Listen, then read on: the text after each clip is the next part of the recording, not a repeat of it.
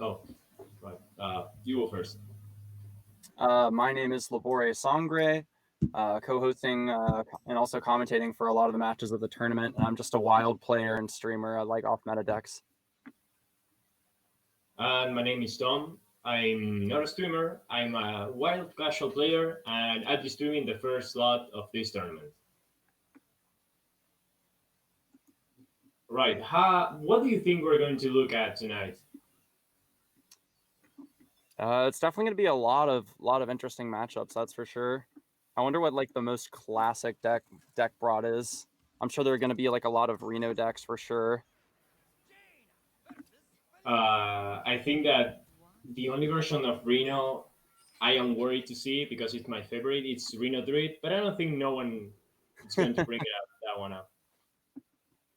Yeah, maybe like For Reno sure. Priest, Reno Lock, maybe some Kingsbanes in there, Secret Mages.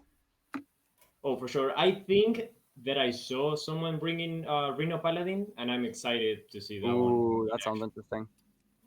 It does. I think that we're going to see a bunch of classics. You said like Secret Mage, Kingsbane, and Reno Yeah. Log, Reno Priest. But I know someone is going to bring like a new flavor. You know, like yourself when you do that Hmm. Scimitar, uh, Kingsbane less Kingsbane deck that I enjoy. So yeah, I think that we're going to see some really interesting matchups. A friend of mine brought a Malagos Rogue, so we'll have to see how that performs later. Oh, I cannot wait. Like I love my Maligos decks. They are just explosive, Mm. but for sure. I think that the first match it's Ben from work against No Way. So Looks like Ben's gonna have a hard time answering that Hinge Clan Thug that's probably coming down next turn. yeah, now yeah now give me a second because it was not letting me see the other guy's hand. Okay, there we go.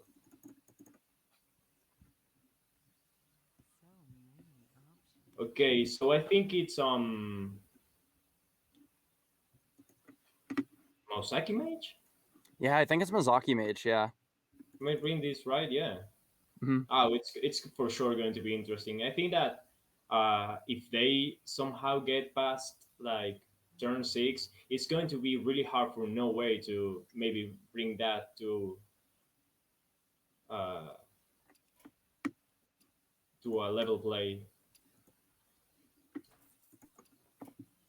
I But don't I think think that that I don't think no, that please. the Mizaki Mage has a way to really answer the weapon each turn. So if No Way keeps on daggering pretty consistently, he's gonna get in at least two like every turn. Yeah, but if he keeps freezing and he has like two ice blocks, I think that again, if this True. gets past turn past turn six, it's going to be really hard because he can just like freeze and freeze and freeze. It's just like free mage with an OTK on it. Yeah, the ice blocks have to be like one of the most powerful cards in the list for the mage buying time against the rogue damage, for sure. Yeah, and I'm sure this leads runs Frost Nova and at least one copy of Blizzard. He already has the Mosaki and both Icelands, so I think that the only thing he's missing besides some mana reduction, it's probably going to be biscuits and the apprentice. Mm. But yeah, it looks like Ben is in a really yeah that block is going to get put right now.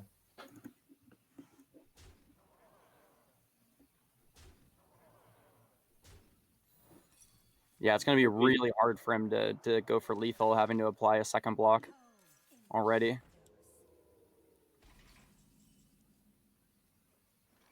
Yeah, I don't think he's getting out of this one. He can Yeah, draw a secret with Ancient Mysteries, but if he only runs Ice Block, yeah, he needed to get a Ray of Frost to buy some time. That way, his block lasted a little longer. But it's so early in the game. okay, he has the Frost Nova, he has the Ice Block, and he has free spells for the Rock Phase. But I'm seeing a charge minion in hand, so the X-Bug is probably going to get popped anyway. Oh, the Oh Lothar. no. So Yep. dirty. I Adding think salt that's to it for injury. Ben. The mage is already super down, having using the second block, and then the Lothar off the. That's terrible. Yeah. What a top deck in it. Damn. That was brutal. Okay, so that was the rogue against the mage. I think that Ben from work also has a priest deck. Let's see what they choose for this one. Maybe he sticks to the mage.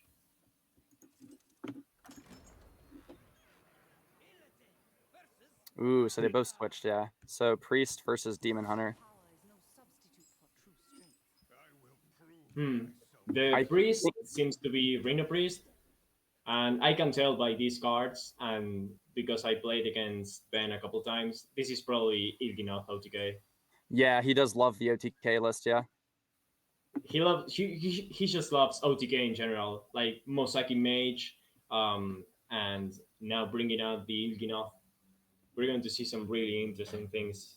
Doing all the work in one turn. It's an honest living. He has the skull already on position. Sadly, he is not going to have the discount on the Ilginoth, so it's going to take a little bit. I think this matchup is going to be defined by No Way having either the Litrat or if he plays Lothar or anything like that. Because otherwise, Ben is just going to cycle fast like no one has ever done. Yeah, I'm pretty sure that Ben's deck should be quicker and more consistent in killing than the priest deck. Can kill it a much earlier turn, is my guess. Yeah, Bruno Priest has a unusual weakness against OTKs. But if they have the rat, then they have like a little bit more options. He already has the rat.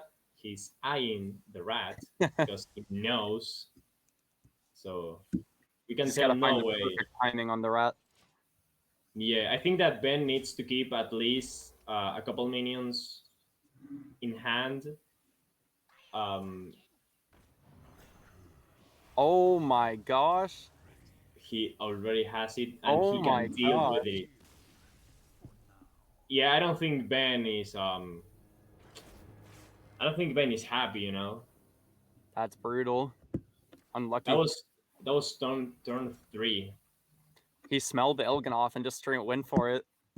It's like, I know Yeah, you got it. and Ben had like the perfect turn two and the perfect like skull in position. Like he didn't have to get rid of any more cards because of that, but it was not enough. Damn. He's gonna have to flip the tables. Yeah. Do you think we are going to see like a reverse sweep? Ooh, I have no clue what's left for Ben. Okay.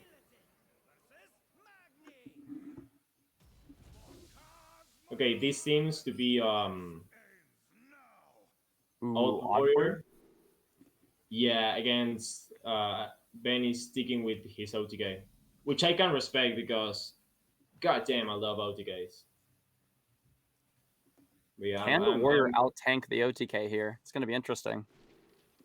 I've actually seen this matchup quite a few times, and no, they cannot because the OTK in its maximum damage deals like 190 something damage, which is nasty. Like no old warrior is going to overlast that.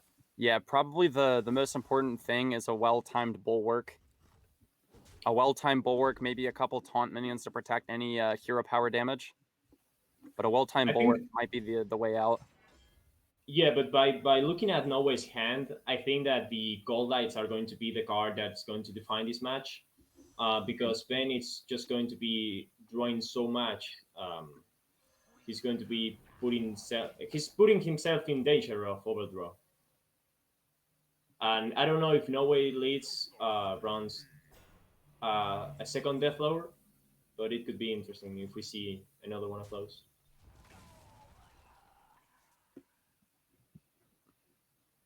I'm kind of wondering if he'll even ever answer that Death Lord. If he wants to, if he ever answers it or just leaves it up so that he doesn't risk losing his combo piece.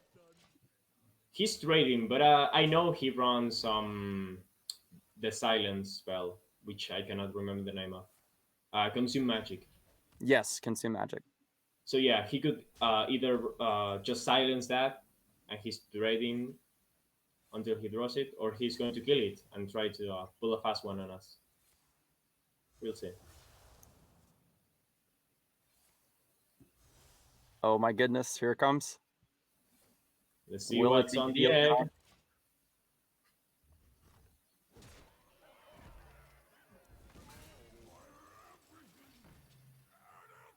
Okay, it's a more work, and he already has another one in hand, so he's safe for now.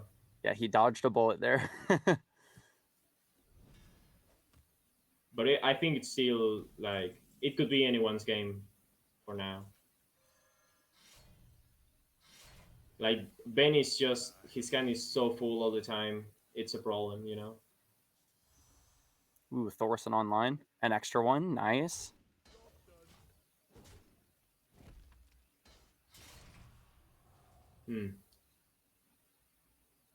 This is going to be really interesting. Really, really interesting. Coin tank up.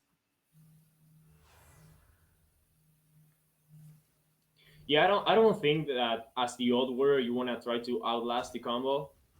I think that he's waiting for Brand to just like really make him overdraw. Um, Otherwise, I cannot see like why would you try to just tank up when you're clearly not winning this matchup by tanking up.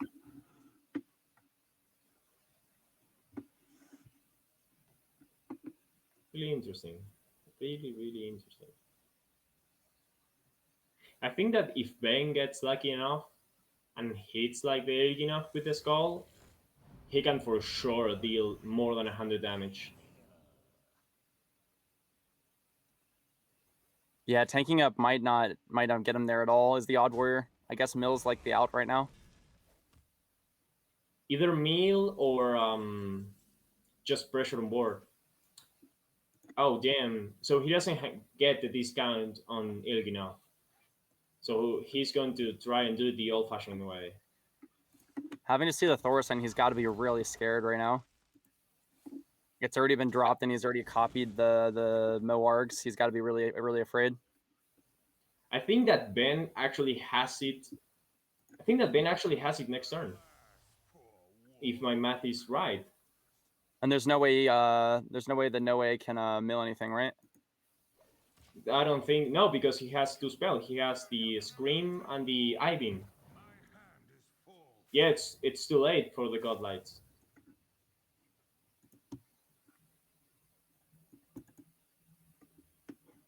Yeah, he's going to be so disappointed by playing the second Godlight and realizing there's nothing he cares about in the deck. Yeah, there's no bulwark or anything to buy any time either. So even the if the other combo's option, inevitable, there's no bulwark to buy time. Yeah. Yeah, the other option is like he can try to minimize the damage by killing his own Godlight, but that's like the OTK doesn't care about that. Yeah, he's killing it. The OTK doesn't care because he has an extra minion and yep. So Ben is waiting for 10 mana because maybe that's the right play. Wow. No Dr. Boom for you, I guess.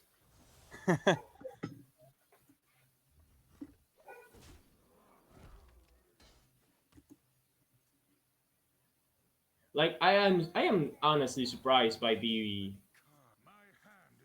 waiting for 10 mana. Maybe he was waiting so he could draw like a third spell. Maybe that's the thing that I'm not looking at. Maybe. I mean, it's his game to lose right now, so if he wants to take a little more time just to be really consistent and make sure he doesn't mess it up somehow, should work out. Yeah, but I think that if you have enough damage, waiting for your opponent to draw the bulwark is just, Yeah, you know. definitely. But yeah, Ben has this one on the bag. Oh, definitely. I'm watching it all stack up here. Oh, this spell is going to deal so much damage. Look Holy at, moly. yeah, you don't tag cap in this matchup. You can't.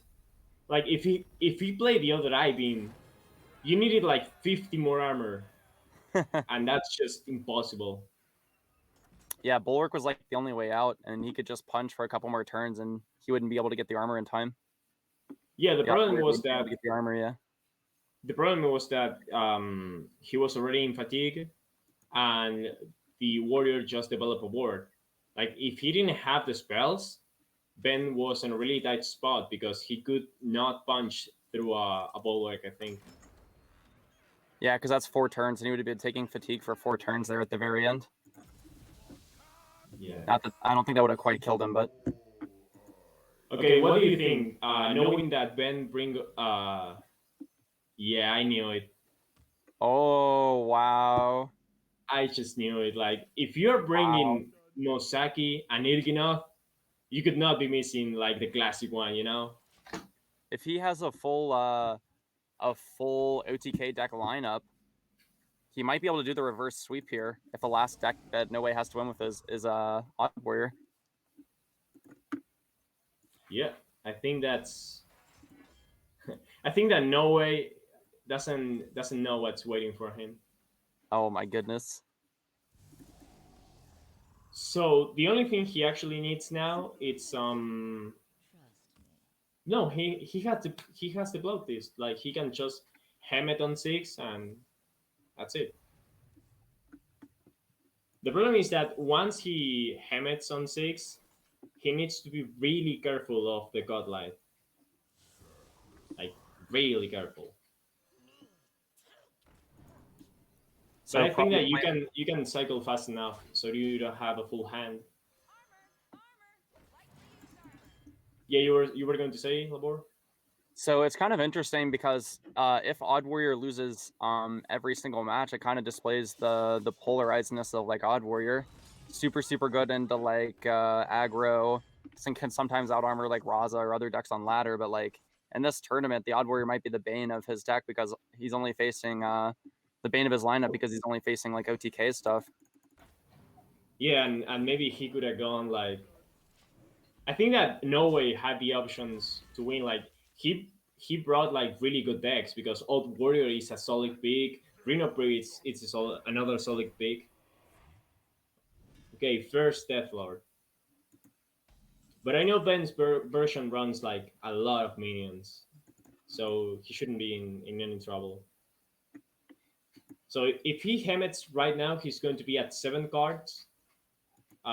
We should be fine if he wants to godlight, but if he hemmets and No Way has a way of killing the Death Lord, then it's a problem. So he's answering it now whenever he has all the minions, just pulling it out now and then going for him at next turn, I believe.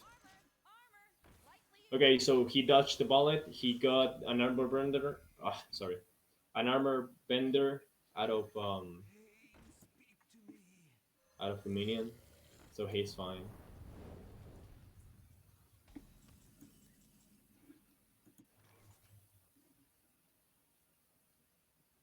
And so, yep, Hemet is the one. He also has the Solarian in hand, so he wins next turn, I think. Yeah, there's 4 cards in deck, yeah.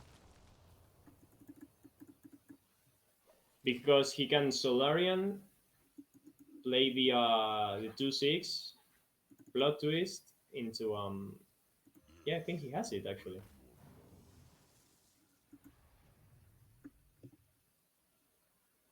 Damn, what a fucking lineup Ben for bring I on. know Like it's really paying off here for him.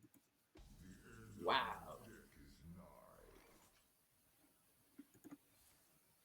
And I think Ben is waiting one more turn, just to be Yep. sure.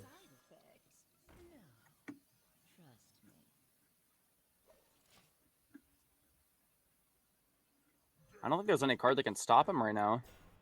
Oh, damn. And he has a way of killing it.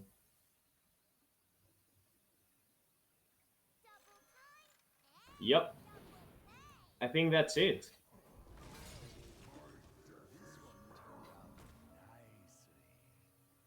Oh. Wait, he doesn't have a way of killing the Yeah, now Goldmaster when he Lobby. pulls, he doesn't have a way of killing that. Yeah, he just gave him the win.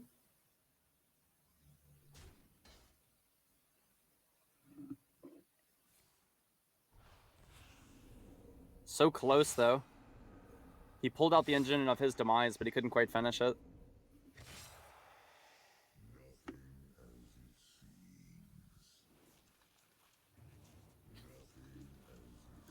Damn. Now we are going to see the Mosaki in action. That's going to be interesting. Ooh, Mizaki versus Odd Warrior. Again, the bulwark is really important in that matchup. I think that the Odd Warrior is favored, but I'm not sure. So the problem with Mosaki Mage is that it's not the same as Mechathon Warlock, because Warlock has like a ton of small minions, but the Mosaki only runs 3 minions. They run both Apprentice and Mosaki. So if he gets a really nice pull out of the Death Lord, I think that Ben is going to be done for. Okay, so Deathlord is a really important card for the Odd Warrior, and so is the Bulwark. And he has Death Lord on the mulligan. Oh, so Ben's version actually runs Luna. So he has like a 50-50, because 2 apprentices, 1 Mosaki and 1 Luna, to just destroy him.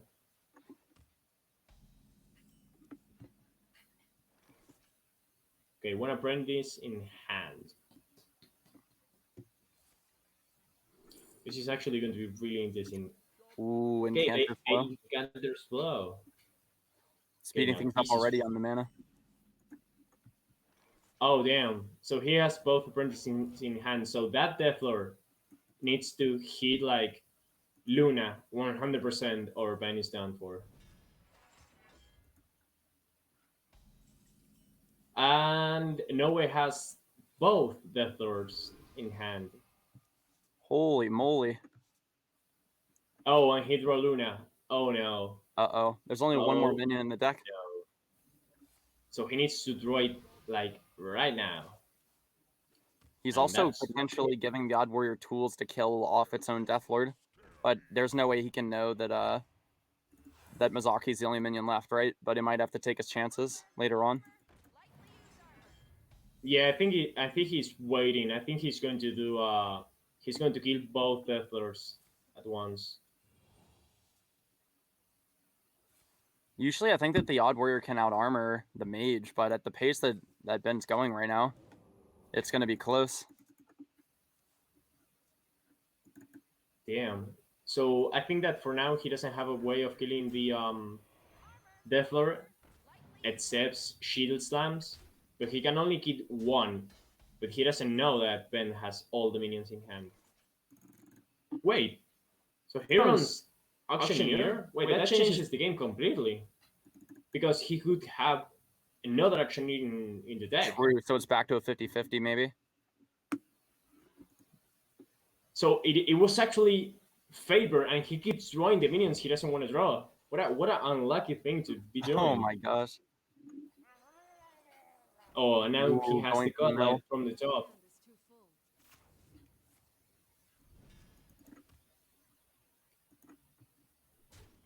One more and we are done for.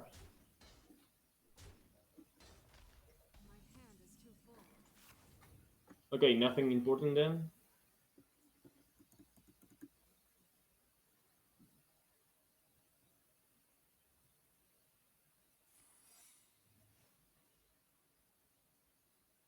So he's gonna go off and try to draw the Mizaki here. I think that's the best idea because we know that he can clear the Death Lords, but I think Ben is suspecting that.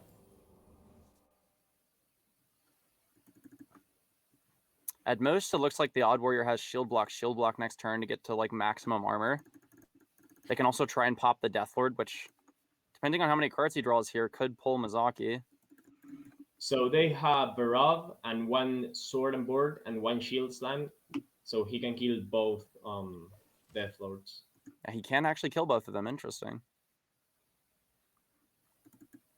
So I don't know. Are you ready to pray, Ben? Because you're in a really tight spot. He's going for it. He's shield slamming the Death Lord. And there we go. That's Oh, Mosaki. yeah. Rip. Couldn't quite reverse farm the Odd Warrior.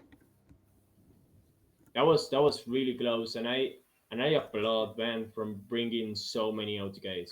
Like that is commitment because bringing like, and we for sure know that the fourth deck that got banned is also an OTK. For sure. But that's just amazing. Ben bringing the spice as always, and it almost worked for him on the reverse Odd Warrior sweep, but not quite. Yeah, seeing that Old Warrior like just begging for the win because sadly Ben didn't bring any aggro, and he's like, so what the fuck am I supposed to do? You know? So you're saying there's a chance the Odd Warrior? Yeah, I mean, Noe got really lucky because he got both Godlights in the match against Ilvinov, and he Yeah. now against the Mosaki had both Deathlords and a way Yeah, to both kill Death them. Lords, yeah. But yeah, in one match it was not enough, and in the other one, Ben got really unlucky and draw all the minions in the deck, which is something Yeah. you never want to do against an Odd Warrior. And definitely, Noe was hard looking for the disruption like the Death Lords. The other side of the coin is Odd Warrior can also out armor Mizaki. I feel that usually that's the way that I've won whenever I've played Odd Warrior against Mizaki on ladder, but that's also like not a tournament match. I didn't know it was coming. It just kind of happened. Yeah, but I think that if Ben had all the pieces he needed, I think that Yeah. Mosaki deals more damage than the armor that the Odd Warrior can gain through Yeah, the he match. definitely had a fast hand. He was just missing the Mizaki. Yeah, he had the auctioneer, he had the reduction, he had the minions that matter. He didn't have the the pinnacle of the combo piece. Yeah, the most important card, yeah. But now I really want to know if he actually was running another auctioneer that was back to a 50-50. Yeah, I was back to a 50-50. My But I guess think is he that probably is. yeah, but I think that No Way was probably going to kill the other Deathlord if that happened. For sure. So at most he might have bought himself a turn to draw Mizaki, maybe. If he couldn't kill it there at the end, maybe one more turn. Yeah, I think that Ben should have just played the auctioneer and just dropped all the zero mana spell he had. Like I'd rather do the combo on a later turn because you can always pink a Bulwark away. But just being with a handful against an Odd Warrior that runs Godlight, and not playing all your zero mana spells to draw as much as you can with an auctioneer, I think that was his demise in the end. Yeah, I guess he was trying to be a little reserved and save spells to kill the Odd Warrior, but yeah, that was tough. Yeah, but because at the end, I think that when you play Mosaki and you start cycling, and you play the draw as many cards as spell this damage you have, like Oh yeah, the 2-cost card, yeah. get on. I'm so bad with the names tonight. I am so sorry, but I think that with that card in mind, I don't think you care much about like drawing anything else besides the Mosaki and that one card because you can just cycle once you do the combo, and Very true. that's how I lost like many times. Yeah, if he found the Mizaki, he could have just played both the sorcerers next turn. Like if he kept on digging, he could have played both sorcerers and then the Mizaki that he would have had and just draw his way through with that card. Yeah. Yeah, and also the fact that what I found weird was that he freezed the Godlight, but he didn't freeze the Death Lord, and I was wondering why he did that.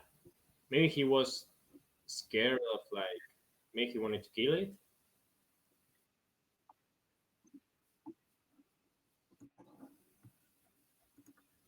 Okay,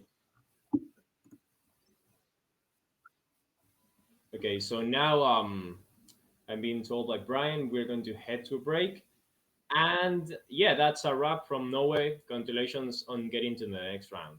Yeah, GG's on the first game, and we'll be back soon.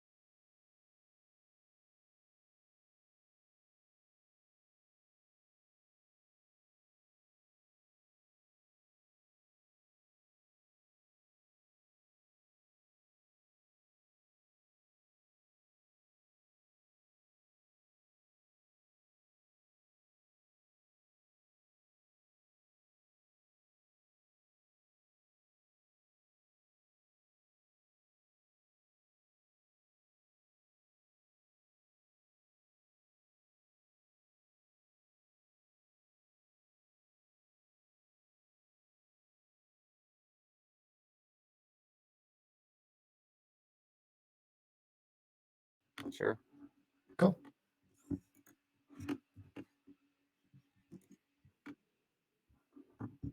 Hi, my name is LaboreSangre, and I am a wild. Ah. It is still me, everyone. And Labore is now joined by ElectricSheepCity, and that's me.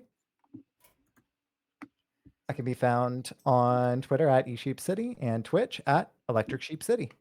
Now you know all about me. So it looks like we are preparing to spectate the match between Kukuloko and Wildcard. Looks like they're still getting their bands in. Kukuloko brought a... Pull those over. We've got a Kingsbane Rogue, an Odd Paladin, Secret Mage, and a Dark Glare Warlock. So it looks like Kukuloko's Warlock was banned, and then Wildcard's Secret Mage was banned.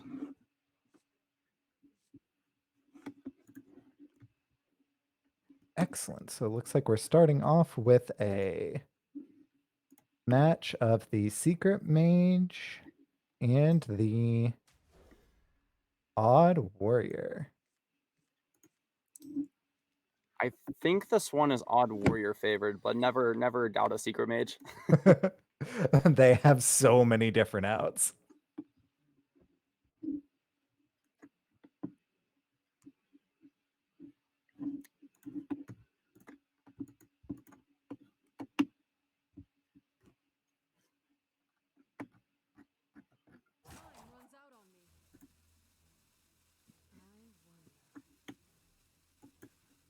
And it looks like Kukuloko is starting off just a little bit slower.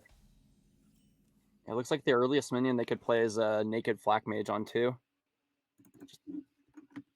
Ooh, the Elysiana and the Odd Warrior. Yeah, Wildcard is definitely prepared for a really late game here. Odds are in this match, honestly, this whole series, it doesn't look like it'll go quite that far because Kukuloko brought a much more aggressive lineup. But that is not always the case. So I really like that inclusion, even though it may not get its chance to shine in this matchup. If Odd Warrior happened to go against a Jade Druid or something and discovered like a way out of that, like Dead Man's Hand or something, then that'd be really interesting off the Elysiana for sure. Yeah, there are always so many outs. Never count a Secret Mage out. Ooh, and the sphere too. The mind games begin. What secret is it? What secret is it? I don't know. How do I play around them best? And Wildcard starting with the coin to check for the counter spell. Yep. Is rewarded with the being able to bash and Sphere of Sapience both. Perfectly played around that secret. I'm kind of wondering whether I personally would have played the Flak Mage on 2 or not. I haven't played much Secret Mage, but I know that it didn't look like the Odd Warrior could contest it very well, but maybe it's better behind like a counter spell or other secrets to where it'll guaranteed stick around, right? Yeah, that's a really good point. Being able to just put on pressure and force your opponent to have answers until they run out of answers is very valuable, especially in a matchup where you're not really going to be getting the value out of the Flak Mage. Like, he's not going to be doing a whole lot of AoE. Maybe So if he would have played it, it would have like forced his opponent to answer if possible, or like push 3 in, or it's gonna be interesting to see how it works out. Exactly.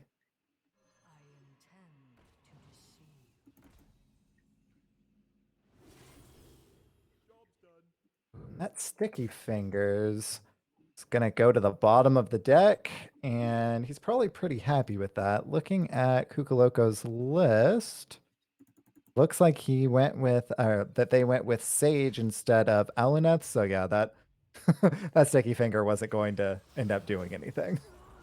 He's tested again for the counter spell.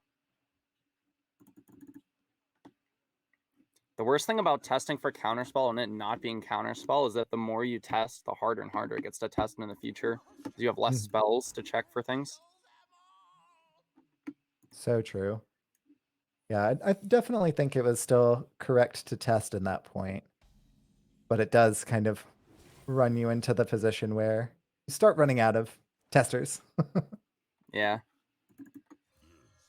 Not a lot of pressure right now from the Secret Mage. A lot of the cards are in hand that are yet to be played. So Oddwarrior can just kind of tank up and chill at this point and not have to worry about playing around in the secrets, which is good for them. Yeah, and looking at Kukuloko's hand, it looks like they've got a decent amount of burst ready to plop down with those elementals. So they're ready to start going ham, but they're letting the Odd Warrior kind of armor up a little bit on its way there. So I don't know how well that's going to work out, unfortunately. There's no big time answer currently in the Odd Warrior's hand, so he might be able to get a lot of minion damage soon. Ooh. So now if the warrior commits a spell to try and answer this, the mage is going to be rewarded with a minion that's going to be really hard to answer.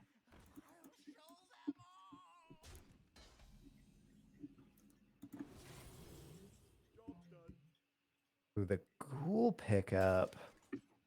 Ooh, yeah, I think he's looking for like removal. Yeah, a big time removal spell. definitely the correct call. Oh, and starting out with Shield Slam. Oh, that's unfortunate. Yeah.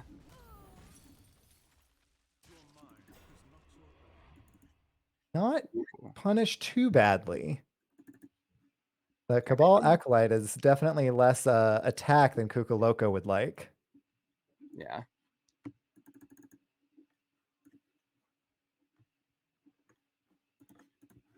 So Wildcard is considering what they want to do. Oh, and they decide not to chip away or equip the Bulwark of Azeroth. I agree. Yeah, I like tanking up. Armor good. Push the button. It is Odd Warrior after all. So the Flak Mage is looking really good that he saved it now because the warrior has no answers. So it might work out for just pressure later instead of early pressure. That's a really good point. Being able to continuously put on that pressure and force the warrior to have answers later. The warrior could be very well be drawing into their brawl and other different kind of AoEs. So it's kind of a mixed kind of cost benefit analysis there. So what we know with caster vision is that Wildcard does not have those answers right now. Yeah. I think he's trying to like soak up any kind of AoE here on like smaller minions and save like the Cabal Crystal Runners and the other cool Conjure and stuff. Save it for after that to where he might not have an answer. Mhm. That is a good draw though. That is a great draw. There's an explosive, so it actually self-activates on the Barov, so it's kind of a perfect test other than taking 4. He doesn't have to commit a spell here to kill off the Barov as he might would have if it wasn't explosive. And then just rank up, tank up.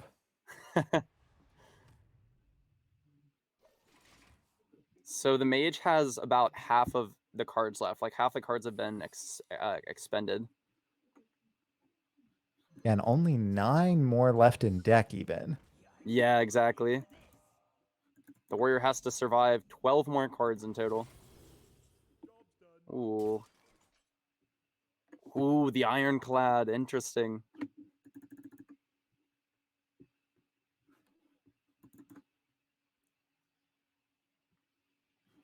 I always mix up Ironclad and Bumper Car, and they are very, very different cards. Ironclad is a much better fit, obviously. We need a mashup where it's like an Ironclad bumper car. It's a combination of everything we want in a car. It automatically has the rush. It actually gets to tank up itself. Perfect card. 10 out of 10. The best mech joyride.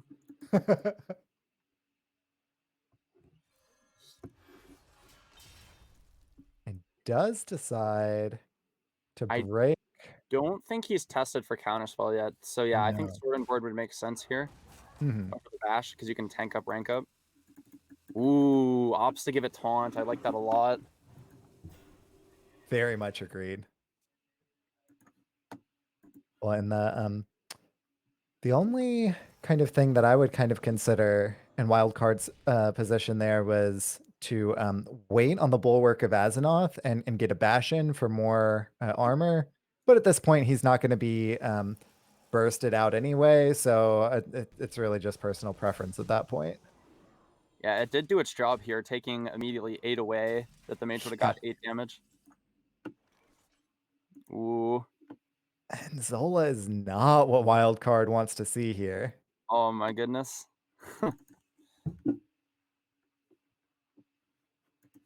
Was there still a tick left on the Sphere of Sapience? Yeah, there was There still one was. more charge.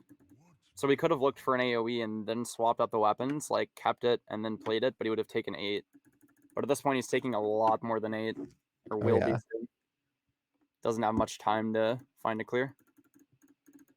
Oh, and I really like tempoing the Zola here. This is definitely just Yeah. to survive. Yep. He doesn't want to blow up his deck for Archivist Elysiana, and No. he'd still be winning Fatigue, but I don't know. So many cards he would lose. Yeah, it soaks up 4 damage into the taunt. Another interesting off thing a would have four. been like holding the Titanic Lackey, and then if you get a bad card, just play Elysiana, and then Titanic Lackey the Elysiana would have been really interesting. Oh, that is clever. 7-9. 7-9 taunt. Oh, and it looks like we have a little bit of a disconnect, so we'll... Oh, player's already back. Yep. Just like that. Perfect. So, Kukaloko's Secret Mage list does not run Duplicate. So that was not something that Wildcard needed to play around there to try and like take out one of the Conjurers instead of the Cloud Prince to eliminate Burst. Ooh, and a Whirlwind. So the Bulwark did its job. It disrupted 16 damage. The mage Yeah. missed 16 damage. How hard was he considering that Elysiana right there? Yeah, oh man. He can't take this damage for forever. No. He knows it's not an explosive too. Right. Yeah, because he tested it with multiple things. Oh yeah, the taunt lackey and everything, yeah. Mm-hmm. Okay, so at this point, the mage is pushing 4, 8, 12, 14, 15, 16 a turn. So we can't do this for much longer. Now, that Quartermaster could help in a number of ways. That's not the answer he was looking You can get for. the Warrior Deathwing. Ooh. Probably go Brightwing Hero Power. Yeah, looking for the value. Yep. Continue to contest. Maybe get something big. Not what he was hoping for.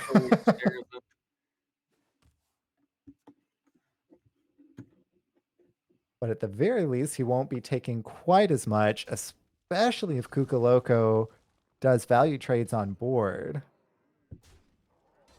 Just does the one. That's not too bad. Face is mostly the place. Okay. 4, 8, 12, 14, 17, 18 coming in. He has one fireball left. One fireball, no ballades or anything, just a fireball. Ooh. Oh, and those were not brawl. Still got 2 brawls in deck. Negating everything except 6, though, if he chooses to. So, like, cutting the damage he's taking in half for now. Over in half. Right.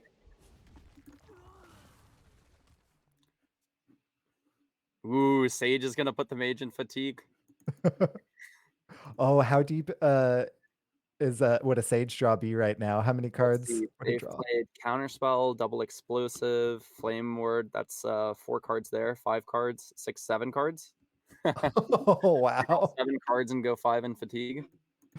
It looks like he's wanting to play it. I mean... The mage does have another counter spell. Currently, we're not That's looking at a spell for the warrior, but like, could get enough chip damage out of the minions here.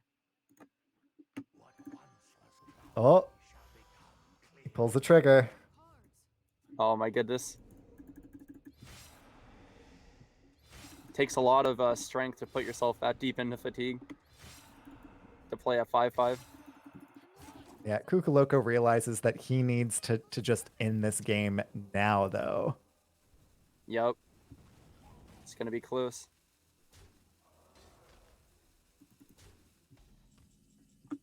There it is. There's the brawl. Oh. Wildcard has been searching for this for like half of the game. I know.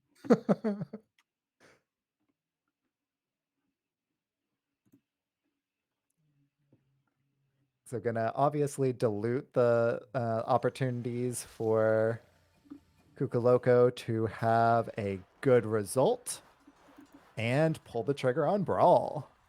So kind of interesting, the mage deck only runs one counter spell. So there was never a second counter spell option here to stop the Brawl top deck. That is interesting, especially in a tournament setting. Very curious. I don't think there's a way for the mage at this point. No, especially with how deep they are into fatigue. Oh, and the ramming speed.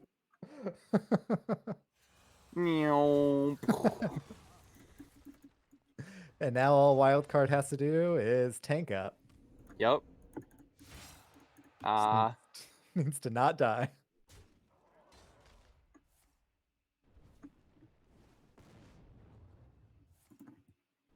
Oh, that was a pretty close one too, not gonna lie. Secret Mage almost got there. Almost, definitely. But yeah, another counter spell, like that could have, if that was two counter spells on the deck, it could have given them enough, like just enough to get there. Especially when Wildcard was in essentially top deck mode. You know, like Elysiana was there, but she was just along for the ride. If Wildcard had not been able to play Brawl when he did, that was game That would was have his looked only card, so yeah. different. So that was, that could have been much different with just one additional counter spell. Oh man. So Wildcard gets the win with the Warrior. And we'll see what they move on to. If stick with the mage, we'll see. And Kukuloko sticking with the mage. And Wildcard is playing their Reno Warlock. In case you couldn't tell with the, Reno Jackson and the mulligan. You know you're a wild player when you have a golden Reno and a golden Bran and a golden Void Caller. You've definitely committed to the format. Commitment is shiny, yeah. Oh, yeah. Yeah, whenever I made my Golden Sir Finley, I really felt like I was in the right spot. You really I felt haven't like done it with power. right. Needed it to always be gold. So how often does the mage come back and beat Reno is the question. Does Reno on 6 usually win? Does it depend on how much board pressure is there? Because not looking like the fastest to start ever for the Secret Mage. And it's not the fastest start, but if a Secret Mage can have a lot of burn in the chamber after Reno, I think that's where the kind of rubber hits the road, so to speak. So it's not terrible that, they haven't been able to, I say they haven't been able to develop a board, but this is looking more intimidating after that Dirty Rat got explosive runes. If the Warlock is able to hold off and not play a lot of minions, they're going to be able to raise dead the Reno, which should be curtains. Oh, yeah. Yeah, if they can just keep the pool to Reno and Dirty Rat, they will be really happy. Nosferatu. Nope, so they were testing for Counterspell and wiping the board. And it looks like the opponent might not get to develop unless they top deck something, just draw. Ooh, Sage. Well, Sage is definitely some reload, especially with both Ancient Mysteries coming down this turn. Yeah, we're seeing some really impactful Sages here. Whether it chucks you into fatigue or draws you a bunch of cards for refill, they're really impactful nonetheless. Very much so. Oh, and holds back the counterspell, especially with only one counterspell. Using that kind of a little bit more strategically definitely seems like a great move. So we've seen both explosives. He could drop a Void Caller even though it's not giving, even though it's not going to pull a demon. Well, now we've seen the explosive, yeah. So yeah, hold a Void Caller. Good stuff. And there's the reload. So we've got our Kieran Toward Mage, Cabal Crystal Runner, Flame Ward, Adiv's Valet, all coming out here. Yeah, the Warlock currently doesn't have any answers for this. Looking at 11 plus hero power next turn. All the counterspell. Does commit the counterspell here. It does not look like, unless a wild card drops Raise Dead, that Kukuloko will get the draw from the counterspell proccing as well, because of how Sage needs the secrets to have actually been triggered. So double explosive has been played. I'm thinking I would drop the Void Caller here because I don't think you ever tap. You could play a Dirty Rat, which is what he's looking at now. Okay, so get that counterspelled, and then I would probably drop the Void Caller. Yeah. Yeah, Oh, I like yeah. it. So there's no double Reno. We're gonna have to make it on one Reno here for the Warlock. And in wildcard's position, you think that you've just about exhausted your opponents from all of their resources. The top But deck. it doesn't matter because there's a fireball. Burn damage right before the golden Reno turn. It doesn't even get to flex with it. That's unfortunate. Unfortunately, no tank up on the Reno Lock. Quite the opposite, in fact. It would have helped. Very much. So Kukuloko, with that win, is able to tie the series up 1-1. So it'll be interesting to see if Wildcard jams that Reno Lock again into... Oh, and I haven't seen what the bans are. We had... Oh, that's right. Yeah, the Dark Glare is banned for Kukuloko, and for Wildcard, the Secret Mage is banned. Yeah. So Wildcard also has a big priest in the chamber as well. Mm. Yeah, so again, Reno Locker, Big Priest, mm-hmm. and then Odd Paladin or Kingsman Rogue. Exactly. So it's kind of which one Wildcard thinks can hold on the best. I've been playing a decent amount of Big Priest lately just to try and get my priest wins. And it seems like it's either you run away with it or you don't. It's whether you have the removal or you don't. So I really like Wildcard's jamming the Reno Lock here because that's a much more you have much more removal in that deck, and it's much more consistent to be able to exhaust your opponent of resources. I feel like if we had the hand we did last game as the Reno Lock here, if the Reno Lock had the exact same hand like Dirty Rat Reno, he probably would have been able to get to Reno against the Rogue. Oh yeah, completely. It would have been the nuts against the Rogue here. Uh-huh. Yeah, that explosive rune's just immediately negating that Dirty Rat. Oh, that was the beginning of the end. The very, very beginning, because it was turn 2, but still. The early beginning of the end. Dark bombing it, okay.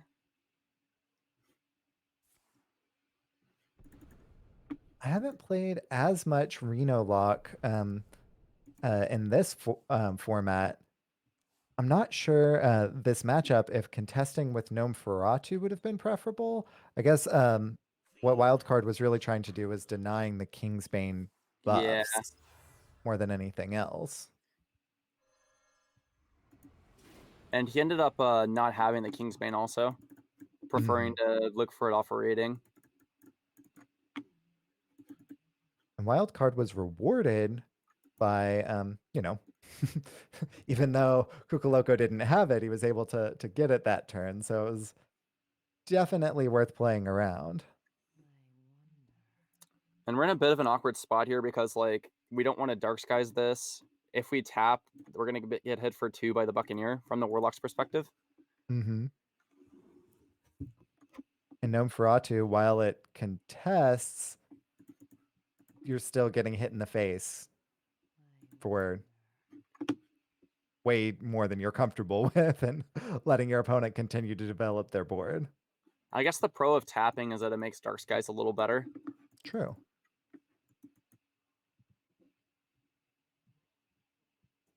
Especially into what looks like the next turn. And it looks like they're... Looks like the opponent's planning out their turns here. Yeah. It looks like there Deckhand, might be Nitro a Boost. graphical bug on stream. Yeah.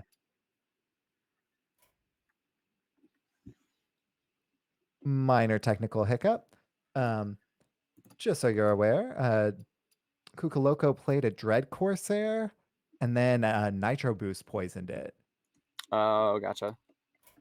And then Wild Card, in turn, Cascading Disastered the Dread Corsair. Since the Corsair was 2 mana, Kukuloko did get the weapon buff from it as well.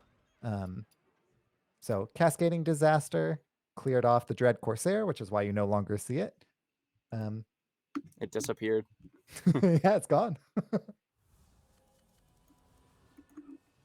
Oh, and Kukuloko is secret passaging, seeing what all they can leverage this position into, and rewarded with the deadly poison into free Wow. cutting class immediately. If they hit Looks a like prep here, they could even Tinkers, or he's thinking about maybe swinging and just re-getting the weapon with Raiding Party. that's kind of what it looks like. I don't hate it, especially because you still get the 2 additional pirates. Whenever I'm playing Kingsbane, I typically end up prioritizing adding more to my weapon, but I'm not sure that's, correct. He does have a cutting class in hand, so he there's another one in deck. So I guess it kind of drew out more cards in his deck, so we could easily hit the other cutting class and the other passage in the future. Yeah, I did not realize that he already had a cutting class in hand, and so I forgot even the more cutting agree class with their happened. play. Yeah. It's so hard to remember your original hand if you have more than like 4 or 5 cards. Whenever a passage happened, you're like, wait, what did I even have? I just have a new hand now. Ooh, taunt is cheat time for the Reno Lock. Play a taunt, wait a turn, play a taunt. We're about to see taunt after taunt. Now there is Wait a a turn, sap, though. There is a sap in the Kingsman Rogue's hand at the moment. Yeah, are they gonna commit here? For a Plunderer, it looks like. 1 card, 2 card, 3 card on the Plunderer. Ooh, there is a Plunderer. There it is. We've got 4 with Deadly Poison, 5 with South Sea Deckhand. Probably recounting the cards on the Plunderer just to make sure. Yeah. Math is hard. Yeah, always better safe than sorry. Yeah. But Kukuloko's done the maths. Nice. It's always so good to get an exactly perfect prize Plunderer. Especially when it means that you're pushing 8. Yeah, really high payoff. Oh man, that sap is brutal and there's no Reno. Oh. Brutal. So brutal. Let's see, so there's sap. Yeah, and then there's South Sea Deckhand. This looks like GG. Yup. And Kingsbane Rogue. able to smork out the Reno Lock.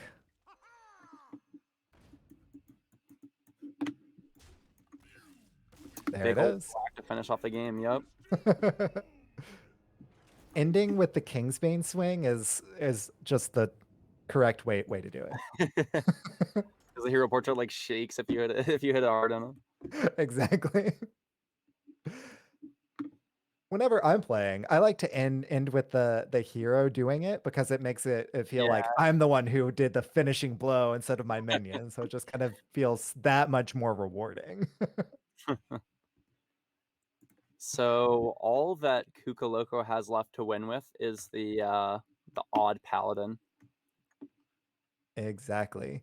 So odd Paladin versus a big priest and A Reno Reno Lock. Lock. That's gonna be interesting. Because the big priest has Spirit Lash, I presume, and then breath and everything. So it's gonna have AoE on top of AoE for the odd Paladin. Mm-hmm. Reno Lock is not without its AoEs either, so we'll see how it goes. And it looks like Wildcard decides to jam the priest for all those AoEs. Yup. Ooh, golden big priest cards. Not in the opening hand, though. We gotta save those to be more intimidating later. Exactly. Got Holy Smite, Hysteria, Palm Reading all in hand. Meanwhile, looks like Kukuloko also full mulled.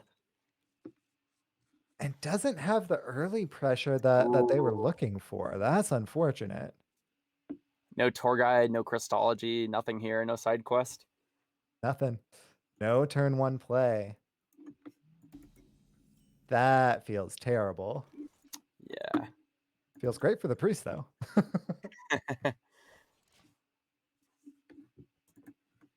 Oh, and there's a 1 mana card.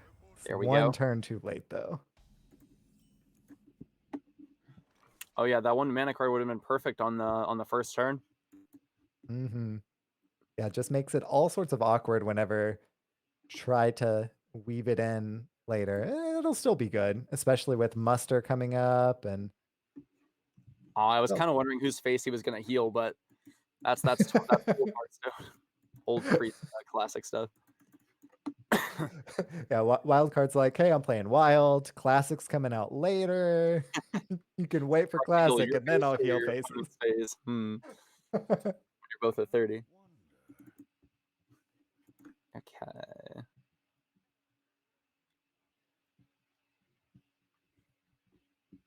So he has to think about whether he wants to test for AoEs, just set up the...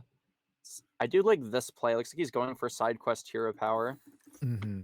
This way he's going to have a lot of pressure on the board, and the priest might want to clear since he's going to be buffing next turn. So he can force out a Lash or a Breath or whatever the priest may have here. And whenever he plays Muster for battle, he's getting a bunch of 2/2s instead of 1/1s. Yeah, and from Wildcard's perspective, since he doesn't have the breath here, flashing now before the side quest can go off really doesn't feel terrible, even though it won't be quite as rewarded, whenever the muster comes down next turn. Would rather get rid of those now than have them be 2/2s.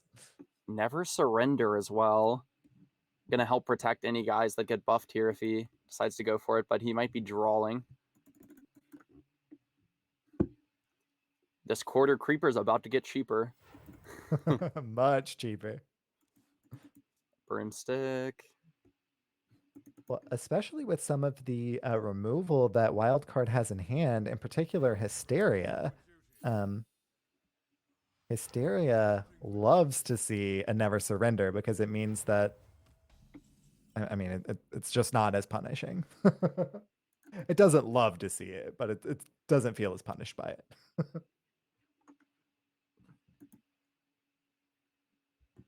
Palm reading coming down. Oh my gosh, Shadow Essence. Right before coin. Oh no, that was palm reading. Not even coin turn 5. You can just play it next turn. Question is, does he Holy Smite here? I think he should probably save it because of Yeah. Oh My Yogg. Yeah. Yeah. Oh My Yogg, Carnival Barker. They're higher value targets to hit from that as well, even if he's not testing for secrets. Which if a secret comes down this turn, yeah, he should definitely test. He doesn't have a res quite yet. So usually you win basically right like after the essence comes, you play essence and then you clear the enemy's board, or it's mostly cleared by trading, and then you just resurrect your stuff. But he doesn't have a res quite yet. Right. He Yeah, could so he's also not going to hold off on the essence and answer things for a little bit longer too.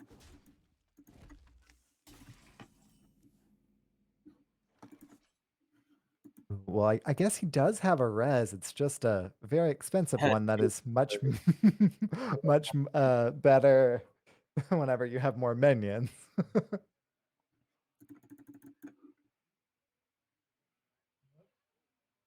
I wonder though, because he obviously wants to play around Oh My Yogg. So yeah, he's testing here. The secret first. So he's going to opt to clear for a little longer and then go for the essence. Mm-hmm. That's what it appears. I guess Hysteria isn't that great against Odd Paladin because they have so many small minions that you're really only killing off like 2 things at a time. Now he can Right. use the gear to kill off 4/4 and pressure, but Yeah, especially with the Righteous Cause, the side quest coming out. Clearing the board is definitely the best case Ontario.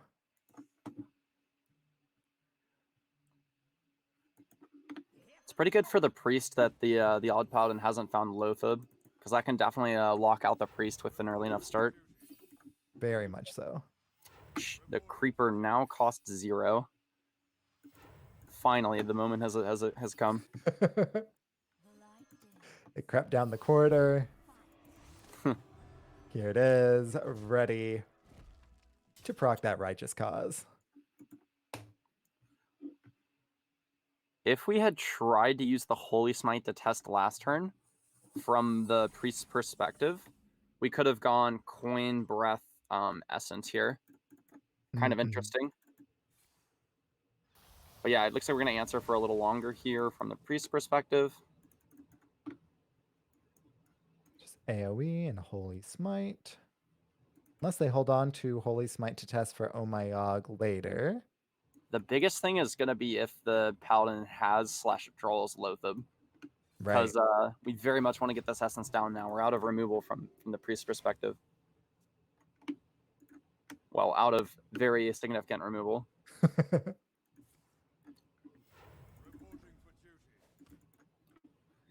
think he's going to hold off on the Quartermaster, maybe swap to the Rallying Blade, perhaps. I think he wants to play the Quartermaster next turn, see if the priest has anything left. Kind of baiting out removal here from Kukuloko. Yeah, it's always really good to drop the Quartermaster whenever you can actually hit the face with the buffs. So I really like holding the Quartermaster here as well. If it comes down, it does make it harder to clear, which is really nice from Kukuloko's perspective. But at the same time, being able to actually guarantee that face damage seems to be the priority. It's really interesting how whenever you can tell whenever your opponent has like a lot of like really clean lines because they'll play quicker. But the second that they have to like think about it or like they're not sure, you kind of know that they might not have like the best card there because they're thinking for so long about it. Kind of interesting. Right. A lot of players will do that. Like you could tell that the Paladin like played on curve, and then just stopped for a little bit and thought about like how they want to play on AoE the best there. So you could tell that they don't have the Loatheb obviously if they're hero powering and then thinking for a while about what they want to do. Especially when the exact mana that they float is 5. It's 5, yeah.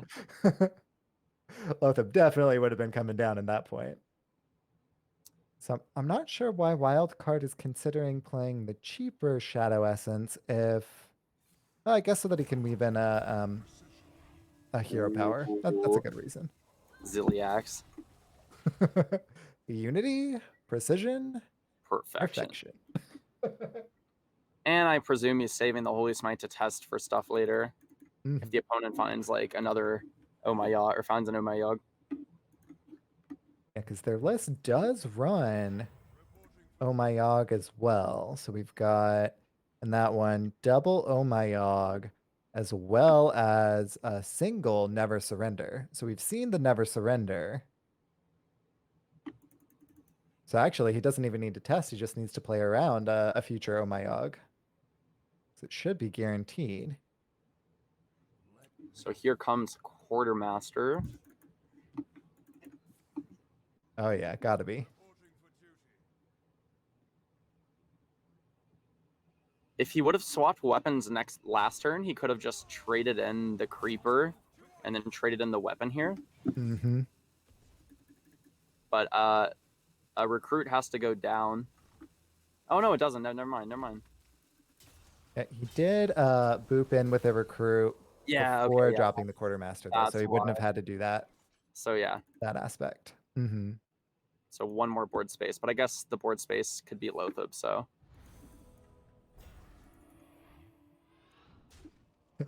And Wildcard gets a res. yep. We just have to survive till next turn, and then we'll play it to the Spellstone after from the priest perspective. Wow, these Ziliaxes. A whole flock Almost of out of them. cards, and you're watching your opponent lifesteal so much on Ziliaxes, 5/5 Ziliaxes. Depending on the board state, I wonder if from the priest perspective, you ever drop just Blood of Cahoon here.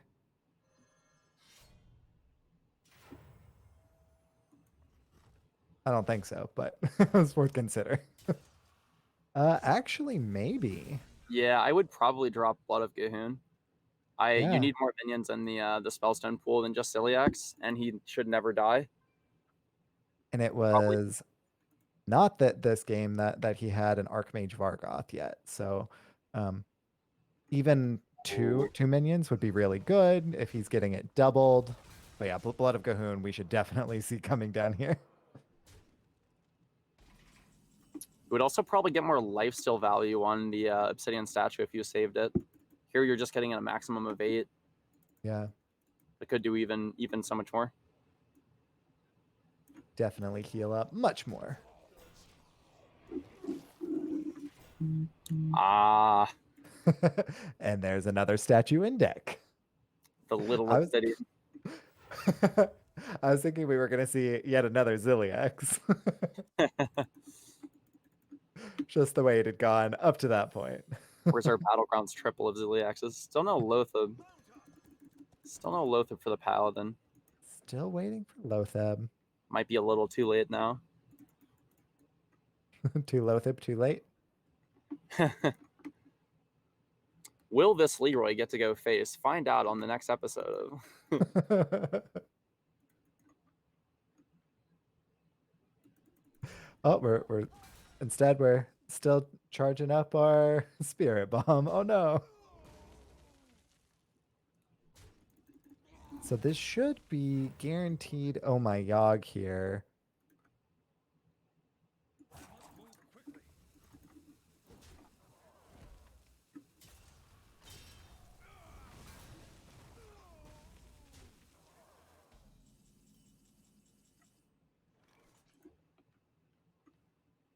So since he knows it's Oh My Yog, let's see what we get. Imagine a dead man's hand here. Shuffling Oh double. no. Oh, whoa. Wait a second. This is a very different game now. Oh my gosh. That's not dead man's hand. That's worse man's hand. Oh my god. Explore man's hand. Oh my gosh. Oh, this is what they call in the biz an esports moment. I really hope he plays it next turn. I want to see at least one explore ungrow. Hard at least say. one discover, yeah.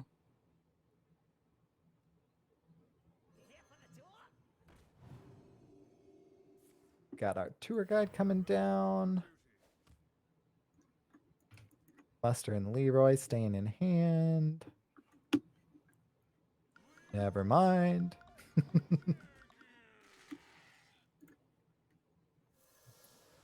And the broom.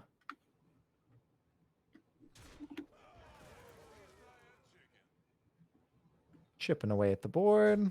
So the Paladin list does not run Barov, which is something that would be really, really helpful now.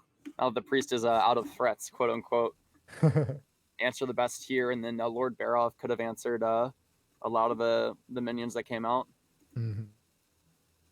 Well, fortunately for the priest, but unfortunately for the Paladin, the priest can play Spellstone before those whelps clear. Oh, Cho, give him the discover cards. Ops for the good line though. Yeah, that would have been perhaps a little too next level.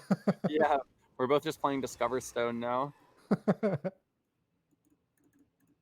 Ooh, juicing the Spellstone. Oh, he thought about it. He thought about juicing the Spellstone even further. I mean, Pyromancer Servitude was also a line. But yeah, this is just sheer stats. And with how discounted the Spellstone was, could have even Pyro Spellstoned, which would have been really nice as well. Regardless, at that point, that game was pretty over for the Paladin. And that ties it back up. We're going to 5. I'm just glad we got to see a Discover card, honestly. And he jammed that. He's like, yeah, I'm discovering a card. He knew we wanted to see it. So that should bring us to the final match of Odd Paladin versus Reno Lock. Ooh. Yeah, Wildcard is good with his Reno Lock, but hasn't been able to get a win with it so far yet tonight. In this match, obviously. So made it to the last round. The Reno Lock does have Demon Wrath. So he has an extra AoE in his list that will be very, very good against the Paladin board. There's Defile, Dark Skies, Demon Wrath, of course, like Kazakus, Zephyrus. There's a lot of reasonably cheap answers. Yeah, Unstable Fellbolt, Armor Vendor to contest and get armor. Of course, the Dirty Rat, which we saw. Which never hits Baku. You just got to cross your fingers, right? Back out and see if maybe an early Void Caller can mean GG as well from the Warlock's perspective. Oh, other than that, I feel like Nazoth or Gul'dan could be the final hooray we win for the Warlock. Big old wall of taunts.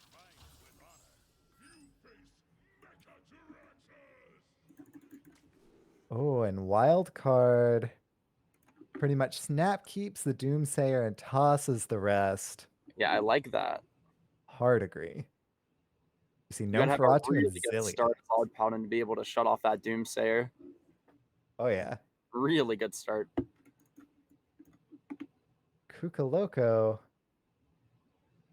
Not sure exactly what they want to keep. They've got the Quartermaster, Rallying Blade, Carnival Barker. A lot of their kind of later threats, but not the early board that I think they're really looking for. Carnival Barker can be good to hold on to. Not sure what it is that they're thinking about. Ooh. Oh, he kept Lothraxion. He kept it. That's hype. My minions shall be shielded.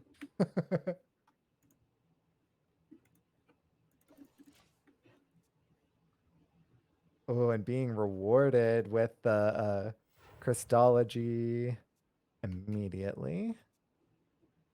Being able to draw into some more board presence.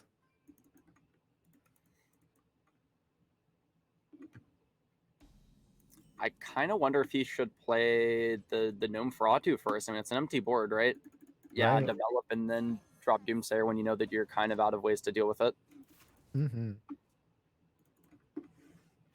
Yeah, especially in the consideration between Nosferatu and Canrathod Ebenlock, Nosferatu has more health, can contest more things. Seems good to hold on to.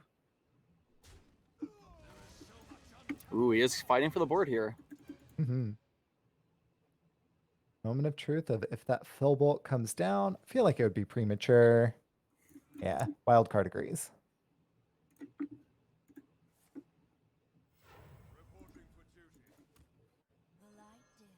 And Hero Power Protector. Really like how he's using his hero power instead of like playing cards. Just Yeah. saving all the value.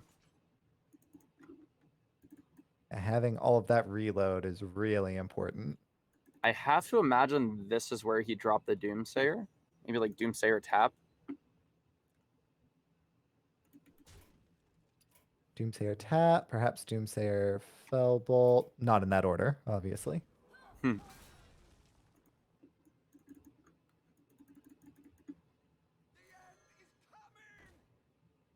And Doomsayer's coming down. Question is, are we going to see a tap? We do. And a turtle comes into the hand for wildcard. So do we want to get the Lothraxion in play by coining it? Or we're losing a 5/5 pressure. Or other than that, we're pretty much just passing, right, for the Paladin. Could play a preemptive Oh My Yogg, but that's punished by some things. Yeah, it is. It's a really awkward turn for Kukuloko, who's considering the muster for battle.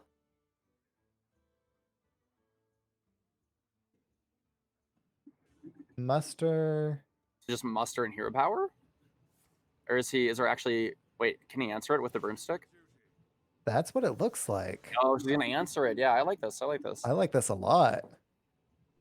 Probably the best use of broomstick that you're gonna see. Oh yeah. And on the Doomsayer, none of the minions even die. They just straight up trade in. Oh wow. The board went from 0 to 100 real quick. The Reno Lock was so far ahead that we had no reason to play with the Doomsayer. Now the board's like full. And the Doomsayer's answered. Ooh, and the spicy Oh My Yogg too. Oh, okay. So wildcard knows that this can be Oh My Yogg or never surrender. That's crazy. Is he gonna hope that it's? Yeah, he's gonna hope. He's gonna hope that it's Oh My Yogg, which it is. So Never surrender would have been a real bruh moment when he had no other play. That became an Earthen Scales, and there were no friendly minions. Reno Lock's still not becoming Odd Warrior hero power. No, no armor allowed. Yeah, I guess it's a slight punish for trading in the Nosferatu first, but there are way too many things like Mortal Coil could hit his own minion, things like that. Trading was correct. He was just punished for correct sequencing. It's Lothraxion time, right? It's gotta Lothraxion plus the free creeper. Oh, I'm really excited to see how Lothraxion does here, if it's good enough to defeat the Reno Lock, which is currently low on options.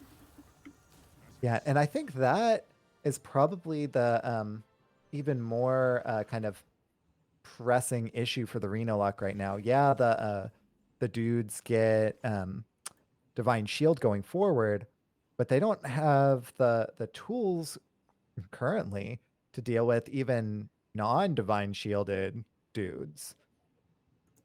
So Wildcard kind of put on the back foot here. Yeah, Dark Skies answered the big stuff. Like, Dark Skies could answer the big minions that he has up in play now, or mostly answer it, but he just ripped it to play around the Quartermaster. Yeah, especially the way that Kukuloko traded the Brewman to the minion for it to die and leave board space. It was definitely behooved him to play around that Quartermaster. Oh, those shields are dirty. They really are. This is not looking great for Wildcard. Kukuloko got to be feeling great right about now. Oh, man. So there's not any sort of Defile if he drew Defile. Zephyrus can Brawl. Ooh. Oh my goodness. Oh, and the Void Color even being a 50-50 into the Canrathod Prime is kind of punishing here, too.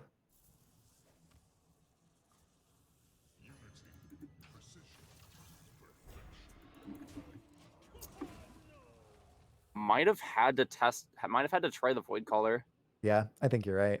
I think we had to play the Void Color, hope for the Mal'Ganis, and then just drop the Reno. Of course, we'll be rewarded for tapping if we can find a Zephyrus, but 50-50s are not fun. So No.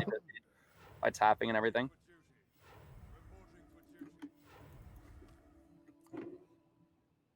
Oh, and just the constant divine shields here. Kukuloko. It's gotta be happy. Shields are really satisfying, though. Oh, yeah. We're currently playing George in Battlegrounds. Oh, and the 1K hero portrait even looks a little bit like George, too. Not a lot, but a little. Oh, my goodness. Opts to play Never Surrender rather than Quartermaster. Interesting. I guess probably... other than the like the burst damage, worst comes to worst, Quartermaster is refill, but he has 2 of them. Yeah, he does have 2 of them. Right. Huh. Ooh, that Sense Demons is kind of a reward for holding on to the Void Collar. But what we know is that if he plays the Sense Demons, he's just dead because of the Quartermaster. Probably tap Reno, and if you get Zephyrus, play Zephyrus. Okay. 5, 7, 9, 11, 12, 13. Yeah, I feel like you have to Reno here. Reno or Cartoon, actually. It's really either way. Cartoon does keep you alive, right? I think so. I believe so, because it eats up enough hits. And You of go to course, 21, healing up for 6. Yeah, you go to 21, pushes 7, 10, 13. Yeah, it does keep you alive if you play Cartoon. So we could do that if you wanted to. Mm-hmm. Then go tap Armor Vendor Reno and try to find that Zephyrus or something. Yeah, he's not chancing it. Okay. He's not chancing it. I can't blame him either. Yeah, definitely.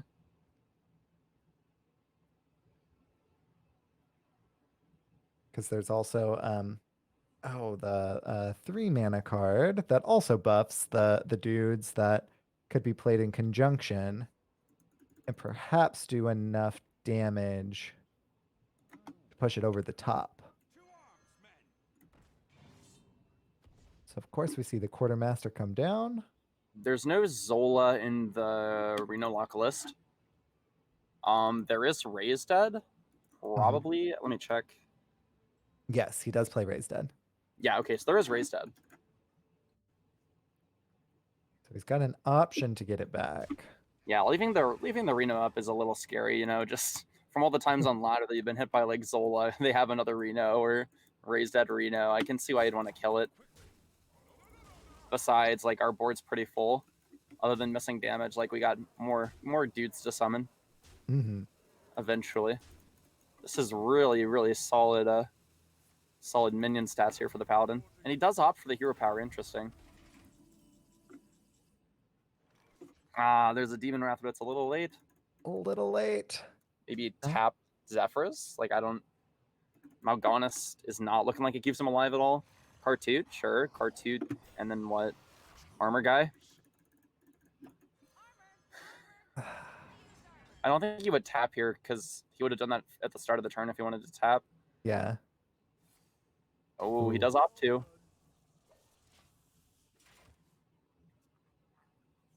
Yeah, I like a tap first, especially with Zephyrus still in deck. I'm just kind of wondering about the reverse orderings. If the Reno Lock had played a Cartoon first, they could have done tap and then the 1/3 and then Reno. Mm-hmm. Might have worked out slightly better, because we'd be at like 30 whatever here instead of like 17 and having already played the Reno. I think we had to like take the risk. Yeah. And there's the playing to not lose line and the playing to win line.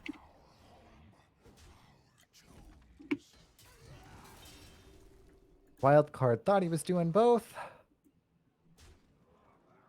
Big damage. Yeah, Wait, so Kukuloko if he just didn't play the 1/1, it would have been game. If he yeah. clicked the hero power button, he would have won the game. Yep, because we'd be seeing that quartermaster come down right here, and that would be finishing damage. Yeah, Zephyrus is still a thing. Void Lord top deck. I don't think Void Lord does enough. Okay. Ooh. So if he could have maybe found a line to play the Sense Demons earlier too, and that would given him a Void Lord, but a little late to be thinking Void Lord. Yeah. So, It's got to just be tap for Zeph to Frost Nova or Blizzard. yeah.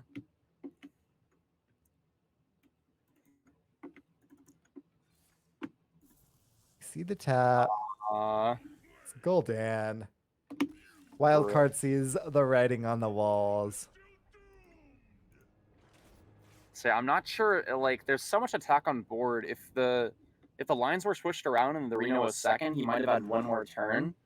But we're still just kind of only getting out with the Zephyrus there. Yeah, yeah, Zephyrus it was definite. Too. Zephyr Yeah. Kazakus would have been the only ways out there, I think.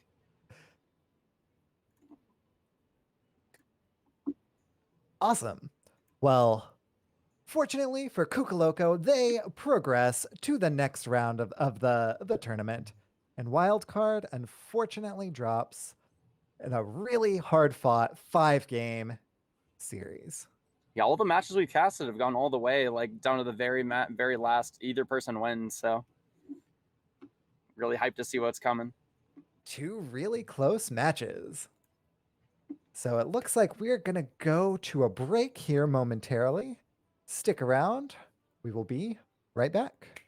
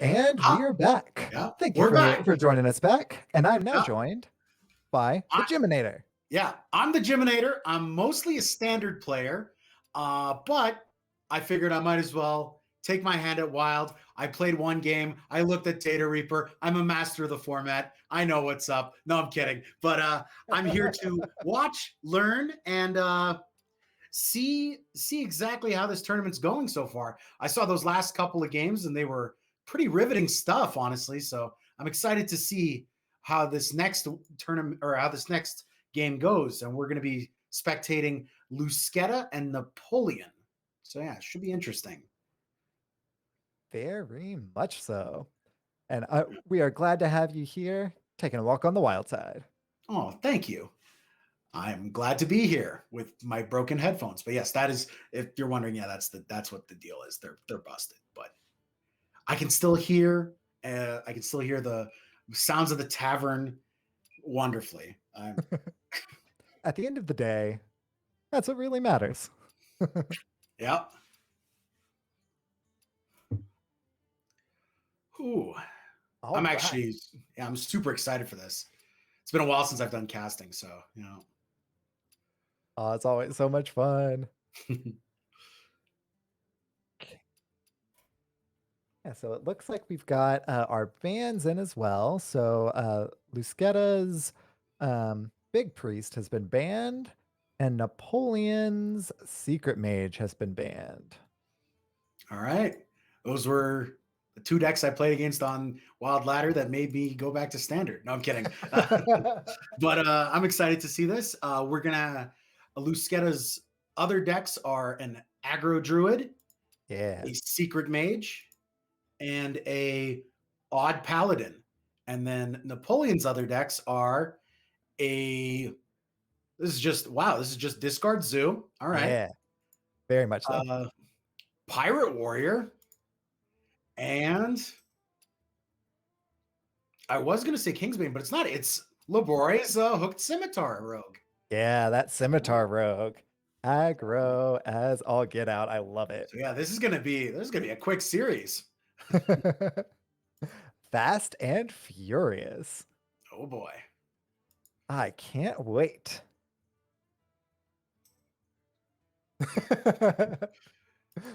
It's gonna be 2018 all over again. I'm excited. Oh yeah. Yeah.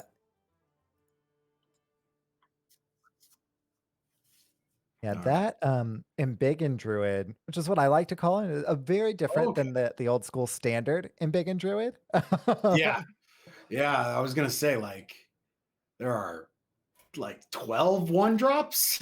But yeah, no, I've played against it a couple times. It's a powerful deck when it gets going, but it also is susceptible to those kind of things that these aggro decks in particular are susceptible to, which is like early game tempo. So I'm assuming that it's going to have a tough time against the Scimitar Rogue. Yeah, it does decently well against Scimitar. Kind of depends on their starts. What it struggles in the most in Napoleon's lineup is the Secret Mage.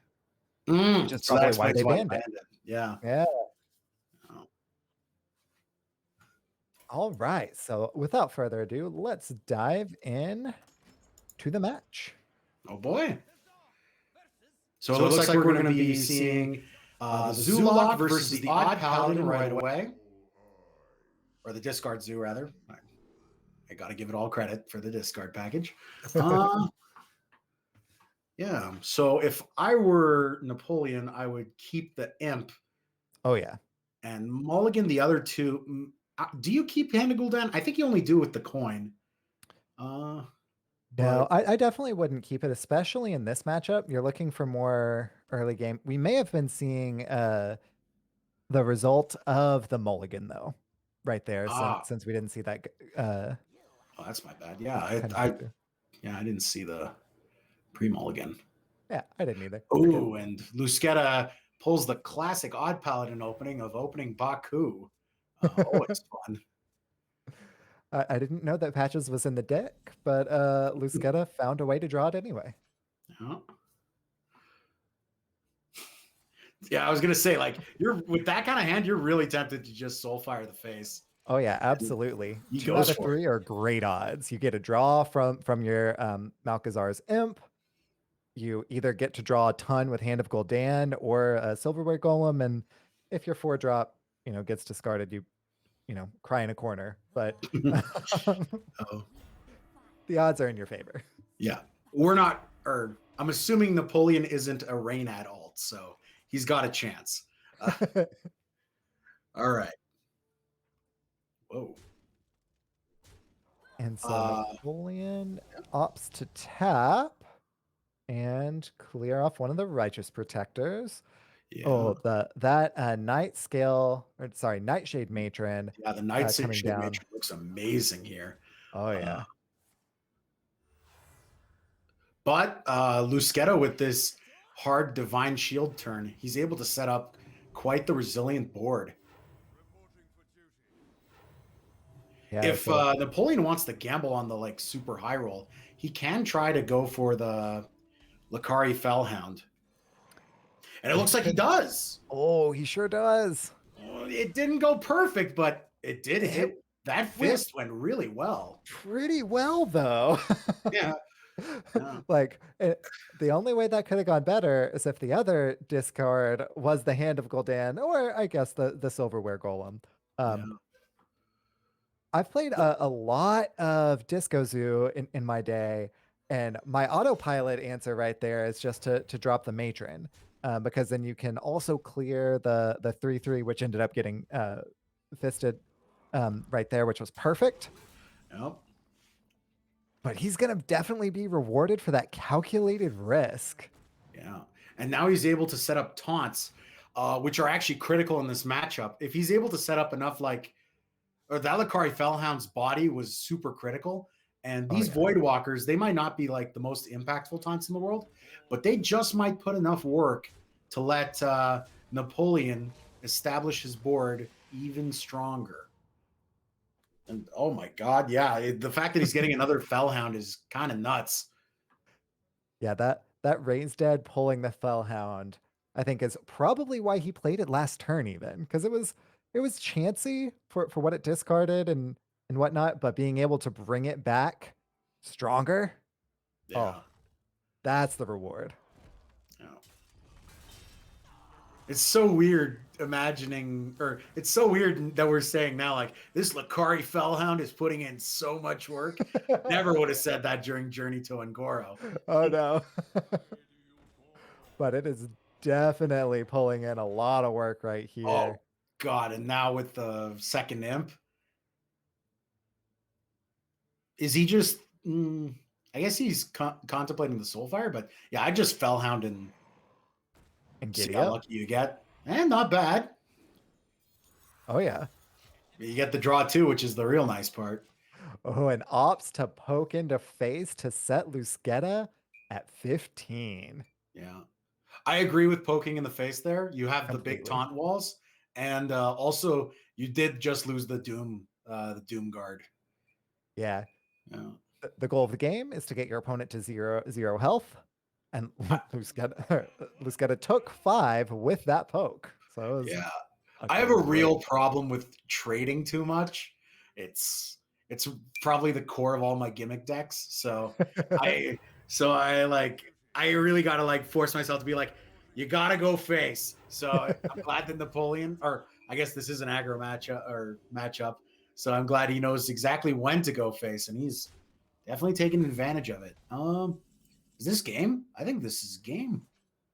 This looks This is like game with the Soulfire, yeah. Yeah, Soulfire face. Doesn't even need the Malchezaar's Imp to go face either.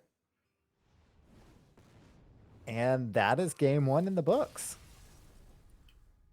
Napoleon off to an early lead with the Disco Zoo victory. Yep. All right. So we got Disco Zoo locked in, which means Napoleon's last 2 decks are Pirate Warrior and Hooked Scimitar Rogue. Yeah. Oh.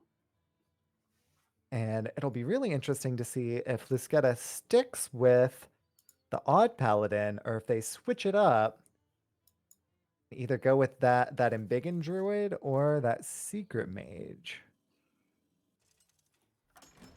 If Oh, I I'm were gonna- Lucetta, I'd just go with the Secret Mage to Yeah. power through one of them. Because in theory, the Secret Mage should be able to beat any of these, especially because he, like, I don't know if Secret Mage normally runs Ice Block, but I'm looking at his list and he's running Ice Block. Oh, yeah. Yeah. Oh, and this is actually another Secret Mage list with only one counterspell. The Interesting. one we saw last match also only ran one counterspell. In this particular matchup against Pirate Warrior, that's not going to be very impactful, but it was oh my goodness, and that Pirate Warrior hand That Pirate to Warrior start hand off. is so good. I think Lucetta was hoping for the Flame Ward, and he's really gonna want the Flame Ward after this. Oh yeah. Lucetta's one saving grace in this Wait. beginning is that Napoleon counterspell doesn't is run there. patches? Um, Wait. No, Napoleon runs patches. Where's patches? Am I high? I mean, I don't know if you are, but that patches didn't come out of the deck. I am extremely confused. Oh,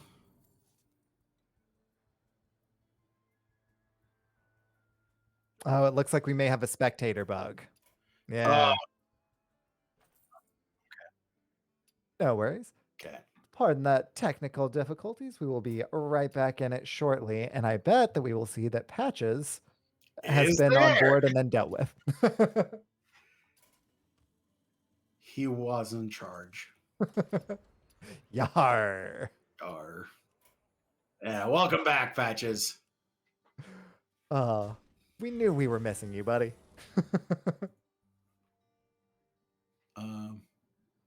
Is there any chance we could see what the secret? And Thank you. that is runes. The runes is actually really clutch here because he's gonna really want to kill that South Sea captain that's almost certainly slamming down right now. Oh yeah, and just get snapped down immediately. Yeah. Explosive runes was the only punish. Yeah. But it was in play. No, there was the potion of polymorph too, but the runes was the better punish for sure. Oh, you're right. Lucetta actually plays Potion of Polymorph too. Yeah. I saw it in the That is an mulligan. unusual inclusion. That, as the sheep, I like love. Yeah. Yeah. No, when I looked up the standard lists for Secret Mage, I was surprised to see that they don't include like Potion of Polymorph. I was surprised a lot didn't have Ice Block either. That was weird to me. But I mean, I guess it makes sense if you're planning on ending the game that fast. And yeah, but Yeah, Ice Block is one that comes in and goes out of lists pretty frequently. So it's not an unusual one to include, even though the ones that you'll see on like HS Replay and stuff like that don't typically include it, which is always fascinating because they really should. Yeah, it feels like one of those cards that just makes sense, but at the same time, like I kind of get it, especially if like maybe Ice Block's preventing your Sage from drawing enough cards, and that's what's bugging you. Oh, sorry. Yeah. So one of the really good things about Ice Block is that it enables you to use your Cloud Princes and your the new card which Luxgeta does not run. So I don't have it right in front of me. The 4-mana Occult Conjurer. Yeah, there we go. Called Conjurer. Yeah, I still have to finish that achievement to have 4 of them on the board at one time. Oh, I don't know that I've done that one yet either. I've achievement hunted a few of the different classes, but Mage, I just haven't hunted those achievements yet. Yeah. I'm trying to think if trading's even worth it here. Like, I feel like because this thing will be basically 0 anyway, you might as well go face, summon the or I would have gone Kirin Tor and Ice Block as well as the spell one. But let me double check how many spells the Pirate Mage runs, or the Pirate Mage, Jesus, Fire Warrior runs. Yeah, it's not many. Yeah. It's truly not. Yeah. And yeah, Luxgeta is going face with the fireball and saying, "Giddy up. I'm going to get you before you get me this time." Loose Luxgeta. cake. Luxgeta. Okay. Thank you, Brian. Looks Our producers have informed us. Yeah. We've been saying it wrong. Lux Keita has, I believe, correctly pushed for face here because you want to close this out. And the Pirate Warrior is struggling to keep up. Yeah, Luxgeta recognizes that they can push to end this game sooner rather than later. Oh, the Potion of Polymorph's not bad here. Yeah, doing some work. I think the real problem is Napoleon has not drawn any weapon or weapon generation, which you'd like to see in Pirate Warrior. Very much so. And Luxgeta continues developing the board, continues clearing their opponent's board, and continues going face as much as they possibly can. Yep. We have to see the classic defensive Leroy or just the concede. That looks like a concession, Leroy.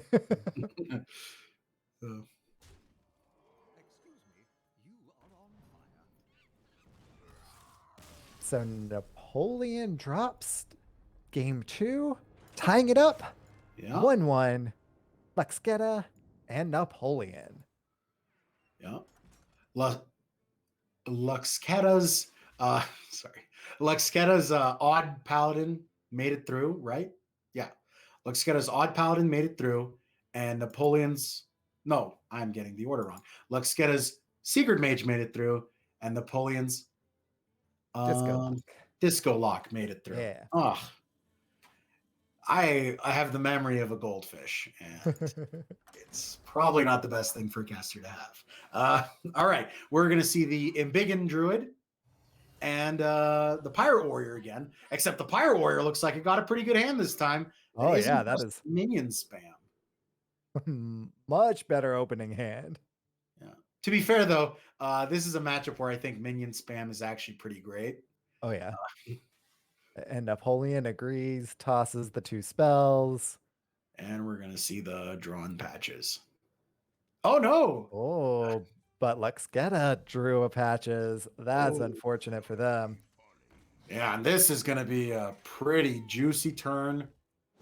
And it looks like we have the spectator bug again. So our producer will fix that spectator bug for us. And we'll get right back into the action. We like to shake things up and make our producer work twice as hard as normal. And Luxgeta did us the favor of drawing patches so that exactly. bug didn't come up on their turn.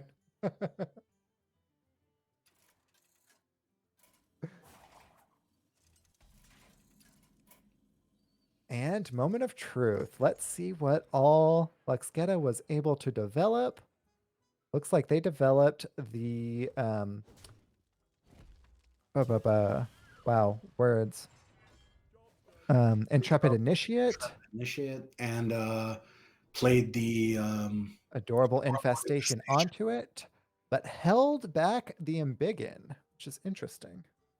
And it looks like he made the right call, though, because now he can activate the second Initiate, as well as I would consider playing the Finley here just to win on. Okay. Decides valuing to the trades more. Hero power.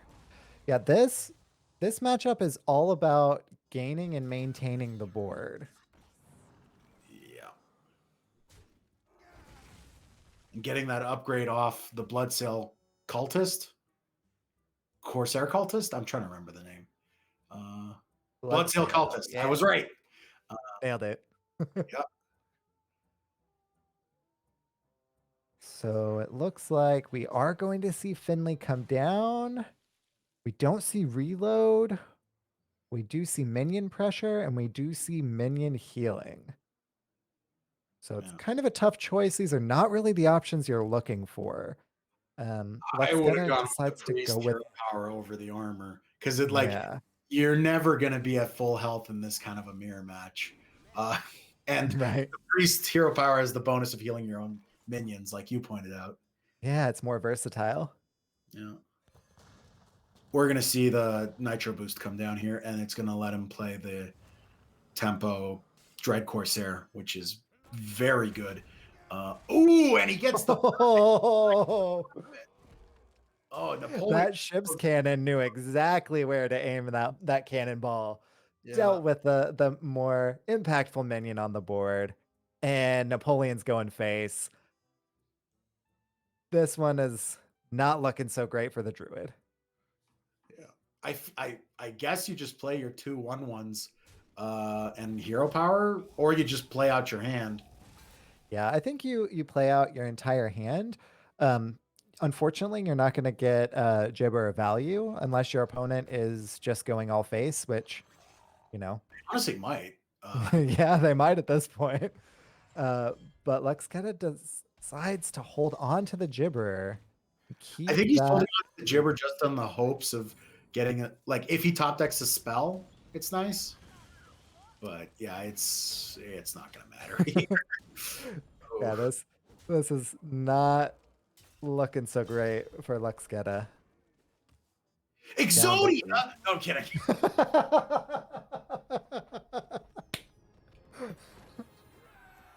Napoleon takes game 3 to take a 2-1 series lead. Napoleon now only has to win with their Scimitar Rogue. Yep. And Luxcata,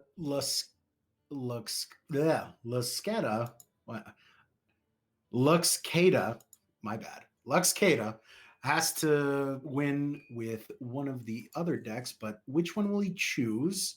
Embiggen Druid or Odd Paladin? I think I'd go Odd Pally. Oh, hey. And Luxgetta agrees with you.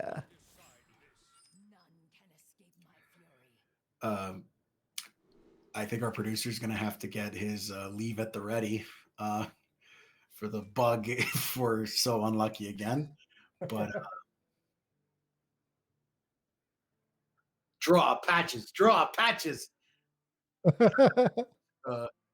Hey! I'm so sorry. I've never been so happy to see patches in the opening hand. As long as it's not me. And Napoleon's flexing on Luxgetta there, like, check it, I drew patches. Power play. Yar. Yar, it's like he's in charge now. Napoleon's hand is not exactly as speedy as he would like it to be. Yeah, that's what I assumed, that you do play the Foxy Fraud. He could still draw Foxy Fraud, preps. There are a lot of ways to get this raiding party live. Yeah, there definitely are. And being able to have a weapon equipped in order to chip away at a Silverhand recruit is not the worst thing ever. It's not what you want, but, you know, it's not bad either. Yeah. Ooh, Napoleon considering just tossing out the raiding party sans combo activation. I can't believe I'm saying this, but I would actually eviscerate one of the 1/1s and then use Nitro Boost on the patches and start beating him in the face with it. But that is probably a play by a bad player. So I'm assuming that Napoleon is doing a better play, which this also makes sense because this way you get a little bit of pressure and you keep a body on the board, which was the same goal I had, but his makes more sense. Yeah, the only Avissing face feels much better for sure. it does. It still has the benefit of corrupting the Nitro Boost poison, but instead of automatically playing it out, he's able to maintain it in hand, which feels great. Yeah. But the Barker with the tour guide here is going to be pretty devastating, honestly. Oh, and he goes for the holds right back the protector. tour guide. the protector, I mean, it makes sense, obviously. And yeah, I can see why he did it. I'm just a fan of going like super wide there, because Yeah, especially with that Fly's Plunder draw, that's going to punish Luxgeta here, because they're able to go over the taunt and kill off that Carnival Barker for limited value. yeah, the Barker must die.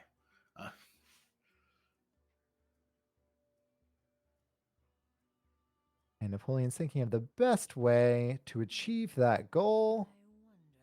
I think this is actually where my eviscerate on the 1/1 would have been better, because you would have saved it. No, you wouldn't have saved the durability here, but you would have technically had a weapon that could have done it. It looks like oh, no, we're not. Yeah. It was just taking a little while. Oh, and Ooh.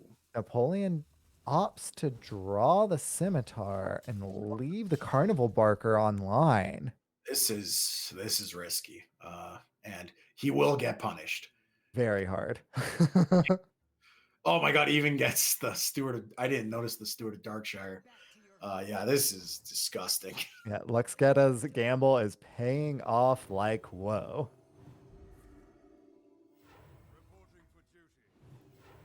What is Shielded Minibot again? Oh, right. It's that 2-mana 2/2 with Divine Shield. Yep. I think a little better here.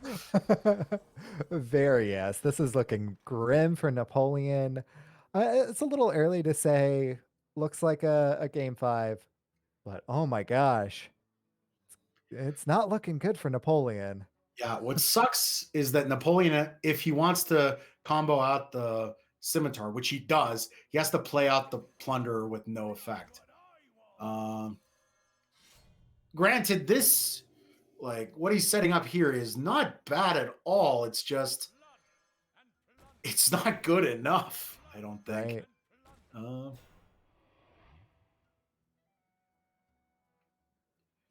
Yeah, you can afford to buff something other than the deckhand here. Yeah, because the deckhand is going to go in to clear off the taunt, so you can go face for 6.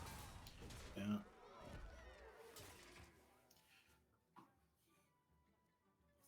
And Luxgeta's just has another like turn where he can just drop some really annoying 2/3s with Divine Shield. This Rallying Blade. The Rallying Blade. Oh man. Hero Power Rallying Blade, like, does it get much better than that at this point? I don't know that it does. Yeah, I forgot that Rallying Blade had a battle cry. Oh yeah. Yeah, this is gonna remind me. Oh, decides to kill off his own Carnival Barker rather than trade in one of the Divine Shields. I mean, at this point, he has such a wealth of resources. I'm not sure that min-maxing is that important. I think the reason why he did that was because he wanted to be able to play the a top deck Quartermaster if he got so lucky, as well as the Warhorse guy. I always forget what it's called. But this is going to be a lot of damage, but not enough damage. So close. One off. Yeah. Coming out the other side. This, however, is enough damage. Yep. So that ties the series up 2-2. Yeah. We are going to see Embiggen Druid versus the Scimitar Rogue to decide the match. Yeah, I almost feel like this one's going to be entirely dependent on the Embiggen Druid's hand. Like the Scimitar Rogue is just so many good low cost cards that it can generally work with whatever it has. But the Embiggen Druid is like really dependent on its draw order compared to the Scimitar Rogue. At least from so true. Yeah, from my experience, that completely tracks as well. Like if we see double Embiggen Bloodsail Corsair, we're going to see Embiggen win. Well, we saw another patches in hand, and I think we're going to see that get mulliganed. Oh my man. Okay. Yeah, this hand looks much better for the Druid. Yeah. We're going to see Embiggen, Bloodsail Corsair. And our producer is proactively leaving the spectation. Yeah. Just leave the game. This is gross. Not that's the series. No, I'm kidding. But we've seen enough. yeah. Let's see the Chonksters. Oh, are we gonna have to leave again? Oh my god. Oh no, it worked! It came out this Yay! time. Let's go. So the real question is, does he coin out? And the answer is that beaming sidekick comes down. No, I agree with the coin out here because Yes. you want to make the librarian or the diligent reader as live as soon as possible, and at the same time, you'll want to trade with the board, and your hero power can do that just fine when you're this far ahead. Yeah, the only kind of difference that I would have done is given it to the patches, but that's just a personal preference. I like to buff it to be a 3/5, but again, like I was saying, completely personal preference there. I guess you can just jam the pirates here, and you kill the 2/4. I guess you kill the 2/4. Yeah, you definitely kill the 2/4. This matchup is all about who can attain and maintain board presence. Yeah. And that is also why we are seeing what looks to be a weak play from like the outside. It's actually a pretty strong play to, It kind of forces Napoleon to dagger up unless he gets an extremely good draw. If I were him, I would have actually played the Foxy Fraud here because it will the combo discount will continue on, even if the secret passage like wipes your hand. So he would have been able to play the Eviscerate on the face here. But right. I mean, theoretically, you would have done it for either the raiding party or the hooked scimitar. Yeah, those are the big payoffs that you're looking for.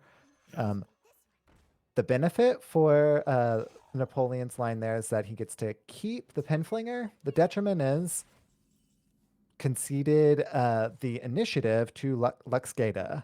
Yeah, and that makes this granted, he did get the deadly poison, so he's able to clear off the note taker before it gets too many draws, but it would have been nice to not even need to use your weapon to do that. However, here he might just play the fraud, but I'd honestly just use the prep to just bounce back the flinger. Oh, he's leaving the flinger out. Interesting. Just leaves the flinger. Yeah, I'm surprised he's not playing the fraud, even though it's a good combo activator. The reason you play it is because it's effectively a free 3-mana or 2-mana 3/2. So yeah, this matchup, like I've said, is all about who can attain and maintain board. Yeah. So like what Luxgata is about to do here, tossing out the Gibber without the value is totally what you want to do, because you want to keep them from being able to take it. Yes, they get to trade off with the weapon, but you're keeping them from being able to proactively develop. And of course, the hook scimitar is the big punish for that. But I'd also be worried about like playing the scimitar out like this. A good thing he didn't play the toxin, because there is the chance that the Bloodsail Corsairs, the 1-mana remove a durability guy. Yep, yeah, you're right. Bloodsail Corsair. All right, awesome. Yeah, because I mean, Napoleon knows that Luxgata runs them. Oh yeah, Luxgata. Or let me double check. Yeah, Luxgata. All right. And yeah, there's another turn that Napoleon has to trade and can't go face, which is why I agree with your assessment that Luxgata has been making the right call, just throwing out anything he can to just make Napoleon trade more. And with the second Voracious Reader going to be eaten up here, unfortunately, even though Luxgata has been making the right plays and their minions have been embiggened in the deck, we're not seeing any of the minions on board Well, in it the doesn't hand. work out for him here because Napoleon didn't trade into the Gibberling, and that's going to be a pretty big punish because Oh yeah. that's a handful of spells if I've ever seen one. And yeah, you could, if I were him, I would use the Living Roots. It's actually a hard call, but I would personally use the Living Roots as 2 damage to kill the 5/2. Yeah, But he's not going to. it's Oh, yeah, debatable it is. on whether you would use it on the 5/2 or for minion pressure. Whenever we saw the Panther come down, that was the telltale sign that we were definitely seeing the roots killing off that 5/2 instead. I'm actually really surprised he didn't use the Savage Roar to get another guy and kill off the Foxy Fraud because he has the second Savage Roar. Yeah. It seems like it would have been like a free way to just clear off pressure and guarantee the win because it's already over. But Yeah. Almost on board, but with both roars and power overwhelming. no kill like overkill. That spells the end, with Embiggen Druid taking the win and Luxgata proceeding to the next round. Another 5-game match coming down to the wire. Yeah. But that one was all aggro, so it went by like a blur. It did. It felt like a 2-game match. All right, so we now are going to head off to a break. So stay tuned, and we will be back with the next match soon. Yep. And I think it's going to be me and Labore casting it. So thank you so much for joining us, Electric Sheep. And yeah, I'm excited to see how this one goes. Yeah, it was a pleasure casting with you, Jim, and I look forward to catching the rest of the tournament from the spectator side.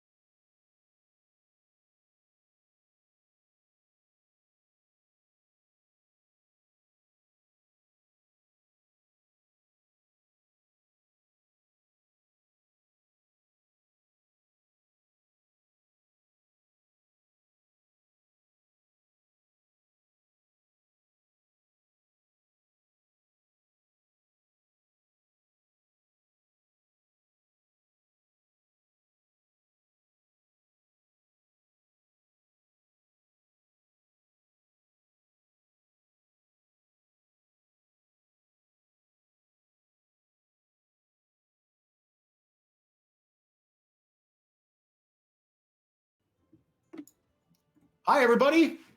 I'm the JiminatorHS. This is LaboreSangre. You guys know him. You guys love him.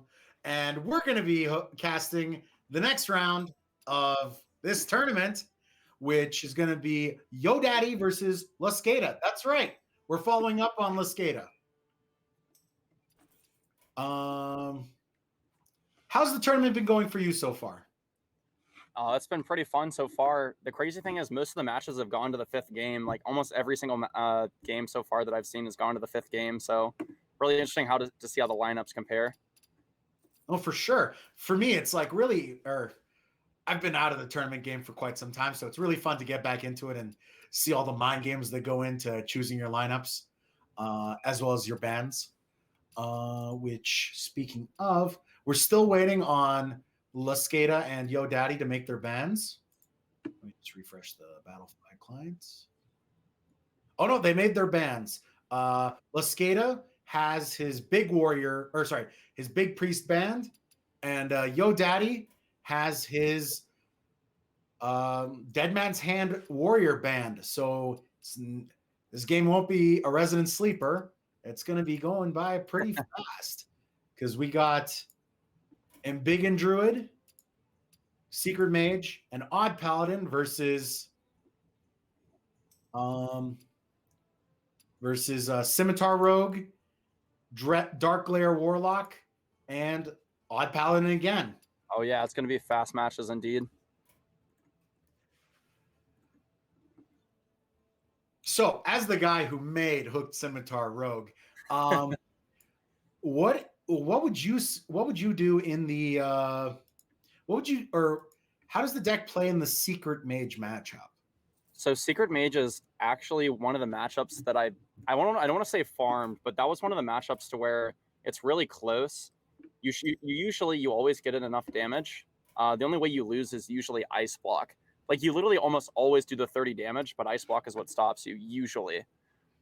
So I do think that it is favored and can take out the Mage pretty consistently. The things that kind of matter are the Mage having the 1-drop on 1. Specifically with like Rigged Fair Game is really crazy. Sometimes I've even like coined Dagger to attack face on 1 to play around it. Like literally it's crazy. But the Rogue should always deny the Rigged Fair Game, which is really, really helpful for the Rogue. But yeah, I'm really interested to see it. I'm really glad people brought it. Yeah. I don't know if you saw Lascada's game, but he's running a very I don't know about very memey, but a slightly memey Secret Mage with Potion of Polymorph, and he is running the Ice Block as well. So, as well as 2 Netherwind Portal. Oh, I just noticed that. I thought. Yeah, I guess people have been changing around their secret ratios. I know earlier this person's also running a counterspell. Yeah. On ladder, a lot of times people run 2, so I guess people have been like playing around with the secrets and maybe specifically bringing secrets against like certain matchups they anticipate in the tournament. But yeah, really interesting to see what they bring and what amounts and everything. Yeah. And yeah, I'm looking at Yo Daddy's Scimitar list, and it looks pretty standard. I don't see any like crazy techs. Yeah, it looks. I mean, it looks identical to your list, from what I could tell. Yeah. And yeah, we're gonna be starting up right away, or we are starting, and it's Odd Paladin versus Dark Lair Warlock. So I don't know, or I don't have a lot of experience with Dark Lair, but I'm assuming wild players have. Tour Guide and the Kobold Librarian are really good, like kind of like the best starters. He's saving the hero power here because of Kobold. I presume he's going to go Dark Lair, hero power, Kobold, which is a really good, really early board. Yeah. We'll hold off the Odd Paladin for a while, probably. And he's able to also recur the pieces back with the Raised Dead in hand. Damn, this seems like a really clutch hand. And the only thing that could stop the Dark Lair is like coin Rallying Blade from the Paladin. So the Dark Lair is going to be sticking around too, maybe to do even more reductions. It's crazy how he can just trade in his minions and then replay them and get rewarded with extra mana. Yeah. As well as that Amethyst Spellstone activating. Oh, no wonder wild players have been having nightmares about this deck. I totally forgot Amethyst Spellstone was a card on top of everything else. On top of having a big board, you're also not dying. Yeah. Well, he does have the broomstick, but he opts not to answer the Dark Glare. Either way, he could have raised dead the minions, so I'm not sure if it makes that much of a difference, but... Yeah, I'm assuming he's just going to raise dead here because he basically charges his Dark Glare quite a bit. Oh my goodness, backfire. Wow. He's going to be playing those giants like right wait. away. Oh, yeah, he's so close. They're going to cost like 2. Yeah, they're going to cost 2. So next turn he can drop them. And he already has board. Oh, wait, no, he can wait. Oh, wait. He should be able to play 1. Yeah, you can play 1. Okay. You can play 1. That is insane for turn 3. Again, I know wild players have been dealing with this deck for quite some time, but for me, this is quite the shock. And yeah, Lascada is just... Oh my goodness. And I don't think there's a bear off. I can double check in the Paladin list for Lascada. I'm pretty sure he does not have a bear off. Yeah, there's no bear off. Oh my goodness. Just taunt and pray. Yeah, he could at least clear off the flinger.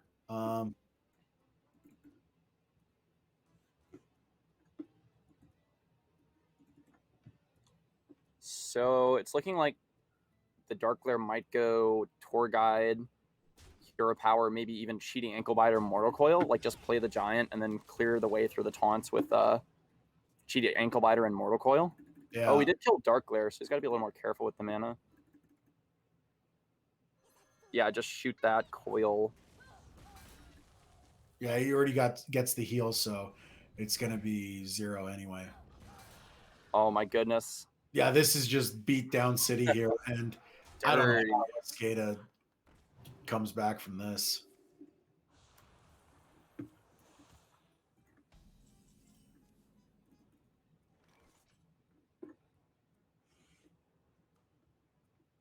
Like just oh my Yogg, play something and then hope he casts a spell that if he casts a forecast spell that turns into Cataclysm. There we go. But he's also not casting a spell because he's lethal. Yeah. Never take the risk. Yeah. Sometimes they make those bad decisions. Sometimes they want to flex and they get wrecked by a Cataclysm. Yeah. Random Cataclysm. So the Dark Glare made it through. So we have Odd Pally and the Scimitar Rogue. And we're going to see Lascada. I'm curious what he's going to keep. Or I'm curious what he's going to play with specifically those 2 decks.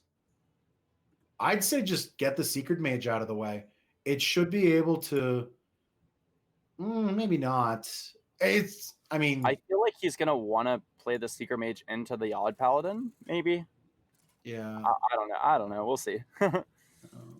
Like, he's going to... I think he might save the Mage for the Paladin, but... Oh, well, here we go. The stars aligned. It's Mage versus Paladin. The stars aligned. He got lucky. He's... Mage v Paladin. He's going to hope that they don't find their Flak Mage. Yeah. To be fair, it's like Flak Mage and Flame Ward, so it's true. Outs, yeah. I think Flame Ward's like a 1-of usually. I'll have to check the list, but it's usually like a 1-of on ladder if people run it. Yeah, he's only playing 1, but he is playing 1.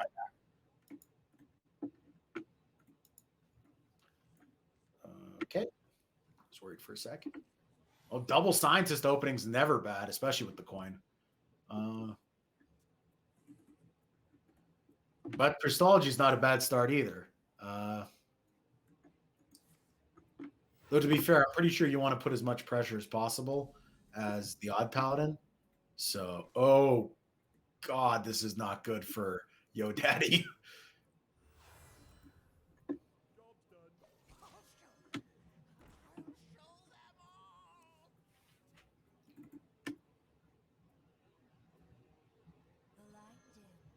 I'm guessing Yo Daddy just goes wide here.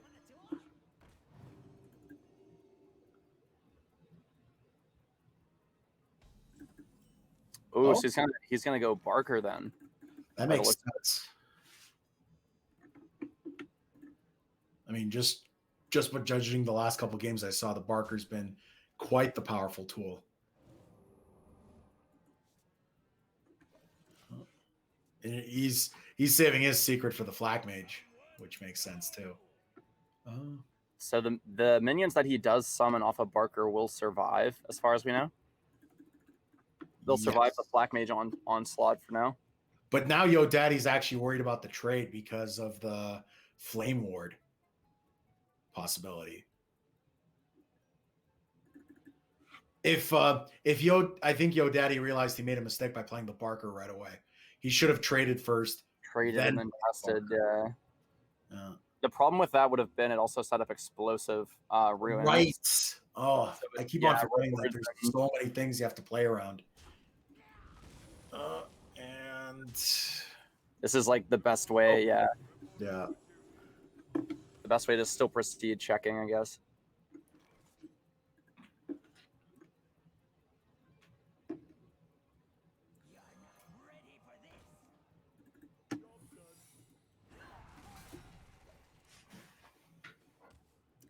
Bringing the Paladin board to a halt with the Flak Mage.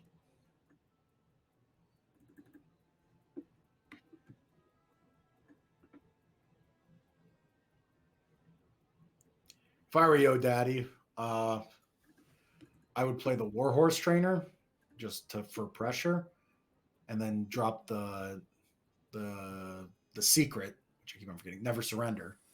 But yeah, he's just going to test first, which makes sense. There's the counter. Oh no, the Netherwind. Ooh. Oh, and that's我再分一下自己在这里。 Yeah, that's a strong minion. Those taunt bodies are going to be really annoying.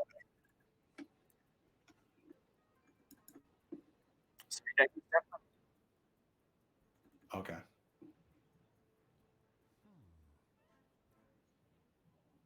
He's definitely going to kill the Flak Mage, that's for sure. Yeah, Flak Mage must die.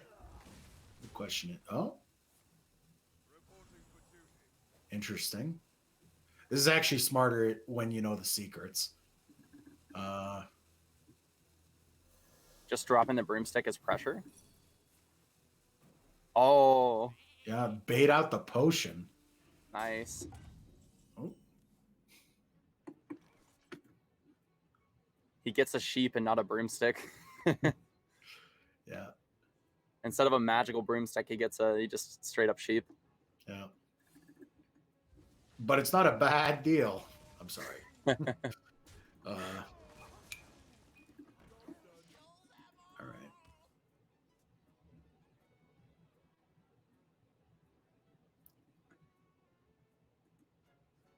Yeah, I would drop the Lothep here because, like, you don't have any secrets on board to deal with yet. Seems pretty reasonable.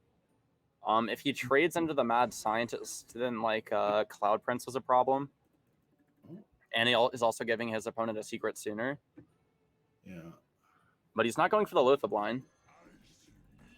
Freezing the Showman. I always forget this guy's name, but it's a good card. Or at least I like it.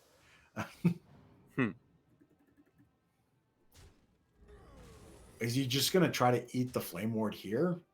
No? Nah, I don't. Yeah, not the ward. Yeah. Always lucky, man. Oh, this turn.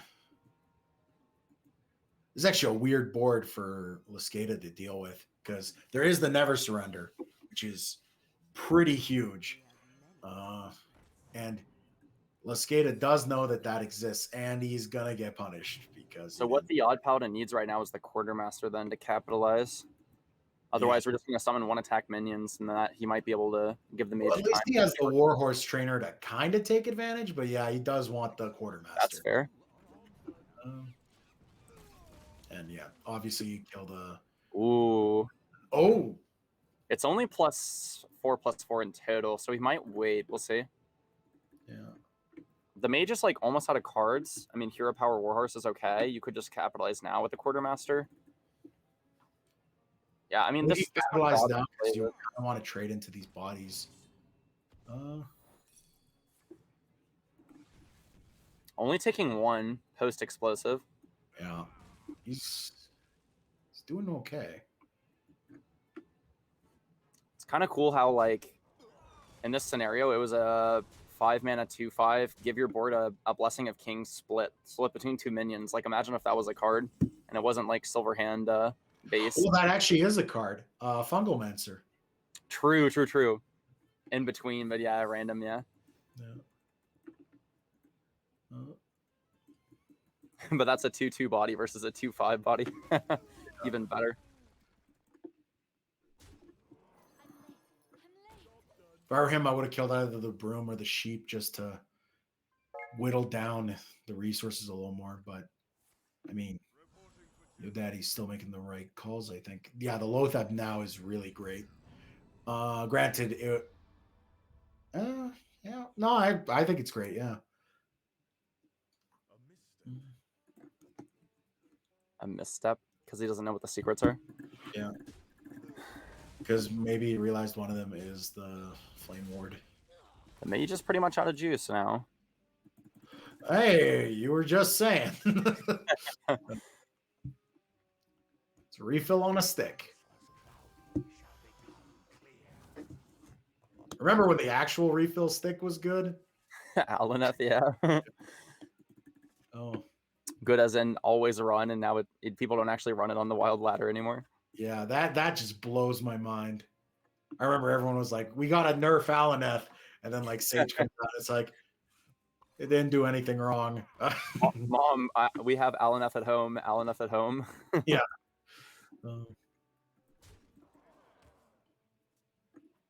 That refill definitely came in very clutch. Yeah. And he was able to get another secret down.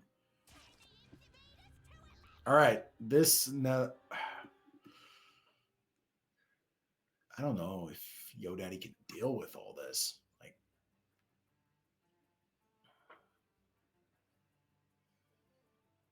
I think he still wants to go Tradestone here.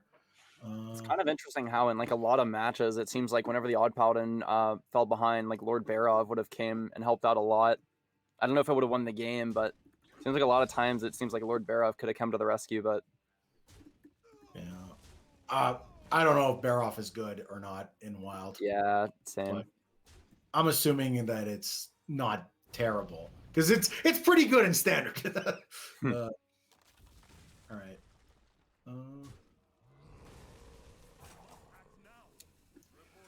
Yeah, YoDaddy needs that Divine Favor right now. It might not even be worth much. I mean, Mage's gonna play all of the cards that were just drawn. Oh yeah, Mage is just gonna dump its whole hand actually.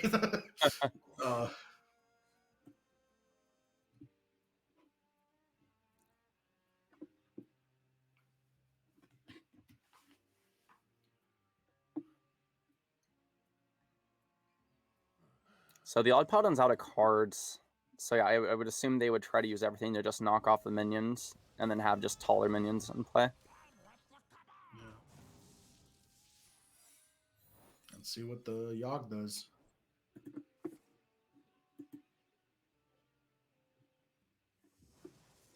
Oh, that's Lackey.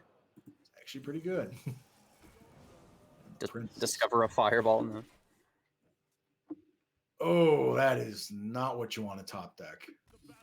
Yeah. Ouch.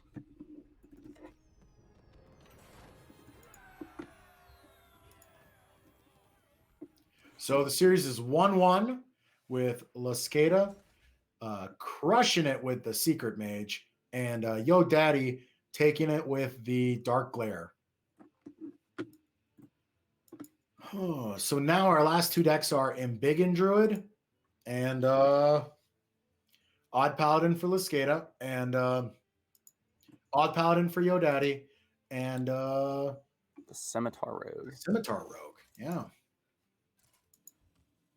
Let's see what we're gonna see.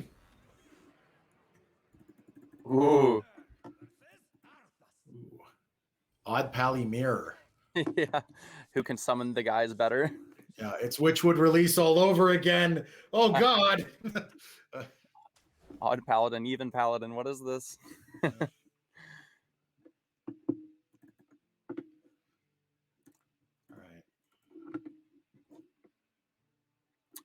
maybe the person to win this matchup is the first one to play the Quartermaster, because then you just kind of spiral out of control your guys if you have any around at that time, but not sure. Yeah. Like, I know Electric Sheep was talking about how the other games were about trading or about board control, but this one seems to be even more about board control than a regular aggro game.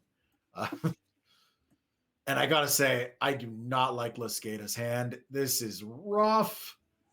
I think you just drop the Oh My Yog and just be like, pray to God it goes your way. Yeah, probably. Well, yeah, you would, twin spell and then later on, yeah. That not twin spell, side quest. Yeah.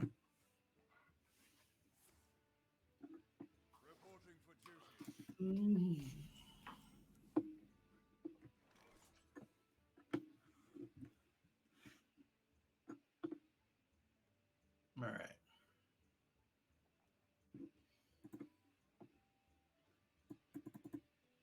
I guess I keep on forgetting that the opponent has the coin, which makes Oh My Yog a lot worse. As if this hand couldn't get rougher than it already is. I feel like you have to click the button here, yeah. Yeah, you gotta contest them, and at least you're pushing towards your side quest. If you didn't, they would just hero power as well, and they just have more than you at that point. Yeah. Oh. Ooh, do you just coin Mustard? I probably would. Like, it lets you keep 4 on the board and kill his board. And then you just have hero power plus 1 drop, hero power plus 1 drop for the rest of the game. Like, just getting inconsistent hero powers. Yeah, this is... Ooh. But he might looking for... Yeah, we'll see. He can look for a tour guide as well. It's looking like he's thinking about looking for a tour guide. He's going to save the secret to test for something, I presume. Yeah. Or save the coin, I mean. Save the coin to test for Oh My Yog or Never Surrender, which is smart. Or he's just going to drop the Never Surrender, which, I mean, also makes sense, but... Yeah, so he still has a 3-3. He still has like a 3-3 in board. I mean, he would have had a weapon, so he might have had like a slightly bigger board if he went for the muster, but he's setting up his deck now, I guess. Too, which is really nice. And yeah, you just hero power to complete the side quest here, which gives you a pretty valuable board, especially right now.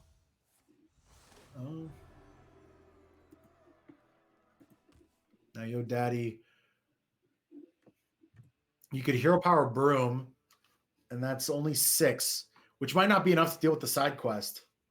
That side quest opening was better than I thought. I think I'd probably get the muster for battle going because we have 4 durability on the weapon.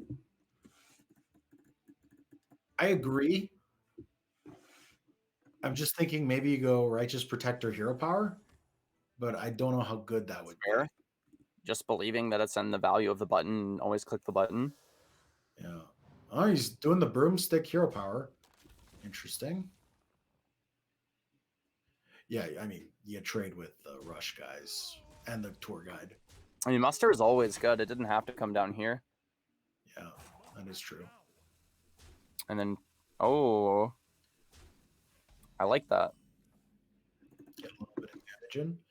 Oh, but that is gross with the Steward of Darkshire. Oh no, that tour guide is way too good. And look, if you're gonna go into a quartermaster turn, you can't ask for much better than this.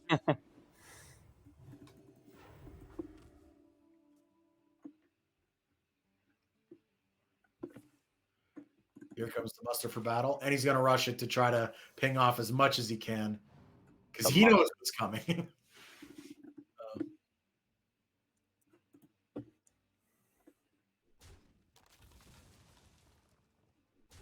So you can only really kill 2 of them. Yeah.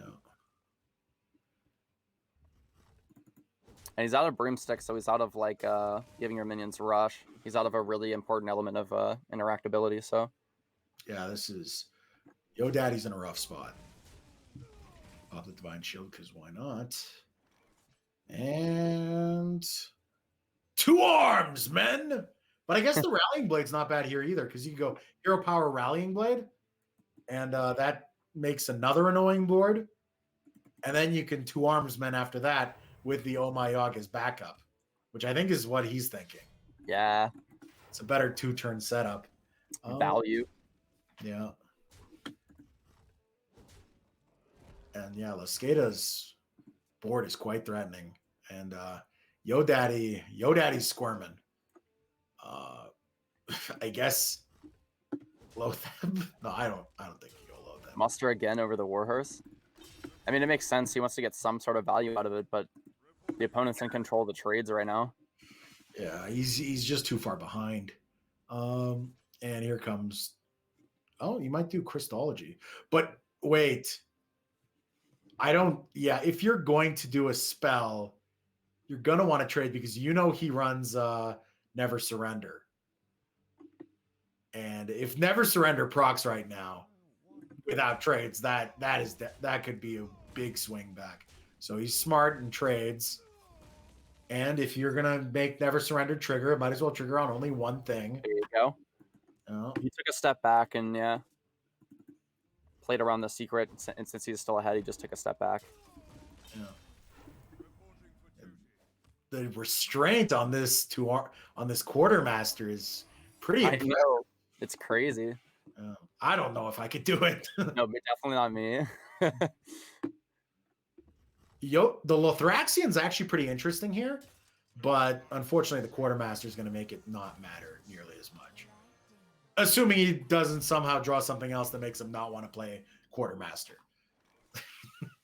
But I think you can play the quartermaster now. And I highly doubt that he trades into the 5/5, so I think he's going to start going face. Oh my god, my calls are so wrong. This man is like never playing the quartermaster, only for lethal. Yep.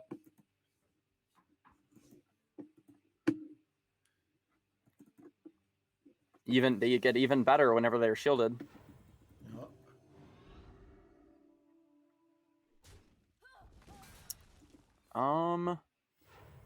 So said person could have traded in the Silver Hand Recruits and then played the Broomstick. But I mean, this gives you the most board pressure for the best and finally the most satisfying quartermaster. I guess. But like I thought the only reason you'd play the Broomstick was if you really wanted to kill the Lothraxian. But if you're not going to kill the Lothraxian, I don't see the point in Broomsticking here. Yeah, and I like this line more because the person's just so far ahead. Mosquito's so far ahead. Realizing that it's trying to start going face. Yeah. Just gonna go Warhorse and freeze. I mean, it's about as good as you can do right now for Yo Daddy. So they're still alive if the person plays Quartermaster, right? Just gives it +4. Yeah, just +4 on the board, so they will live. 4, 5, 7. 4, 5, 7. Yeah, 7 damage. I need 4 more. Are we gonna see the punish for for not playing the Quartermaster? Yeah, they might have waited too long. We'll have to see. Granted, Carnival Barker plus Darkshire is amazing here. But wait, does it still work if it's in this order? Yeah, it still would. I don't know if there is a problem with order playing with Carnival Barker and the Darkshire. Does it work no matter how they're played? You said in what order? If like Barker is before Darkshire or Darkshire is before Barker, that still works, right? Like there's no version of that where it gets messed up. I think it works. Okay, I'm assuming it works. And ooh, I'm grateful for you. That is not good enough. He's showing us the new Paladin skin emotes for those of us that haven't paid money for it. Like me. Astra.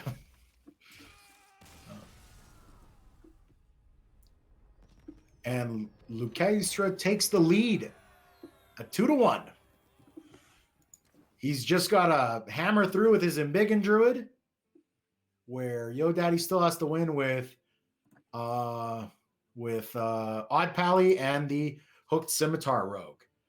My call is I would queue the Odd Pally first against this deck because the Odd Pally is just designed to trade, and the Embiggen Druid, if it doesn't open the nuts, I don't think it can handle the Odd Pally. I'm kind of wondering if we'll get to another game 5. We'll have to see. Yeah. And it looks like Yo Daddy had the same thought process I did.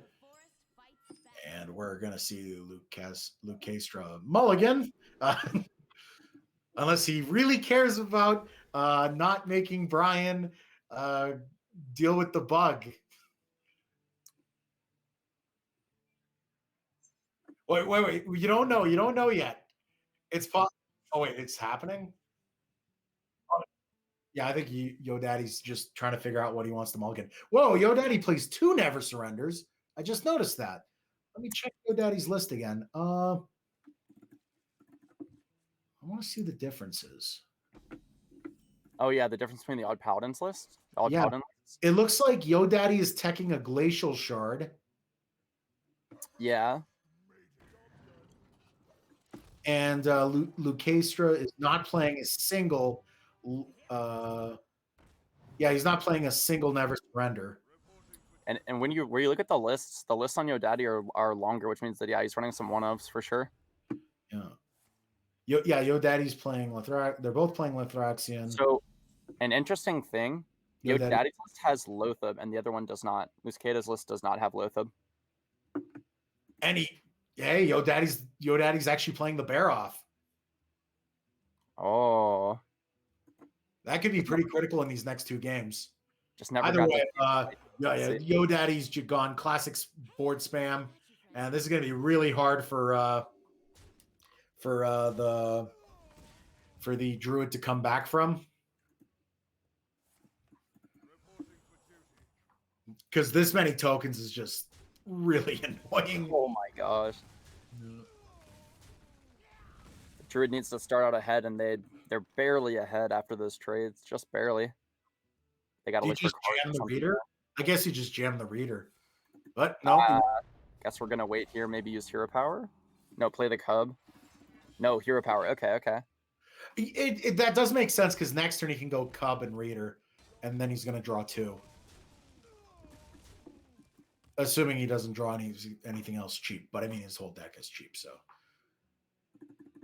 all right, now we're gonna see Yo Daddy. If I were Yo Daddy, I would probably set up the side quest. Yeah, the taunt might get better later. Yeah. Here, his opponent could Hero Power or do whatever, but the taunt gets better later. Yeah, you could time it with the side quest too. Or even with the Barker, yeah. Side quest, Barker plus the Protector is pretty sick. But yeah. Getting in a lot of Hero Power value here. Just cleaning off the tokens as the Druid. Yeah. It looks like the Druid is finally able to get a noticeable lead on the board, which with that Savage Roar is very important. Hate to see the Baku. Oh no.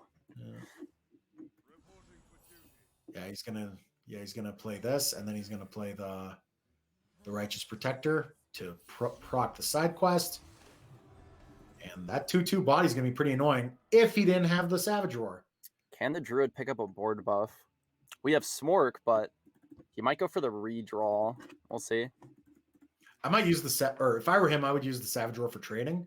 But and you do have 2 of them, and you really want to have control of the board, but maybe not. Like you could do Gibberling, Savage Roar, trade off into the board, whack him for quite a bit, and then next turn you get the refill with the Voracious Reader. But I guess he's not willing to throw in that many resources into the play. And yeah, this isn't a bad play at all. Really interested how he went for the Hero Power, so keep on getting Hero Power value instead of the Cub, right? Yeah.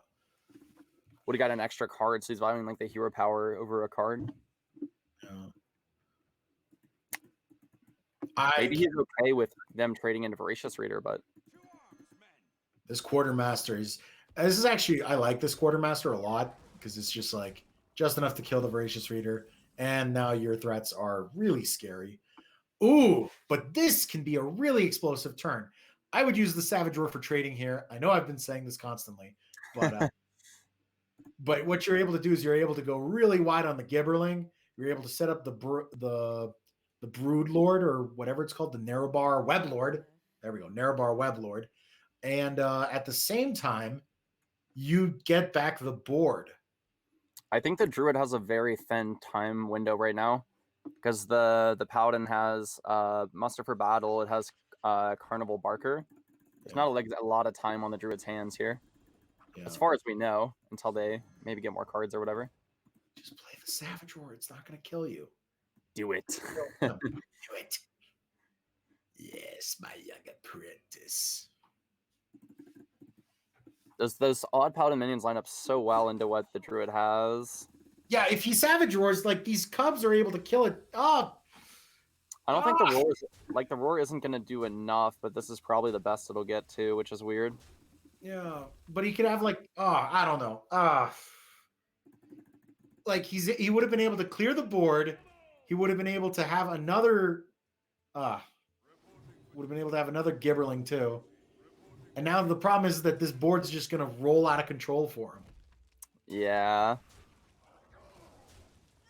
Now there's only two minions left. 2 minions left. 2 minions left. Yeah, it just would have never done enough, unfortunately. Yeah. Like at least the other way, he would have had a little more, and he would have been proactive. It would have put Yo Daddy on the defensive for just a little bit. Yeah, I know it's your win condition, but still. It's kind of interesting how this game went. Because like the Odd Paladin had a really good early opener, and then the Druid kind of came back, and now the Odd Paladin just prevailed again. Yeah. Looking like it's prevailed. Yeah, I don't know how Lascada comes back from this. But this is kind of what I was talking about earlier with the Odd Paladins, all about that board control. And it matters even more than damage most of the time. Just being able to maintain the board early. And though Yo Daddy gets close, I don't think it's going to matter. Well, they're not dead quite yet, so they have to find lethal soon, which is tough. Yeah, but wait, let me double check the embiggen list. Maybe there's some burst I'm missing. Yeah, I'm kind of thinking if they run like a Leroy. They No do Leroy. not. There is 2 Savage Roars, 2 Power of the Wilds. Deckhands? No. Murgleton? No. Yeah. So now the series is tied at 2-2. Another Game 5 match. Another Game 5 match. And this is going to be Odd Paladin versus another Fighter. Oh my gosh. I'm happy to see the Rogue again. Yeah. This is a rough matchup for the Rogue, but sometimes it works out. There's like a very tight window. You can't really trade too much. Yeah. But yeah, it's tough. I would say it's favored for the Paladin. Oh, sorry, my bad. Druid. Druid. It is 2-2, right? I'm not crazy. I actually think that this matchup is Rogue favored. Okay. So we'll see how it goes. Looks like a bit. Oh my God, Luke Kestra's hand is. Whoa, that is a lot of minions. Oh my gosh. Yeah, the bug happened.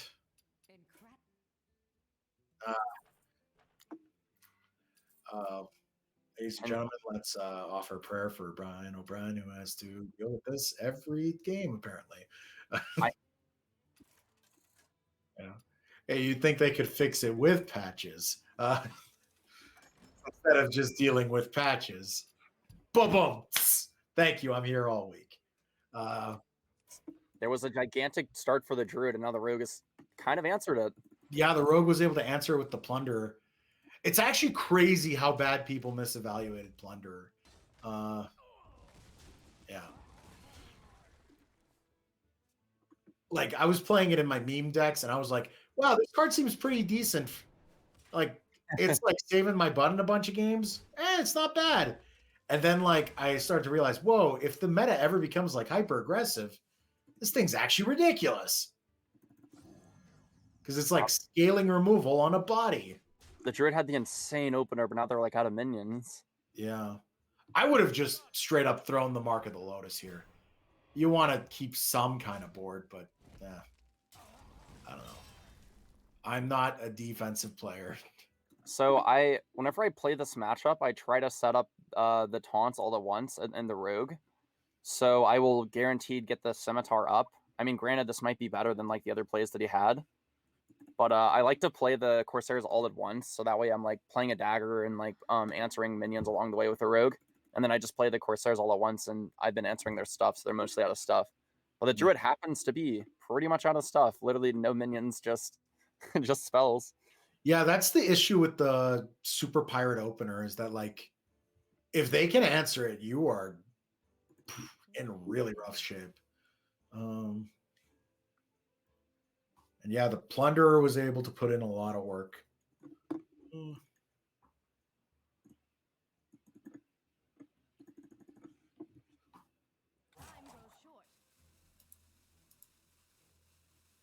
Is he thinking like maybe summon a 3/2 to give it 1/1? Oh no, just use the Savage to hit kill. Yeah. Interesting.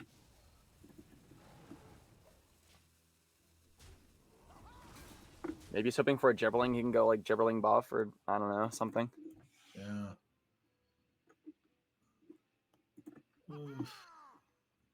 Here comes the Scimitar.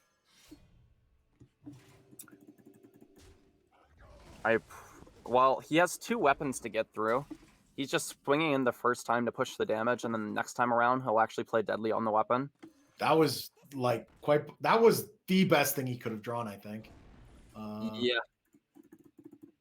Gets refilled, which is super important. If he's going to win, it's going to be because of that refill. And that's a heck of a hand, too. Oh. Yeah, so swing. Whoa. Okay. Oh, he's going to use the Sinister Strike to bounce back the Flinger one more time. Yeah, and then just play the Raiding Party next turn. Really interesting. Yeah.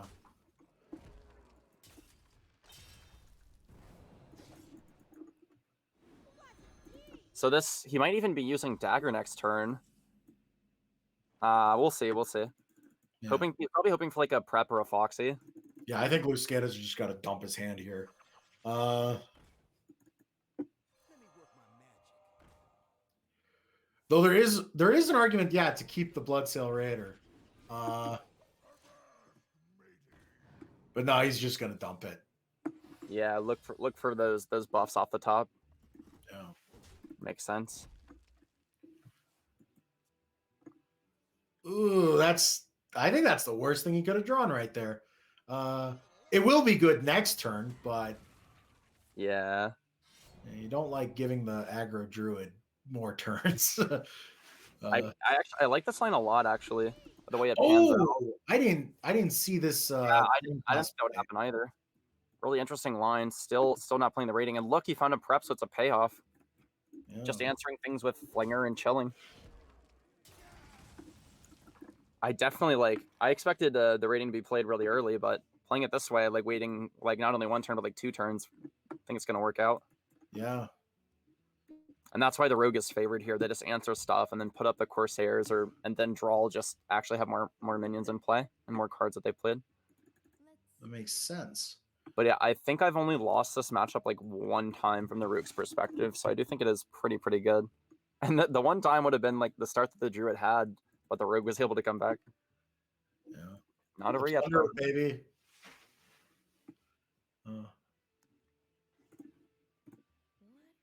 Yeah, I think Luscata realizes how dire things are. Yeah. I think you have to go for the board buff, but no, he's just going for the 3/2. Lines up. Yeah.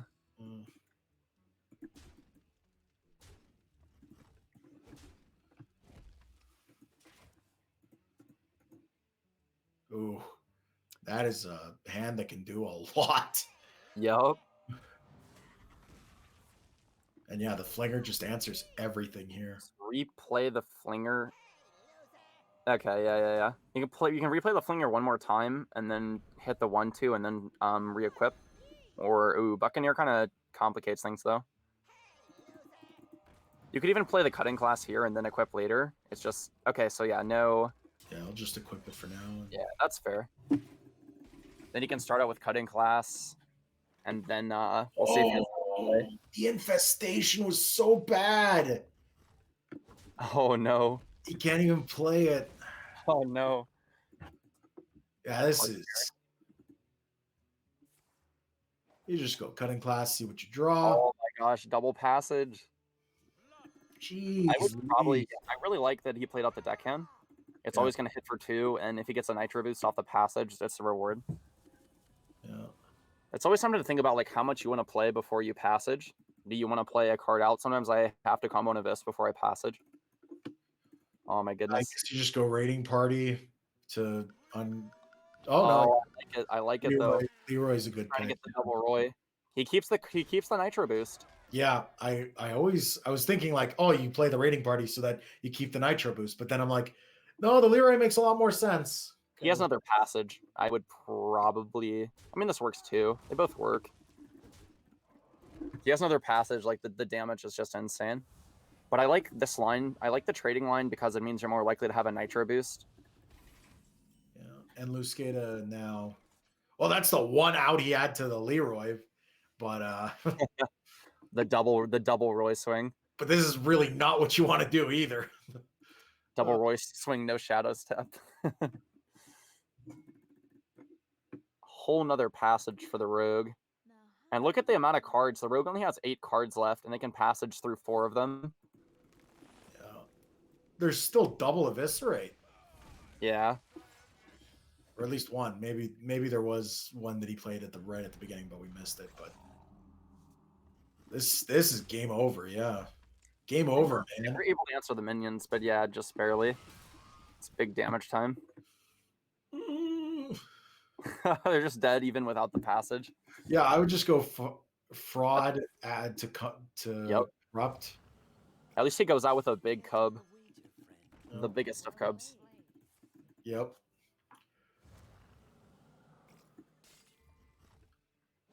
Brutal. Exactly.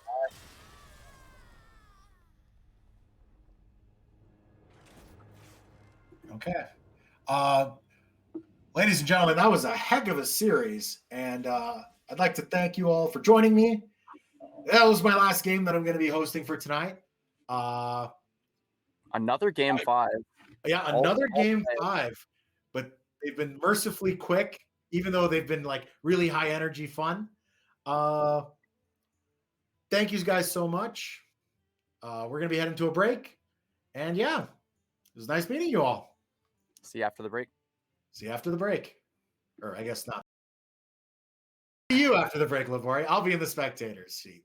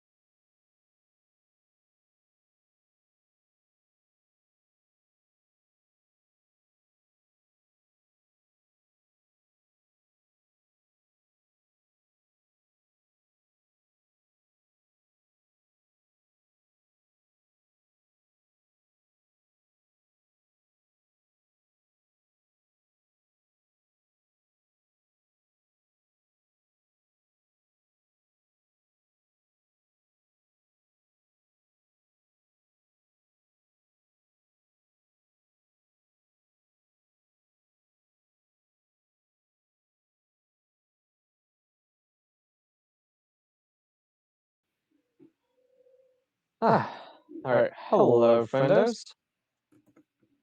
Name is PraiseChickenDrumstick. Y'all probably have seen me in a lot of wild streamer chats where I'm being an absolute degen, spamming emotes and all of that. But I am personally also, well, I'll just describe myself as a casual player that occasionally frequents the Legend ladder to and wild, that is. In any case, thank you all for having me today. And, I'm really excited to be here at a wild tournament. Blizzard isn't super keen into hosting one of those, so I'm really happy that we're having this going on today. Also, thank you to all the previous co-casters that worked super hard to keep this going, and also Labore, which has been going for a long time. So shout out to him too.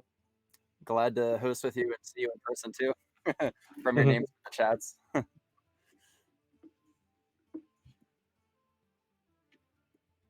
Yeah, I think they just come out. Gotcha.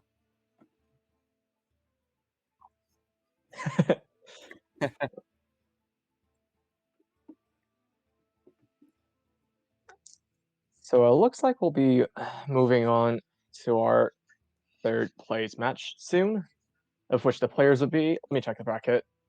We're getting the hype going for the first place, the winner match. Oh yeah. We're gonna get to there soon. Let's check the deck lists from both. See who will be our third place players. It'll be Lascada and No Way. And their deck lists are from Lascada, a very, very, I don't know how to describe this, but you know, big priests are big priests. I don't want to talk trash about the deck. Mostly aggro, and then a big priest. There's the odd paladin, which we've seen a lot of. There's secret mage, the embiggen aggro druid, and then the res priest to kind of differentiate from the rest of the lineup. Like switch off the aggro, switch off the board based stuff, and just go big priest. And No Way is bringing a. I know most of you have probably seen No Way's list before, but he's bringing a variety of decks, with the premier one being Odd Rogue, Dark Lair Warlock, Reno Priest, and also Odd Warrior. 4 decks with very distinct playstyles. Kind of wondering what the bans will be here. So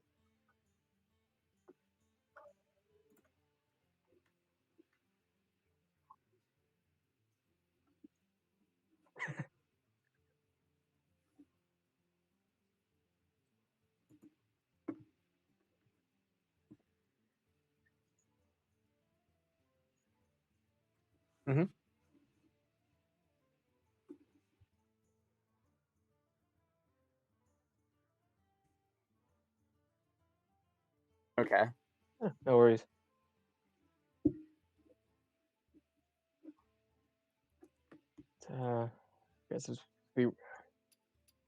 Of course.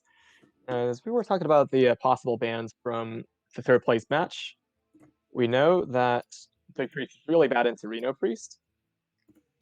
But at the same time, let's get us also not running Wave of Apathy in Big Priest. So Dark Lair may not be a very easy match there. I think that the Odd Warrior will beat most of the decks that Lascada is bringing. I'm not sure how it does against Odd Paladin. It should beat the Mage, and I'm not sure how it does against Druid, but in general, I just think that the Odd Warrior should be a W. It seems like a nightmare against the Big Priest, though.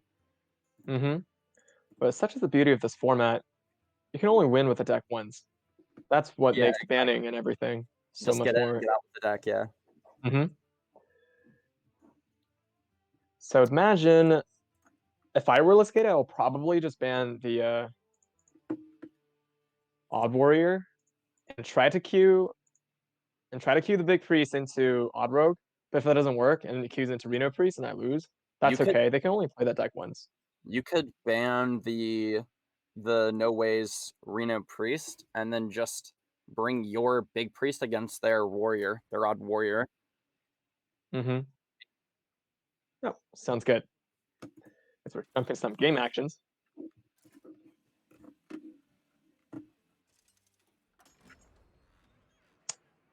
But yeah, probably one of those two decks for the bans.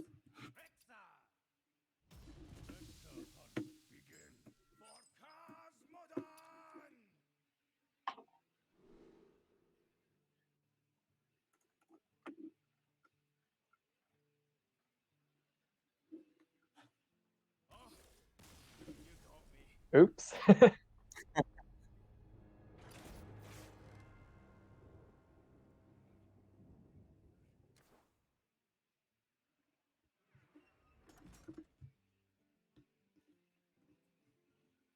No worries. I was thinking about cards that they could revert that would be a problem, and that would be Leeching Poison. Just see a bunch of Kingsbanes running out with infinite lifesteal. You know, it's like, how do we make an already busted deck even better? Let's try to solve its only problem, losing an aggro mirror, like them healing. People would probably stop defending running Sticky Fingers and be like, yeah, just put Sticky Fingers in. It's correct then. And lifesteal, permanent lifesteal weapon. That'll be such a tempo swing. Can you imagine? 4 mana, 4/4, destroy opponent weapon, equip a 5/3 with lifesteal. I want to live in that world. What if there was an ooze that like destroy your opponent's weapon and then summon a minion based on how much attack it had? Oh, that's like You really wanted to push that card. You can say summon a minion with taunt with that much stats. No. Summon a minion with taunt with stats equal to the weapon's attack or whatever. The mana of the weapon or something like that.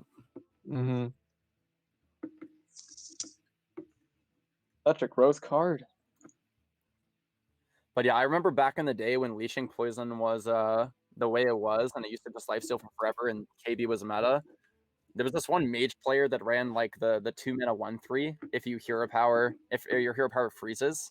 So they ran that like Glacial Shard, Ooze. Keep freezing face. I think they even ran Water Elemental, but I'm not sure about that. This is like years ago. It's like, I don't care if my deck loses to everything else, but I don't want you to have fun. Exactly. I might have still won, but I probably lost.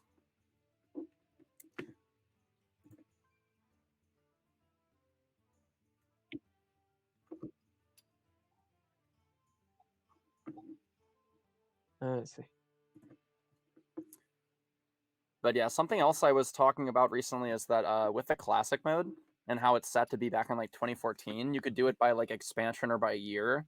If you had a separate like ladder or whatever, or a server or whatever for each of the years, it'd be really hyped to just choose a select year of Hearthstone if you played back then and go back to the era, like not just 2014, like whatever year you want. It'd be really interesting if you had like if you got legend on each year for each sector of the ladder, but I don't know how possible that is. Don't know what it would look like to happen. There are endless possibilities to that. Like if they have the technology to bring classic server to life, they can definitely bring a server with the old days, modern times. I'm not sure if I'm ready to feel like a boomer again officially, but they'll be like, oh, back in my day, starving bars would cost 2 mana. Yeah. I think the first deck I played was Force of Nature Druid. I remember I watched my friends play Hearthstone, mostly Arena. We would play Arena together, and then they were just like, here, try this deck, Force of Nature Druid. Like, it's got a combo, it's good, and that was pretty fun first deck. Yep. Like back in my day, dealing how much damage is it? 14 damage on turn 9 was OP. Guild of Noxoramus, stealth, can't be targeted, rip. Yep. Innervate Yeti, oh no. Double Innervate Yeti on turn 1, GG! Yeah. What a different world. Now Dark Players slap themselves a few times. That'd be really 4 giants. It'd be really interesting going back and forth, and like now, like we saw earlier in the Druid game where they had the turn 1 pirate into the free 2/2 for cans, like the differences. Like, oh no, they had the Innervate Yeti, and then like you just switch formats, and then oh no, they had patches 2/2/2/2 or cannon all this damage. You're immediately fearing things that are very, very different in power level. And to think the removals are also so much better now. Like back in the days, if you were to play a 1-2, 2-2s, and a 1-1 board, essentially no deck can deal with it. But now Warlock just laughs at you and play a card called Defile. Although Defile's like one of the few cards. I mean, there's Lash and there's there's follow up. There's Lash and Dark Skies, but some early starts still can't be handled with only a few tools. Mm-hmm.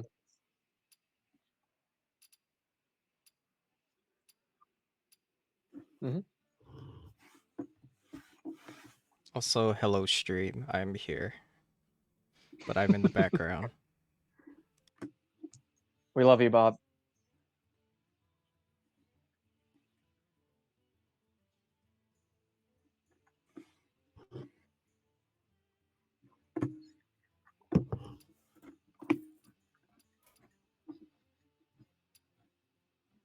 I'm using this really big cup that when I try to drink something covers up my entire face.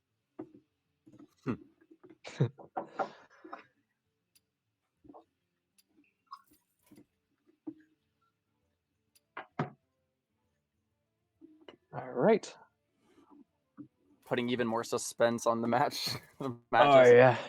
We're getting You're into ready, our kid. third place match.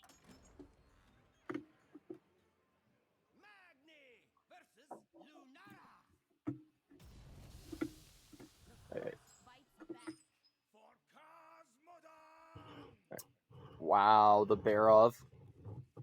Ooh. Looks like we're looking at Laskeda's Aggro Druid versus Snowway's Odd Warrior. And that Barov can buy a lot of time unless he finds a buff to buff his minions when Barov is played.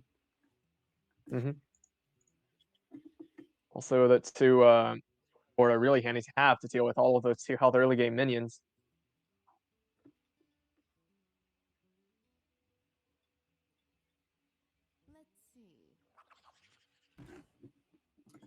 Uh-oh. That Gibberling. Gibberling goes per and Biggin. Ooh, Coin and Biggin. Plus Pirate. Oh, this start is so gross. Oh my. Ah.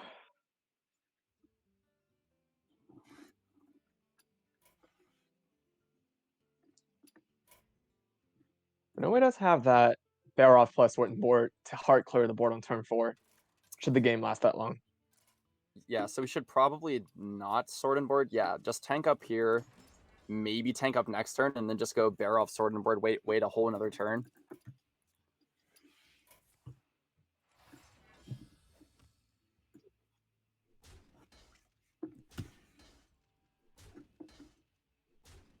Ooh, Savage Roar is a lot of damage.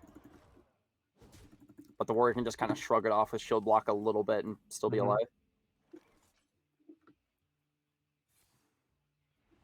Yep. Gain 5 armor, draw a card. Good. Yeah, it did slightly more life gain than the sword and board play against Savage Roar, which is probably why he went for it. Because he's always clearing next turn, so he just took the play that took less damage into Savage Roar. But they're developing here. Interesting, Lascada didn't take the 12 damage Savage Roar. Yeah. I mean, I think that you probably have to OTK the warrior. But yeah, that was probably the best Savage Roar we'll get, at least for quite some time. And this Barov blowout Crazy good. could potentially just spell the end of the first game. If he didn't have the Barov, if he didn't have the Barov, then the opponent could have slammed the Savage earlier, like just developed and then played it. But yeah, the Brawl opponent has Brawl as well.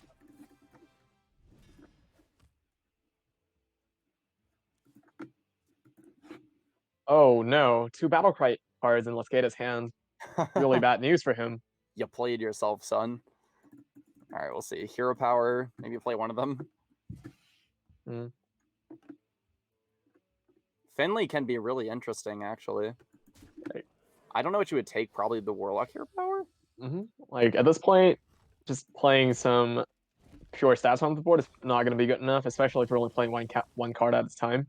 So the card draw is going to be really important for Lascada. Yeah, he didn't play it. I'm kind of interested in that because he had 3 mana left.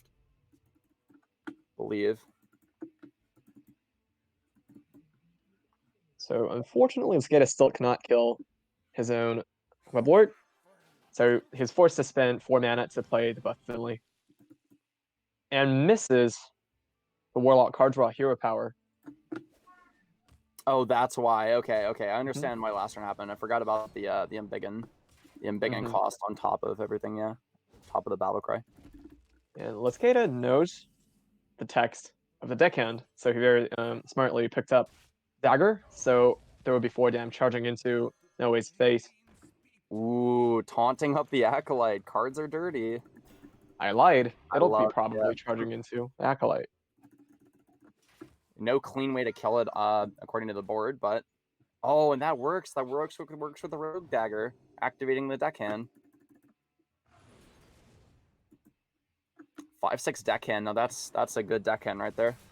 Thick stats. And to think it used to be a 2/1. Wow, we already have double brawl for the Odd Warrior though. Double brawl, Yeah. and care of. Even if it's crazy stats, we can deal with it for quite some time, and just shrug it off with tank up. The only card that Lascada is looking for now is the Reader, Yeah, the which Reader- unfortunately he did not draw. Yeah.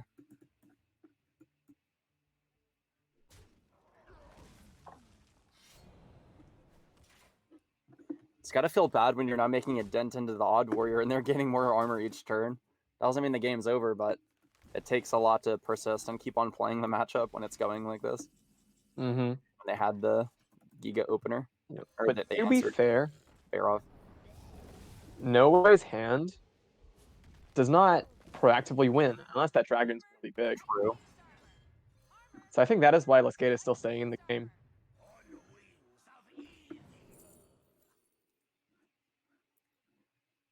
Oh, I would love to see him pick the Scalebane. I'm not saying it's correct, but I would love to see him pick the Scalebane and just play a really aggressive Odd Warrior. That'd be so sick. Mhm. But he'll probably opt for a card off the old Whelp. Do me armor up. Nope, me go face. Yeah. Yeah, he took the card. I mean, he's low on stuff. It makes sense. I would have loved to see the aggressive play, but I would have taken the card as well. Mm-hmm. Lascada tapped out after seeing the resource generated by the Dragon Lackey. The first game goes to Noe. Yeah, too much stats to come back on. Decided to cut it there.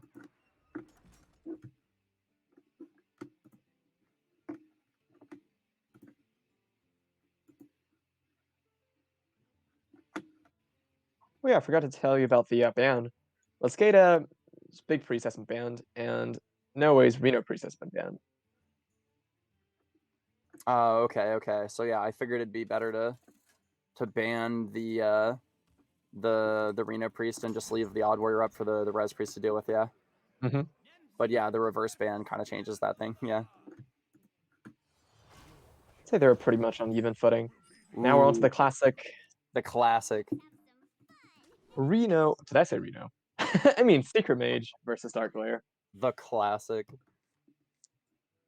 Oh no! Turn 1 Rick Fair game. We Here are it we are comes. rocking the Crystallizer too. Some lists don't run it anymore. Some lists do, but we're rocking the Crystallizer here for the Dark Lair. Mm-hmm. I think it makes sense to play into a tournament setting when, in the case that you expect a lot of aggro, because it allows you to play the Molten Giants at 15 HP without losing health. We're talking about the Molten Giant, here it is.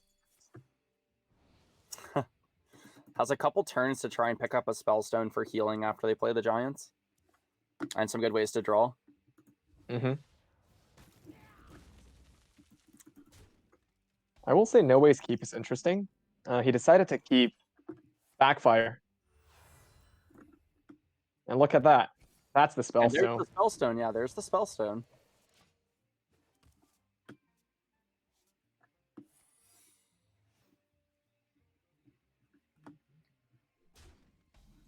Will say Lascada's hand is also looking very good. Next turn, he will be able to play 2 free 5/5s. Yeah, and there's only one Giant in Noe's hand currently. He's definitely going to be digging around for some Giants next turn. Mm-hmm. It looks like he did decide to play the Molten right now. Yeah, he's gonna go for a giant now.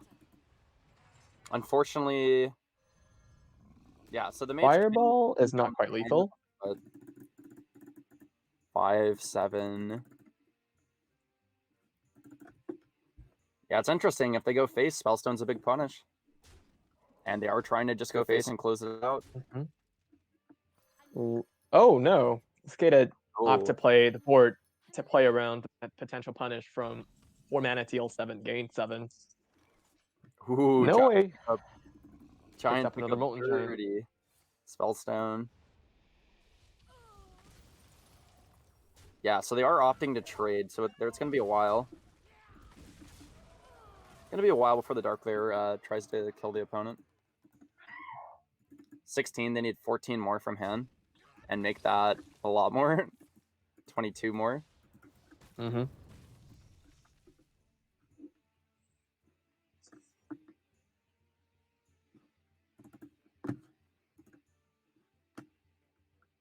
Do keep in mind that Dark Lair has a lot of way to burst an insane amount of damage from nowhere in their hands. And let's get it just taking 8 damage consistently every turn. Smork Roy Jenkins.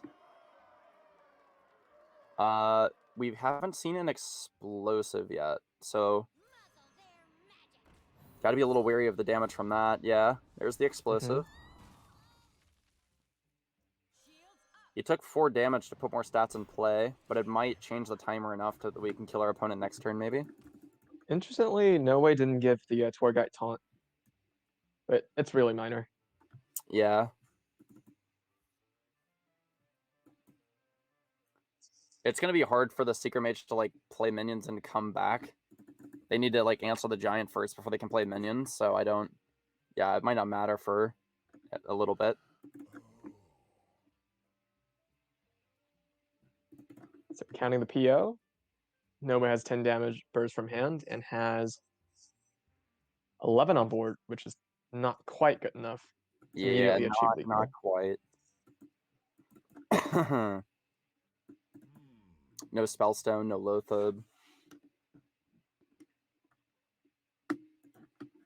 Let's get it also only have one piece. Only has one piece of burn in his hand. He could count on drawing another and that he should stay alive. He could go for that line. Mm-hmm. He's going for it. Nice. Okay. So just have to draw damage.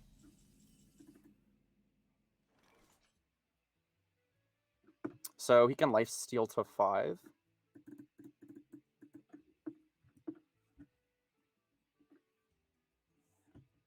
Yeah, can the mage find the burn is what it's a question of. And lifesteal to 5, which means that the valet won't kill him if he has like secret valet and ping. It's gonna take a little something different to finish him off. I wonder if No Way will take the draw. Oh, it is really risky. Oh, He's hovering over the button.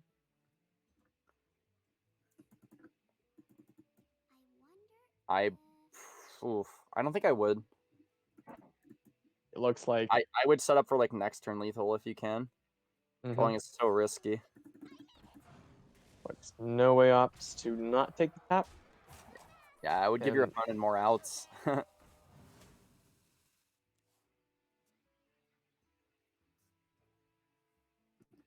By the looks of it, No Way actually gets there.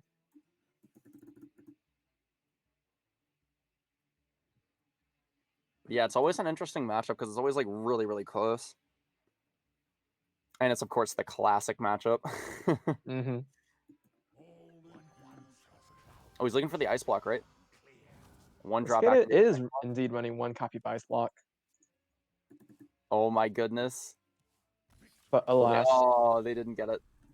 I was like, that'd be really a way out. Play to your outs, find the way out.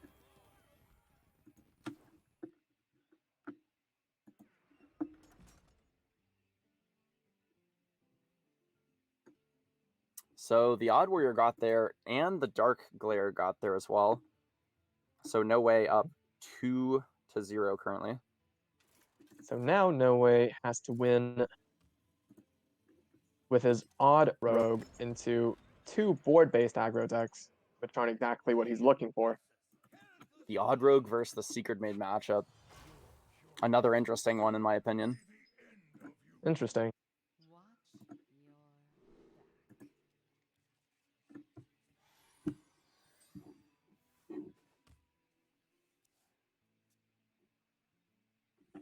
Noe's hand looks way more smoother than Lascada's so far.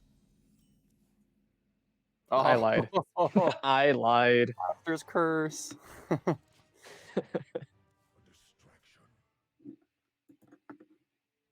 Yahar.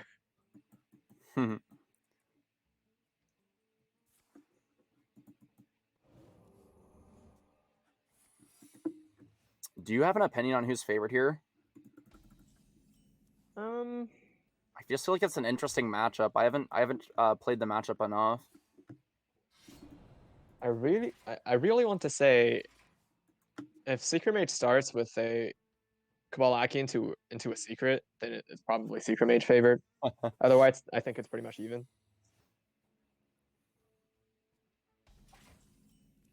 I imagine it's probably going to be Ice Block based too. Like drawing Ice Block would be a W for the mage. Okay. Pretty solid way to just answer that. Mm-hmm.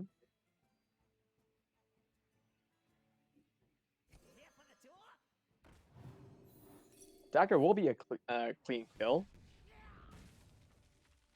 But it looks like Noe opts to use the Plunger, which Going wide avoids here. him. Yeah, going wide here.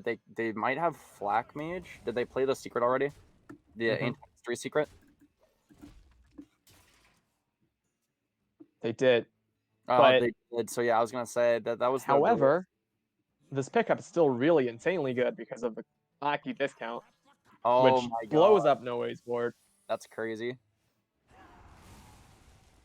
And then they have this Sage for more cards. That's crazy. And this explosive ruins absolutely ruins So, yeah, the the 1 opponent mana. doesn't do anything this turn really. And to think, Lascada also has a turn 6 refill with a 5/5.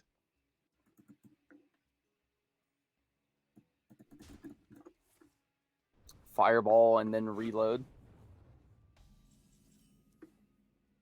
Game's not looking good for Noe.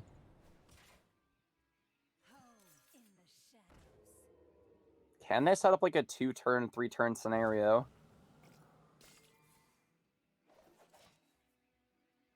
Oh, Baku. Baku, no.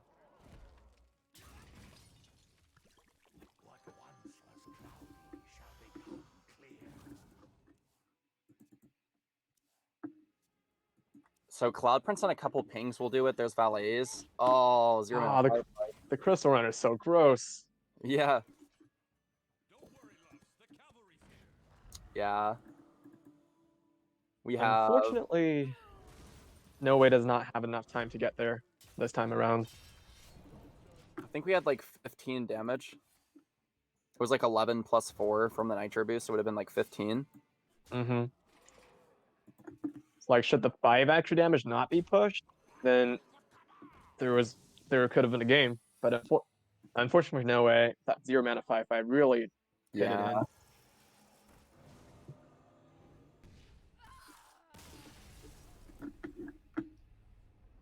Now the score has been evened to 2-2, I believe. Yeah. I lied. The Darkler has a win and the Odd Warrior has a win. So it's just the Rogue. So yeah, 2 no way, and then first win for Lascada. Ah, yes.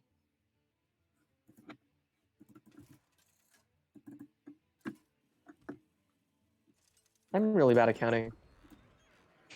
You're making predictions, but your past predictions, but voiced now. You know, so far every game of the series that we've casted has gone to Game 5. 5 games. Yeah.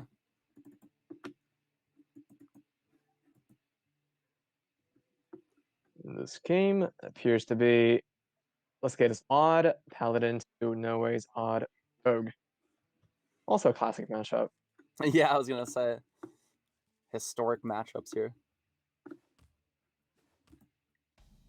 I think that With this hand, I have to imagine that the Paladin's pretty favored. The Rogue missed out on their turn 1 Pirates. Mm-hmm. Anything's possible with Passage, but...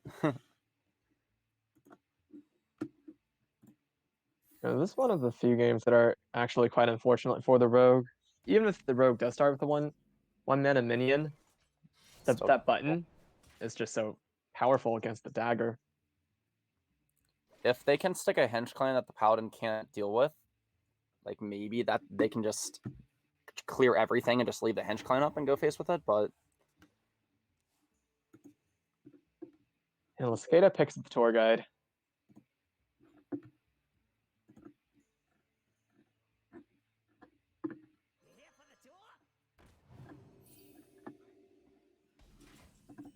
And saves it for the Carnival Barker. An absolutely insane start.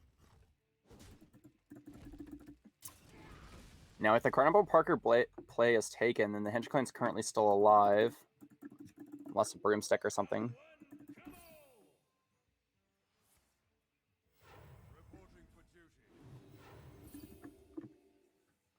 And Lascada does opt to coin out the broom. Oh, that's so good. And then the side quest activates too. Mm-hmm. And this places the board control solidly inside Lascada's hand.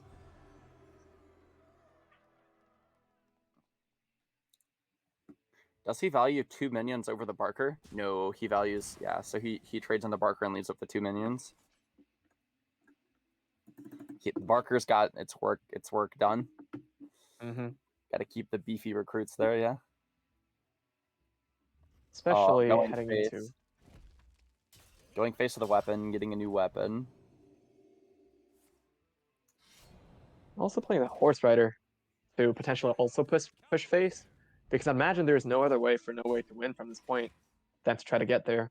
Yeah, swap into the just go face lines. And there's the Rogue Bane right there. Righteous Protector.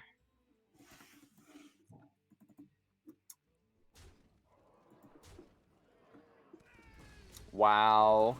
Full trade. Full trades.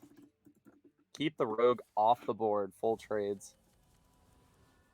No, he's probably looking for one of the 1 mana 2/1. Oh no. Oh man. It's the worst possible draw.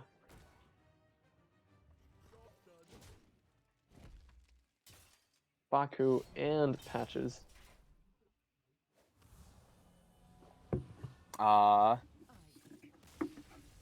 No, he just taps out. Yeah, that was a rough one.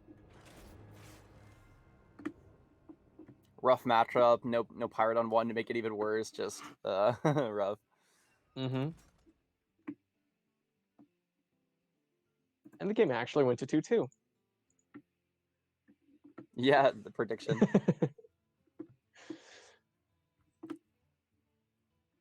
It looks like the final game of this particular match will be aggro Miggen Druid into odd Rogue. I'm thinking Rogue should probably win that one, just because of the weapon being really, really good, but we'll see. Depending on the explosive nature... Oh, look at his hands. Kind of gross. Yeah, if you're going second as a Druid, you have a better chance to have an explosive opener and an extra mana to like make it happen. So it's definitely if the Druid's gonna win, they have a better chance going second, I would believe. Although going first, you can play stuff down and then make the trades yourself, so there's the payoffs.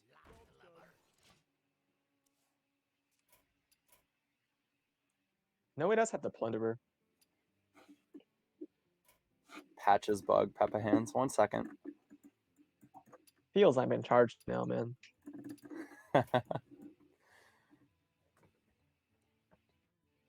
I like this. I like this line. It makes next turn a little weird. Like, click the button, but do you want to play Plunderer just as a 2-1 without the battle cry? I'm not sure.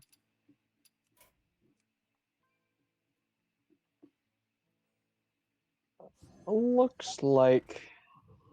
Let's get his Still holding off with that super dribbling turn.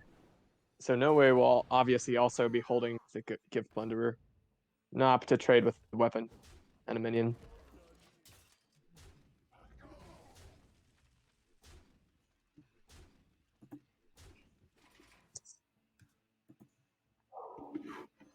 But here it comes. Here it comes. Your How many above dribblings can we get? average turn 3. And Big N.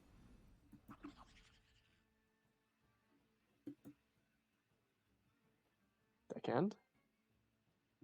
Imagine you will probably play both board buffs to get all the 1 health minions to 3, so as to not be traded into by the 2-1s. Oh, patches. He buffed patches and it bugged. Okay, I'll tell you guys what's happening. He's playing Living Roots.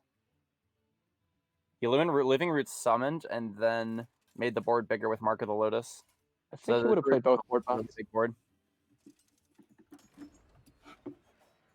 If I were him, I would have played both board buffs, but Yeah, the Rogue. I mean, I don't know how well we could come back on board in the Rogue perspective. Just he's looking for the lethal out. Rogue did make the, in my opinion, the correct play of just straight out going face. If they Yep. have it, they have it. He has to go for like Nitro Boost or he can't go for Leroy. So he needs Nitro Boost on a Horse Rider. He could go like Passage, Horse Rider Nitro Boost. Let's see if Lascada has the lethal. It's 2, 4, 6, 10. Not quite. Not from 29. 18, 21, 26, I think. 26, 24 plus 1, 25. Interesting. Lascada still took the trade with the face. Oh, really? Really? Interesting. It's a daring move. That is very ballsy. Didn't play the Horse Rider first, so oh, Leroy, but too expensive. If he played the Horse Rider, it would have been It lethal. would have been lethal.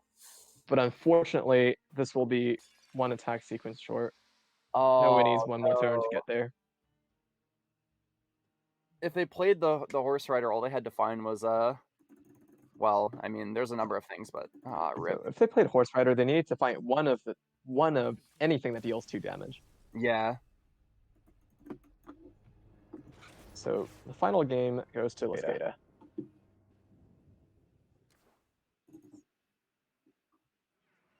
All right, so we're gonna go on a break. That was the 3rd place match, and we're gonna start up the final match soon after a quick break. See y'all then.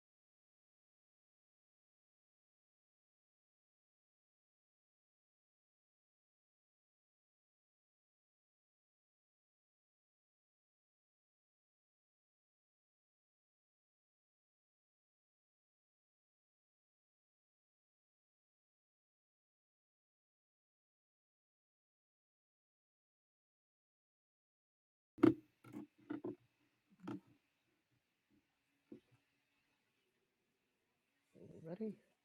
All right, so we're back and ready to get on to the final matches in just a couple of minutes.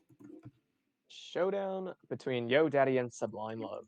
What it's all been coming down to.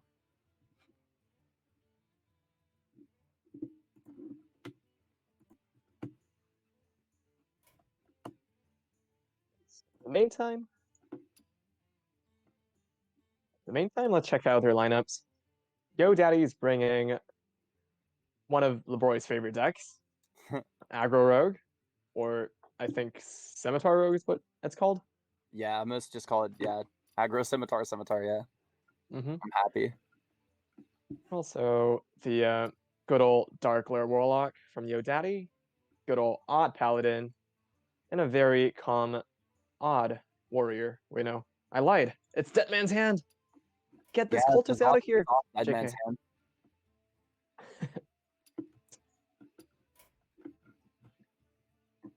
So also Sublime Love's lists involve a Reno Secret Mage, one of my pet favorite, and also Reno Warlock, Kingsbane Rogue, it seems, and also Odd Warrior. Interesting lineup for both players. Yeah, it's going to be an interesting final for sure. Let's see, what is to be expected from what is to be expected to be banned from both sides? I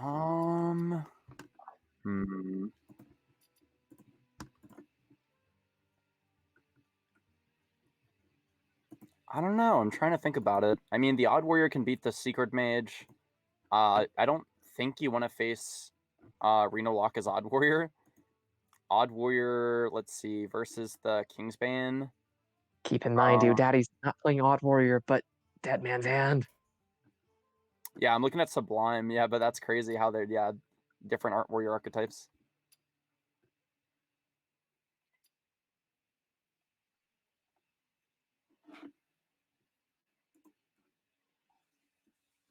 And since Yo Daddy is running Lord Baroff in the Paladin list, I imagine he's not very happy to see that Sublime does not have Dark Lair Warlock, but it should still be good against the huge taunts that sometimes Void Caller will cheat out early. I would kind of think that Sublime would ban the Dark Lair, but I don't know. I'm not really sure. Sublime is running a Hysteria. Imagine, but I'd still imagine Reno Warlock is still unfavorable, although it's technically doable now. Imagine, I agree though. I think Sublime will bind Dark Lair. Yeah, because Yo Daddy's Dead Man's Hand list will beat the Odd Warrior. So I don't know. It's just interesting comparing the lists. A lot of the matchups I feel are like either way, so we'll see how it goes. Especially with the two Reno decks, it's like, did they get the Reno? Did they get Zephyrus? What else do they have behind that? It's going to be really interesting to see how this goes. Mm-hmm.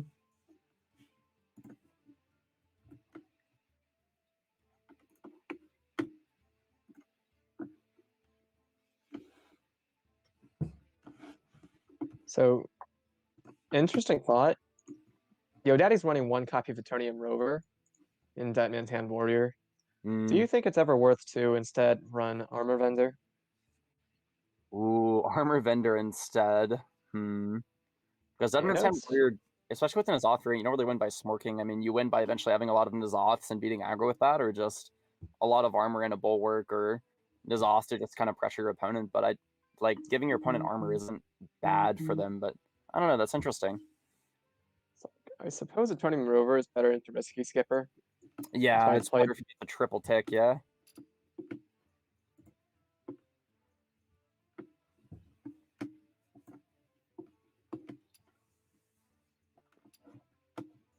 I wonder what the Scimitar Rogue is trying to queue into again. That deck doesn't seem particularly good against the lineup of Sublime. I really hope that they don't ban that deck. I want to see it played and win a game in the finals. Of course. No bias. Imagine since the weapon starts at 4 attack, it's probably good into Kingsbane Rogue, considering the Kingsbane is also running a copy of Sap, which is pretty much useless in the mirror. I think that potentially the Scimitar Rogue can beat the Mage, but that depends on like Ice Block, Zephyrus, Reno. There's a lot of things. Mm-hmm. It can beat the Warlock. I'm kind of looking at like how anti-aggro the Warlock is. Glacial Shard, Armor Vendor, Dirty Rats. I don't know. It might be tough. Gluttonous Ooze is probably the biggest downfall. Should Sublime try Oh it. yeah, there is a Gluttonous Ooze. There's no Deathlord, but there is a Gluttonous Ooze, which is a big rip. So yeah, the Rogue one, you're gonna have to avoid a lot of the Rogue Reno Lock matchup. You're gonna have to avoid a lot of things there if you want to win that. Mm-hmm. Now Rogue v Rogue would be hype. Rogue v Rogue would be hype. I'd love to see that. Mm-hmm. Kingsbane versus Scimitar, that'd be awesome. And then I don't know how the Rogue versus the Deadman's Hand Warrior works. I played it a couple of times, but not enough. Or sorry, it's Odd Warrior, so yeah. Yeah, the Rogue's gonna be interesting. See how it goes. But I wouldn't say it's favored per se in anything though.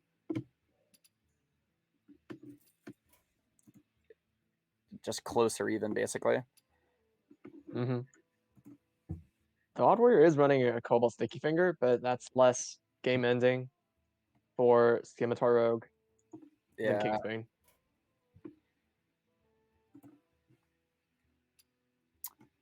Let's see. I'm trying to think.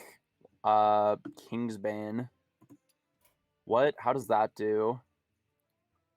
Kingsbane doesn't beat N'Zoth Warrior, I'd say. The N'Zoth Deadman's Hand. Mm-hmm. Especially since it is running Cobalt Sticky Finger in that as well. Hmm. And should also theoretically be quite weak into board-based aggro decks like Paladin.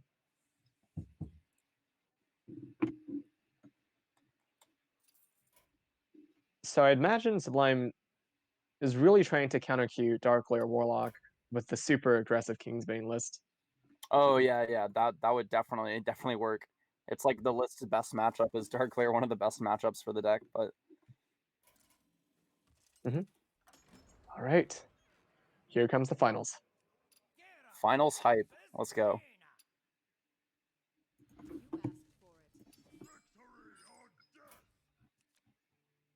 First game is Deadman's Hands Warrior versus Reno Secret Mage. Ooh, this sounds interesting.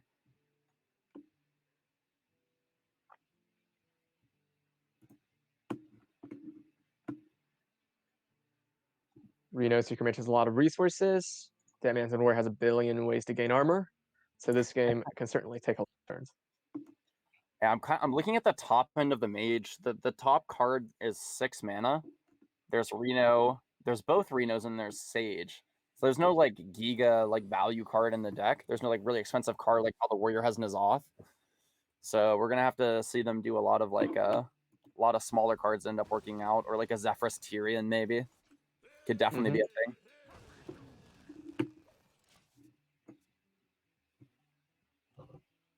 I think we're with a lower curve like Sublime's list.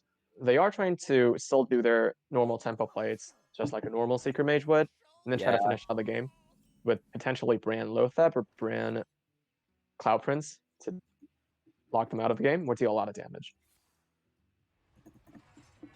Tanking up, the armor begins.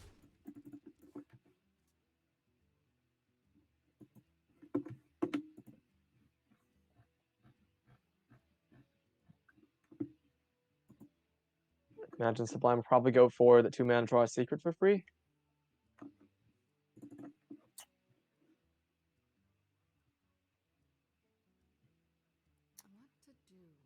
Devolving Missiles is going to be interesting. It can kind of help deal with a post-Skipper play. But I mean, Skipper also kills off its own stuff, so we'll see. But it can silence the card too to like affect some of the taunts, take it out of the N'Zoth Warrior's pool. Oh, Rig Fury game is such a good pickup.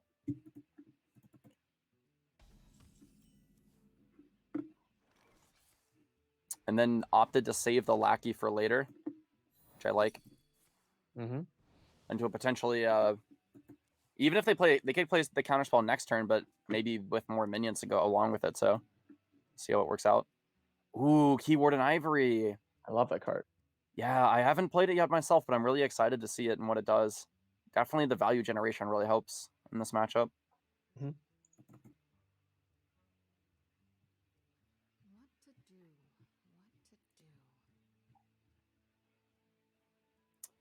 Also, the duplicate's going to be really interesting. You can duplicate the Ivory. You can duplicate like Tyrion or Zephyrus. Mhm. It's going to be really interesting to see like what they save duplicate for, what they go in for.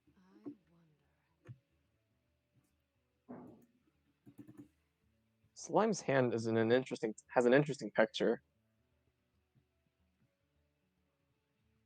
So I know his turn 5 plays probably figured out, but this turn is going to be interesting. Hmm. He goes for the Zeph. Kind of a micro, like this is a really early Zephyrus, just developing early here. Mhm. Ooh, Goes for the Twilight Drake. Interesting. interesting.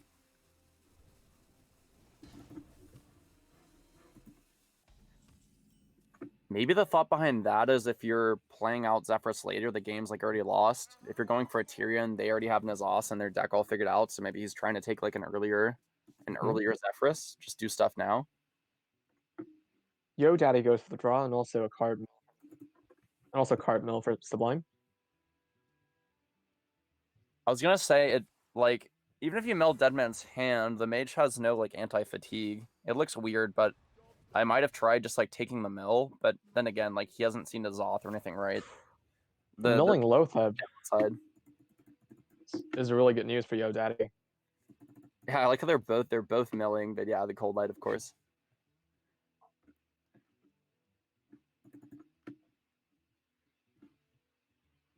A lot of options. It's gonna be a while before we see the Ivory Warden drop down because the hand is just full for the mage. Yeah, they have Ivory, they have Key Warden Ivory, they have Sage. Like in terms of cards, they sure have resources right now. Cards, resources, duplicate. Their hand is just so clunky right now. They have a lot of value, but it's a good problem. That's too much value. Yeah, it's a good problem to have though. Ice block. I mean, it doesn't really help your situation right now, but gets rid of it that draw so for the future. do we drop the Drake here? Imagine so. It's really good stats. Brand plus Drake would be a really interesting line, but okay. Starting to dump the hand a little bit. Interesting, he goes for the counterspell, but imagine he'll save the duplicate. Oh. He's just hand dumping. Let's get him moving. Interesting. Slime goes for the duplicate. Counterspell the... Yeah, tries to counterspell the Battle Rage. It does work. Unfortunately, they have no refill later, but for now. But they also have just taunts to play. Yo Daddy is hovering over... Oh, just the hero power. Interesting slow play. But I guess the board pressure is not that much. I kind of wonder if I would have brawled myself and then just taken Skipper later, like Skipper Battle Rage stuff, but he doesn't have enough cheap minions currently for Battle Rage. I don't know. Like, Battle Rage is really, really crucial, but I don't know. Maybe Brawl just killing threats is better. Sublime goes in with a Clout Prince. Yeah, I guess it could be said that Yo Daddy doesn't really need cards right now. He's going to be playing plays for quite some time, so maybe keeping the Brawl is better. Now he's going to go for the Skipper Barov, hopefully. He was hoping for it to be explosive, because now he has to commit the Skipper in the armor. Now he has no... But it's not actually bad. Well, because he gets a lot of armor for this play. The duplicate will only give... Oh, it gets the Zeph. Because Zeph had to struck the board first. Committed an early Zephyrus. The interaction. An early Zephyrus commit, and then he got them back earlier. Nice. That would work really well. It paid out for Sublime. Zephyrus stampeding Kodo, easy clap. No, I have to imagine we'll see the devolving missiles or what else. Still, again, the mage, full hand again. Suffering from success. Success is the best revenge. I actually don't know what Zeph offers here.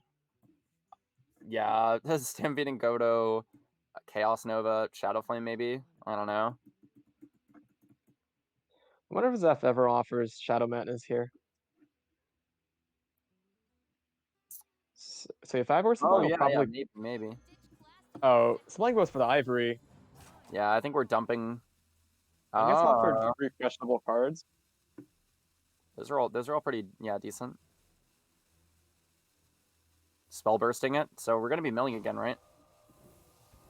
Count 1, 2, Oh, 3, nice. 4, 5, Hit the 6, ball. 7, 8, 9. That exactly doesn't mill. We have lots of coerces now. We can just answer minions from the Odd Warrior. Mm-hmm. Odd Warrior, the Warrior. The DMH Cultist. Diva, I mean, Dr. Boom strikes the board.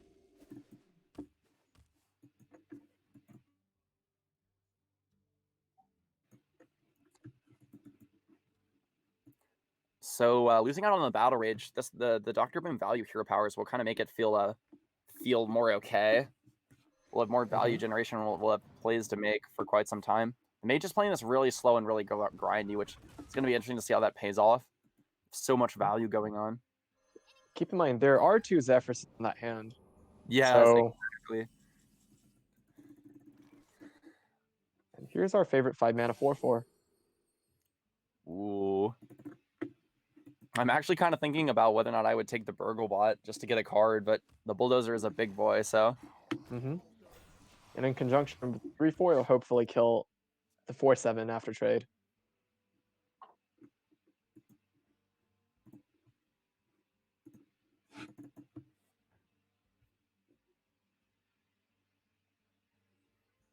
So the mage is the aggressor because the mage can't go infinite. As far as we know, the mage can't go infinite. It can maybe dip and discover away, but mage is definitely the aggressor. But boy, oh boy, can they play on curve for a long time. Goes for the hex, just get a minion out of the pool. Yeah, makes sense. And there is still another Zephyrus. So, I mean, yeah, just reduce the pool, make a good play now. Makes sense. No skipper here. Just drop another one. I guess it was either that or play a Blood Boil Brute Bear, right? And that could be free later. But the Explosive Runes does guarantee that at least something goes into the soft pool. Interesting. But yeah, I think the Brawl, I think that the play earlier counterspelling the Battle Rage is gonna, not that it was incorrect, but it's gonna hurt us here because our hand is kind of expensive, hard to play. We didn't draw through our deck enough to get the N'Zoth going quite yet. I think potentially Daddy did that knowing that he doesn't have a resource generator card in the form of Dr. Boom, and decided to just go ahead and try to play a control game instead of trying to go infinite. The mage is micro pressuring really well, I gotta say. I agree. Like, small minions every turn fills up. Small minions, big pain. Like, just they could have sped things up so much more, but it's already working out at this speed.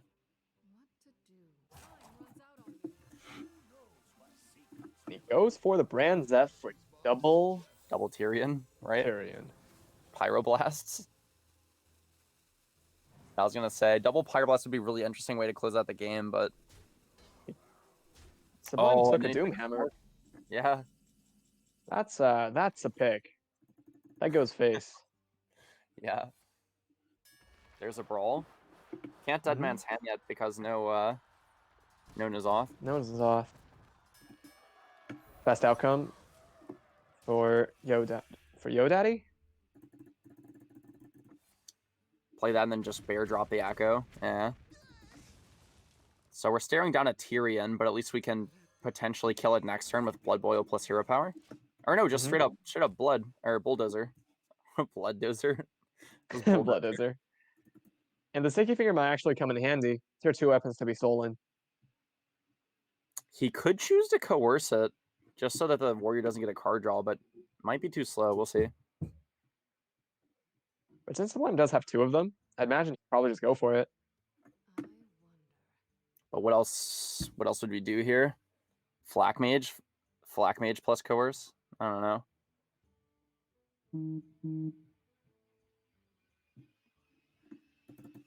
Yeah, that hand is. Oh, we could go Doomhammer, but then yeah, okay, just Let's Tyrion. go with Tyrion. That's fine. That's fine. Ping's phase is. Oh, not ping phase. Oh, Interesting. yeah, that's an interesting line right there. Your daddy can immediately steal the weapon. Give them the cards.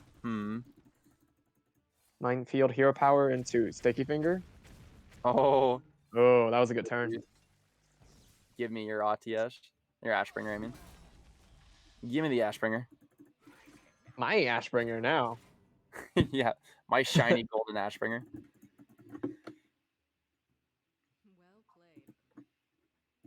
Well played. That's the blind.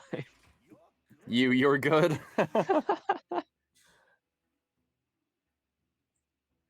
We're getting some good conversation from these in-game portraits from our players today.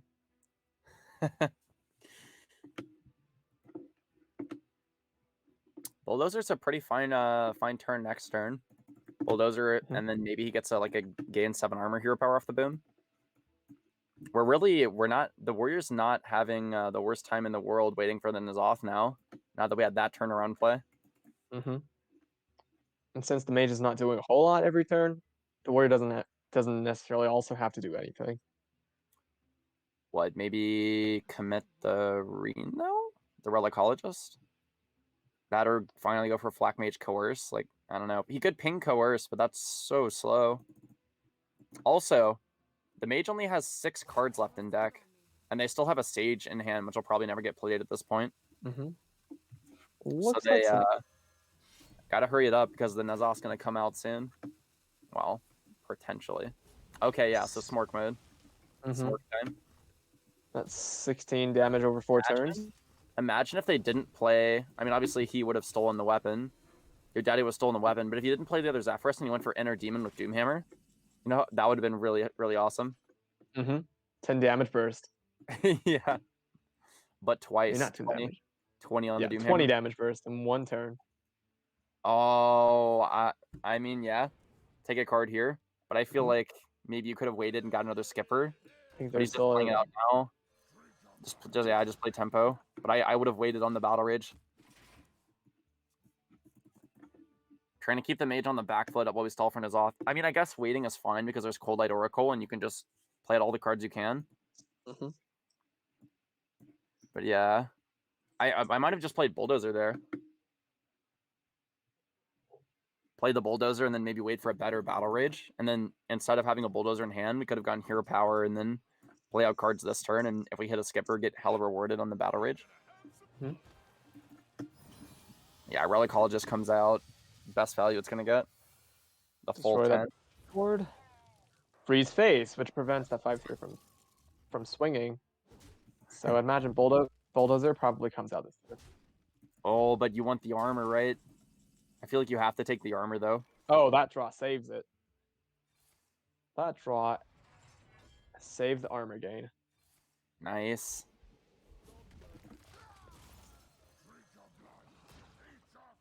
So the mage doesn't have a lot of burn in hand right now.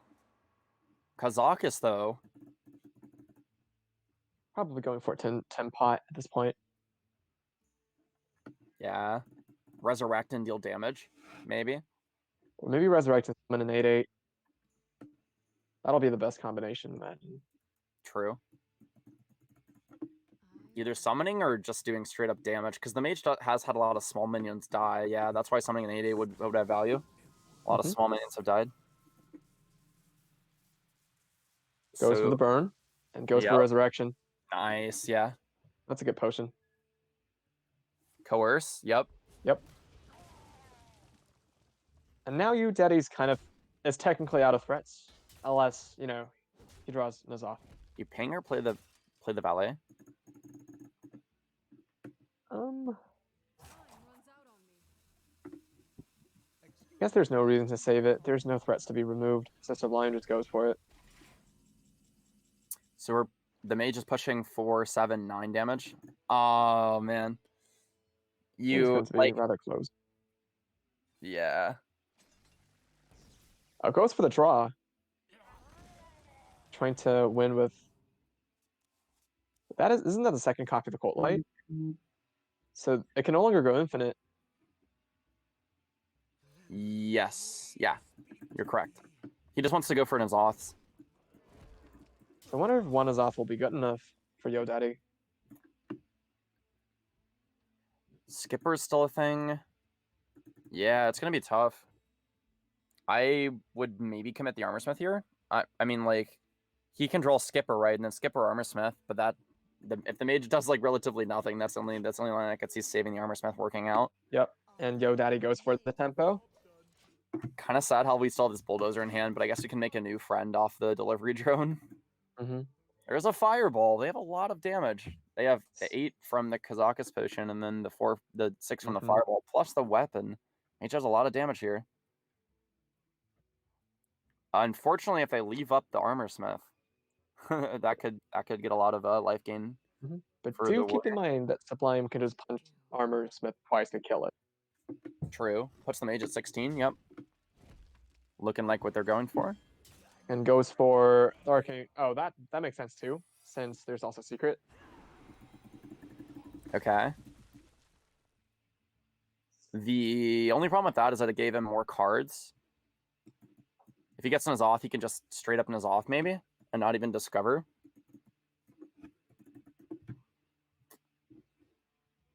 Now, debating to probably to ping or just cast a fireball, and ping it is.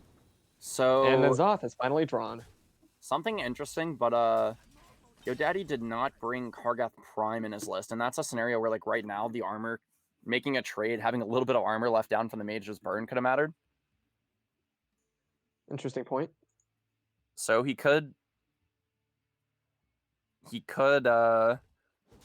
one of the Kartoots were hexed.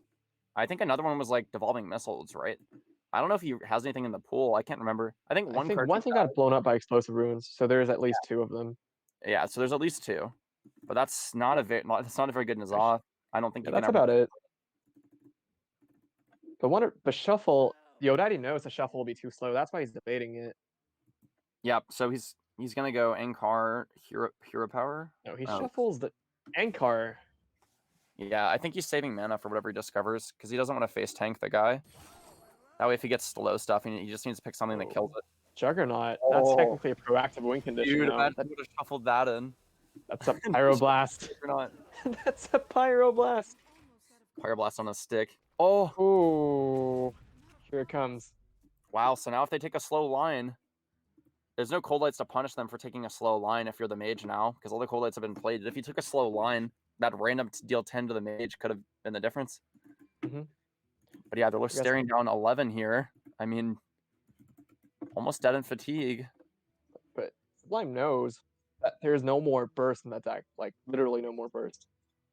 So why don't we just take the 10-pot play, go face, and try to kill with a fireball next turn?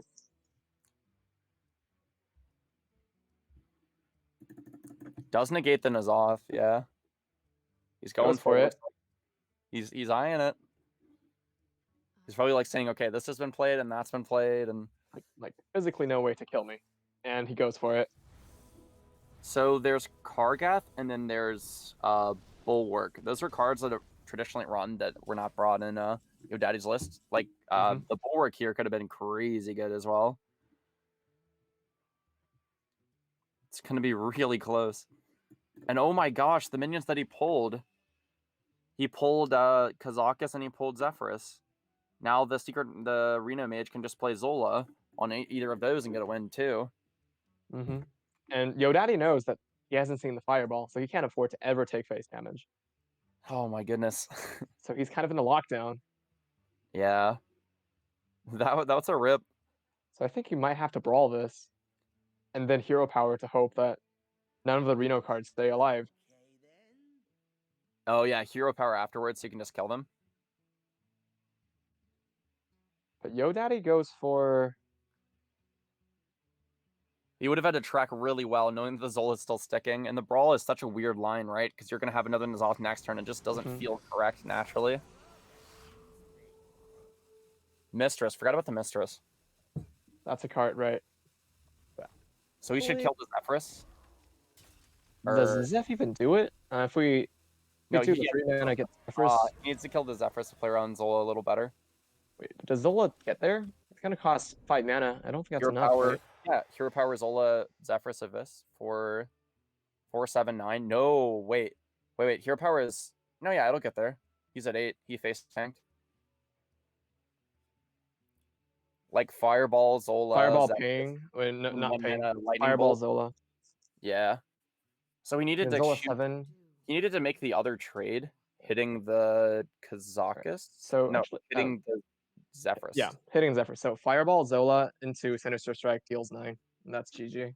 So if he hit the Zephyrus instead, then the opponent had to Zola the Kazakus, and that is too expensive to pull out as well, I guess. I don't know.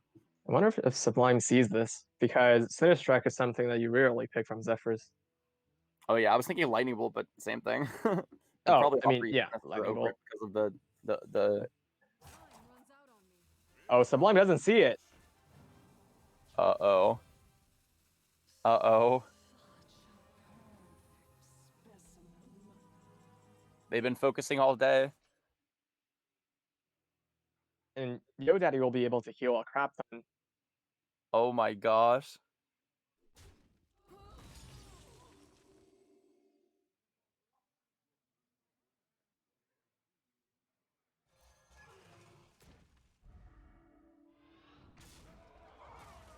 What do they do now?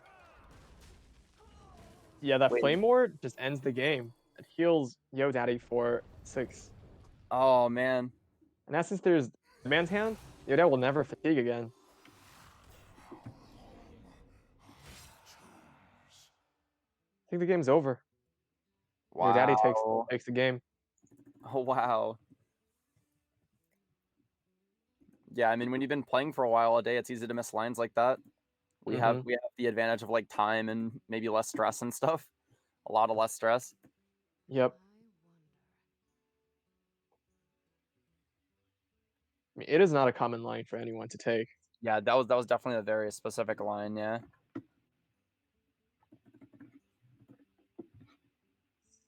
His hand didn't indicate it, like you have to add resources to your hand and then search, like it's like layers of finding the line. Mm-hmm.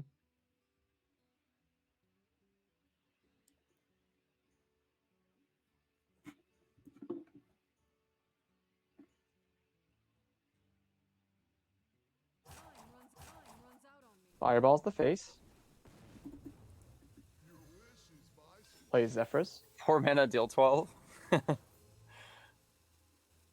Or swipe to clear the board. I mean, hey, swipe good, but he's out of stuff. But that also heals for 6. So Sublime is finally out of stuff. And after the second N'Zoth, Another N'Zoth. the game has been sealed. Wait, actually, is it lethal with fatigue? How much is he taking? It's probably not quite fatigue yet. I think then a fatigue for 3 turns. That's not enough, right? He took 2, so next time's 3. He's at 20. 20, 14, 16, 19. 1 off, I think. Mm-hmm. Yeah, I And think this it's seals the game.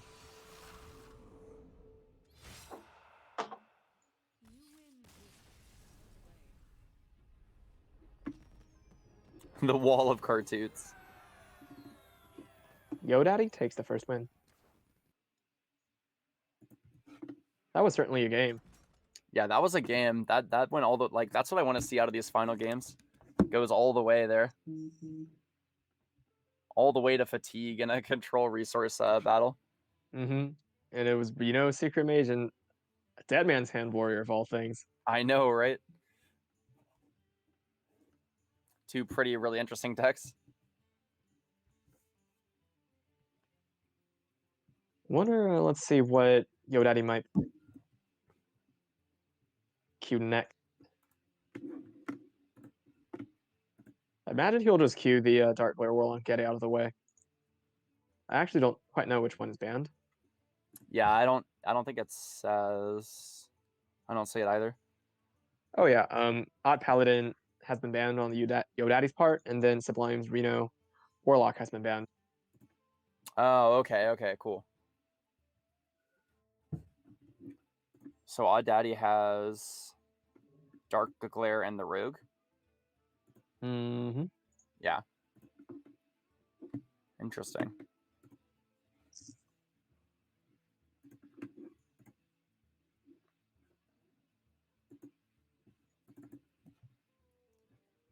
So I imagine since, Sacred Mage isn't particularly good into either of those decks, if I were Sublime, I'd try to switch to a different one. But maybe I'll just stick with the same one to try to get the win with first. I imagine he's gonna try and beat the Rogue with the Reno Secret Mage. So we'll see. Yeah, I guess the wait right now is a lot of like, what if they bring this and I bring that, or they bring that and I bring this, and a lot of like, It's the mind games open deck list to happen. Yeah, mind games right now. Rock paper scissors in your head. Well, if he brings this and I bring that, and that's bad into that, and this is good into that, like, All right, looks like the second game has started.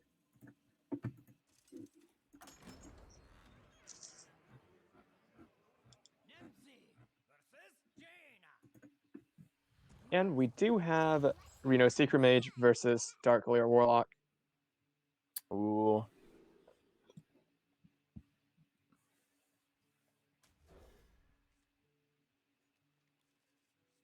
I feel like the mage will have a hard time burning as well, like as early. I feel like it's more going to come down to like the Zephyrus. Do they have Zephyrus or not? Do they have Reno? I mean, Reno, you got to kill the giants, right? Otherwise, they're just still doing the damage to you. But I'll have to see how that goes.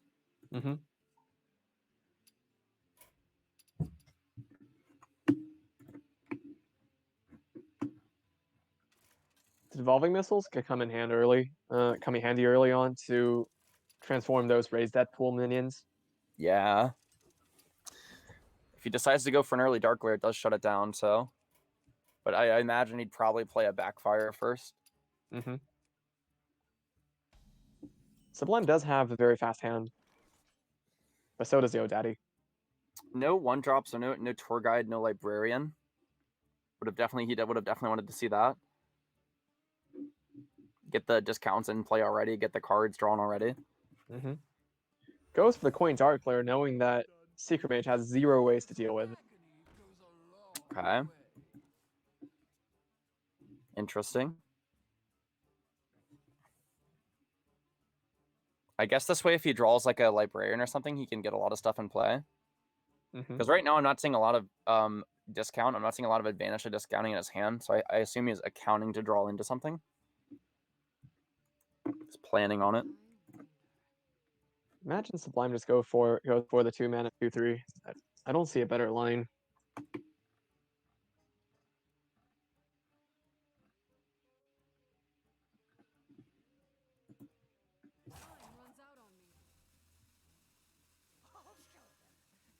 Two. That's fine too.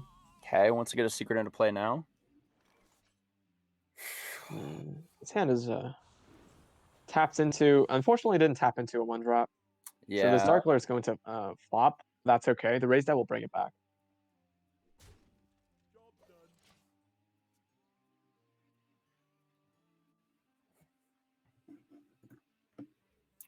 So if he didn't coin the Dark Glare, he could have coined Backfire and been like further into the deck already.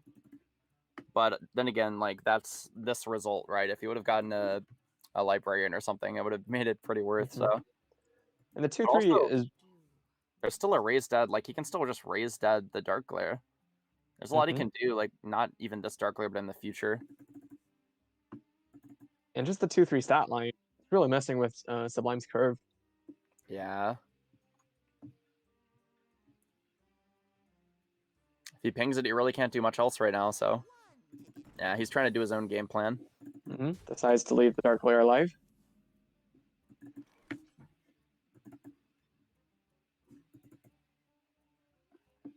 So,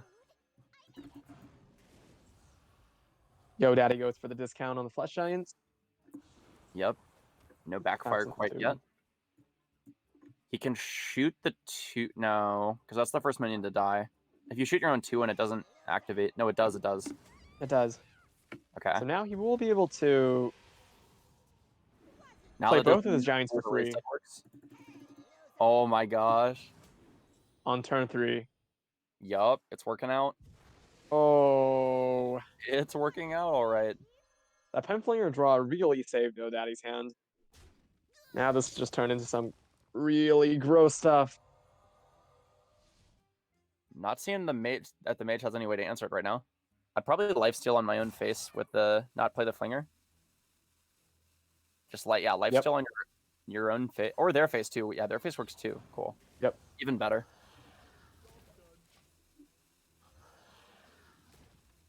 Okay. We don't have burn going. Like we have the 2 giants, but we don't have like power overwhelming or anything. No Zephyrus, no Zephyrus anything with it. It's too early for like Zephyrus Shadow Word Death or anything. I'm thinking the 4-cost spell that kills all minions I can't think of. Shadow Word Ruin. Shadow Word Ruin, yes. I like how the words get like more and more intense the bigger the effect. Like Shadow Word Pain, Shadow Word Death, Shadow Word Ruin. It's more and more farther down the line.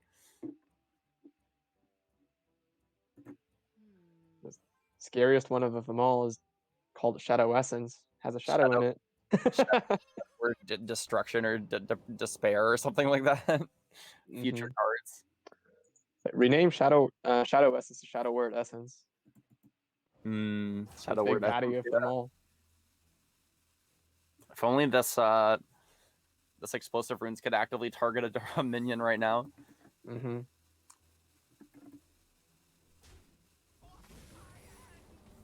So Slime is really going to have to draw the test face really soon. I mean, you're going face here. I would, yeah. I was gonna say test face with the 2-1 first, just to see if it's ward, but you would always be drawing anyway, and you didn't have a way to counterspell anyway, so I figured you might as well also play that first. And now test.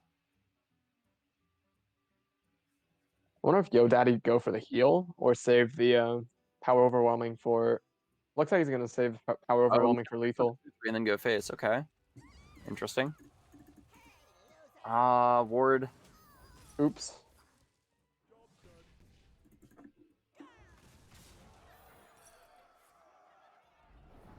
Still have cool next. Still entirely fine. Yeah. Still a 16-10. Ice block by his 1 turn, but it's not gonna get Sublime out of the situation.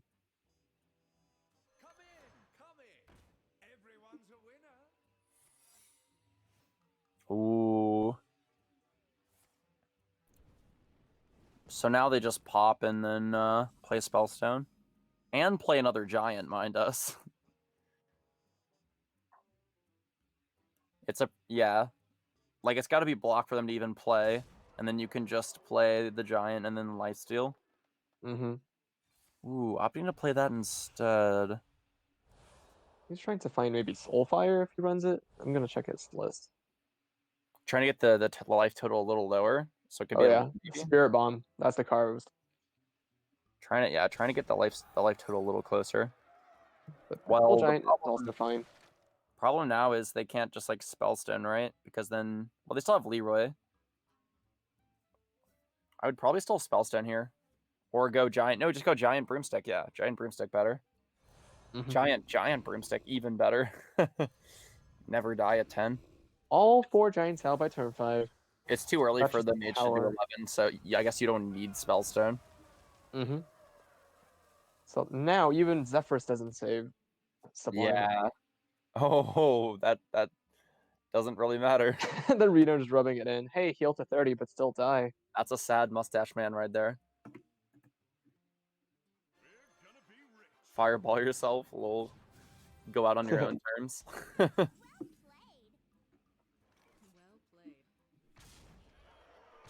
GoDaddy takes game 2 with 4 giants. No Leroy power overwhelming, rubbing it in though.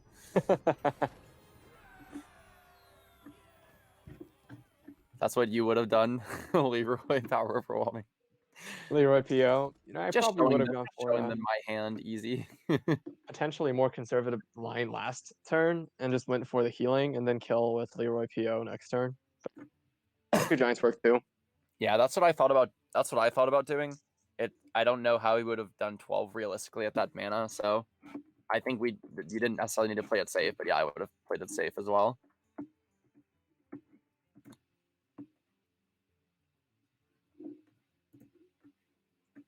Right. So now Yodaddy just has to win with Scimitar Rogue. Yes. Going out with Scimitar. Going out with LaBore's favorite deck. Game 3 starts. Live by the rogue, die by the rogue. Oh, I want to see Unfortunately- the Kingsman matchup. I feel like that's one we can win. We being the Scimitar, the Scimitar deck. Okay, this versus Odd Warrior is not a favored matchup. It depends. I'd say If it's Yodaddy super high rolls, then perhaps, but Sublime's Yeah. hand is also very impressive. the Bulwark is like the best card in the Odd Warrior list in this matchup. Mhm. One of the better cards. But do keep in mind that Yodaddy's running one copy of Penflinger, so that could potentially chip it off. True.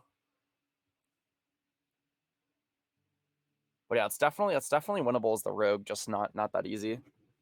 Got to be zooming. Mm-hmm.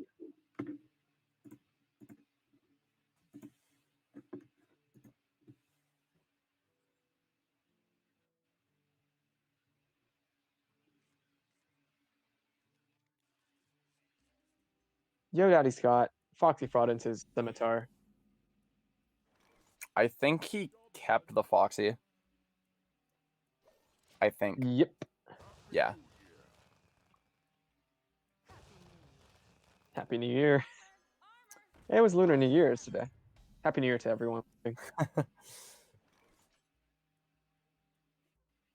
Dagger LaFace. Bonk.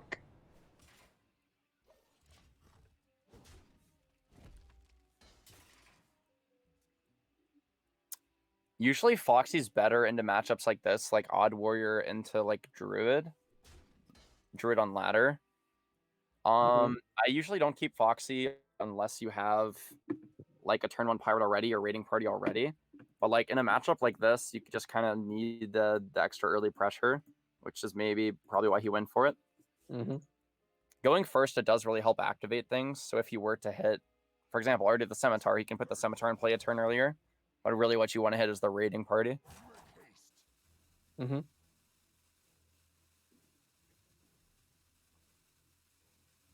right, I'm going to use the bathroom real quick for a second. I'll be right back. Yeah, of course. Holding it in.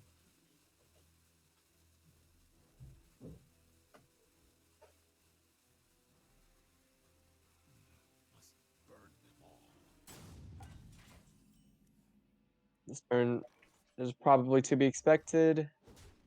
Foxy plus weapon.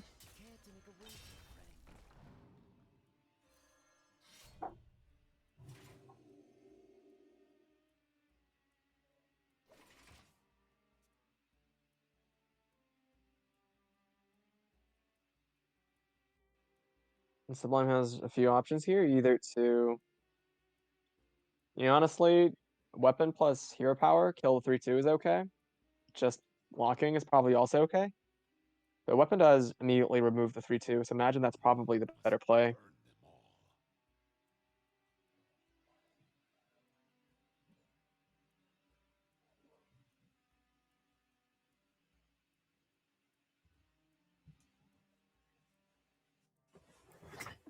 Okay, Foxy weapon. Welcome back, Labore. Why, thank you. Good to be back. Short little break. Spiked wheel tank up. Yep. That is one spiky wheel. And the art really captures the name. When they set the wheel to spiky, they weren't lying. Does pick up the raiding party. And I Gets off the prep. imagine, yeah, and the prep as well. Yeah. Whoa. Shred Corsair is really good draw. Summons Patches, probably goes phase for a lot. For which I mean 4, but that's a lot. So the Odd Warrior is kind of missing all the crucial cards right now to deal with the weapon or the tempo from the rogue. There is They do a have- flurry. Go ahead. Mm-hmm. Also, they have Blurry and a Brawl. That was just, you pointed out exactly what I was going to say. Yeah. You have a sticky finger as well. If they flurry here, they can sticky finger the next weapon, and that should be a really good play. Mm-hmm. Flurry here, it would be correct of the rogue to equip a new weapon and then just straight up losing the entire turn, the sticky finger. This is the last weapon that Yo Daddy has. Coin hero power, yeah. Tank up, activate the spiked wheel. Didn't attack, interesting. Like, this is the correct play. This is how the deck usually plays out, like re-equipping the weapon the turn after you use it, but it's just unfortunate that he has the Yeah, the tech. sticky finger is so gross. A 1 in 30, right? Mm-hmm. was Oh, in- and the deadly poison. Oh, no, he was no. the entire turn. Oh, what a disaster. Oh, no.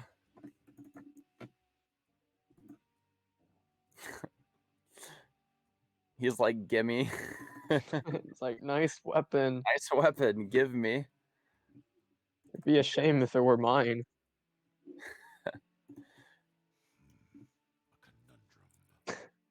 A conundrum. Is it really? He's never gonna play. I don't see why we would play Ziliax here when you can just hero power and trade it already. He's got to be playing the sticky finger. I couldn't imagine not playing the sticky finger here. Like, Sublime knows that's the only weapon that's left in the deck. There's So no always KB. sticky finger. That'd be interesting running. Yeah. Yep. Oh. Running Tarzan KB. Ooh, Smork. Ouch. Unfortunate outcome. I'm not always perfect often. I don't always draw the card, but often. Prep I'll of always draw the this Plunderer. Yeah. Mm-hmm. It's like going face as far as possible, but like even if you don't get there, it's still a good I don't attempt. know if it's correct to swing here because you're gonna go for a Nitro boost whenever you play the passage. Mm-hmm.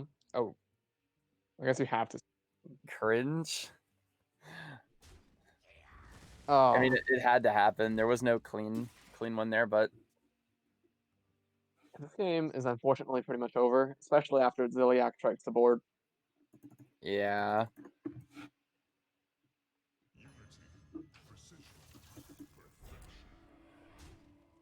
He's like, I don't understand why he's smacking. I think it's just flexing, but Look, I this honestly game is double secret passes. if ever there was a way, double passage is a good start. Mm-hmm.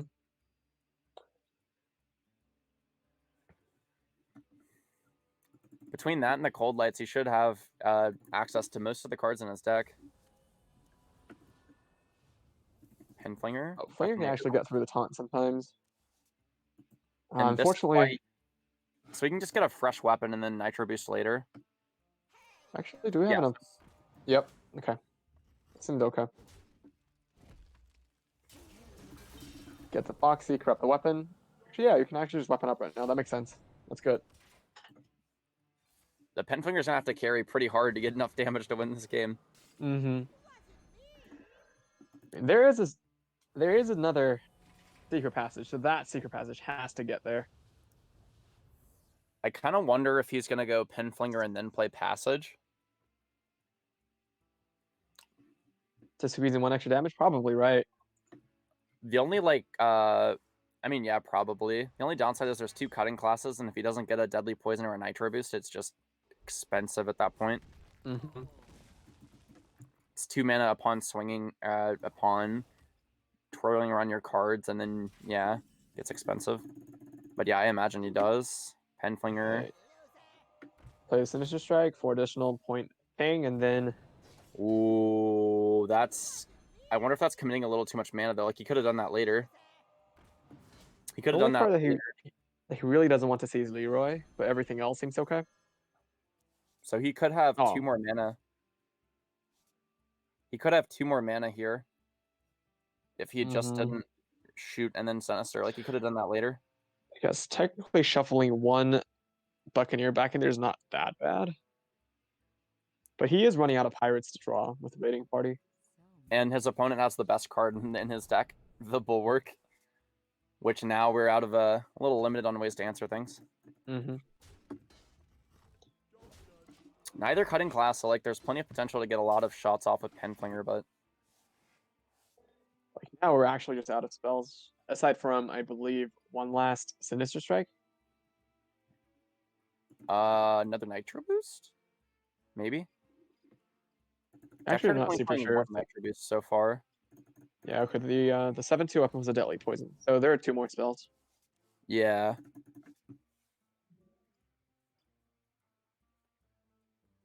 I like how we're the aggressor, but we have less health. The Rogue is the aggressive deck, and then the Warrior just has...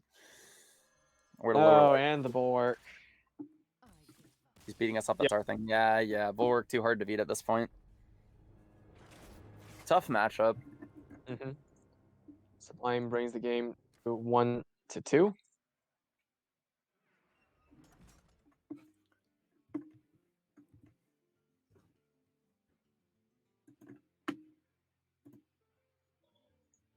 Now it'll be interesting to see how the deck does into Kingsbane and Reno Secret Mage. I'm really hoping that the final game is like this deck versus Kingsbane. That'd be really high. Who is a superior pirate rogue deck? Who's the superior pirate pilot? And I wonder if it's going to happen right now. You can kind of feel it.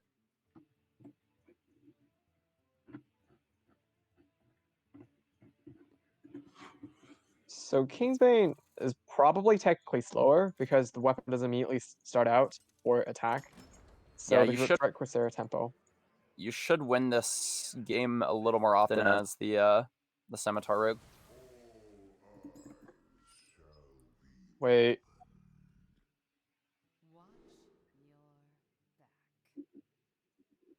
Sublime accidentally queued a band deck.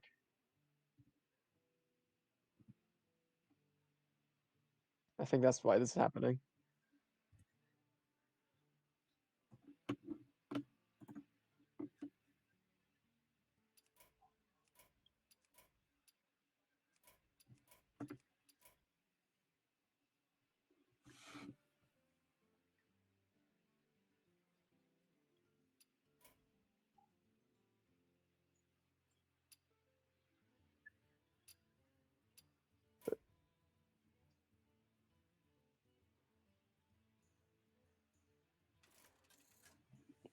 Okay, hopefully,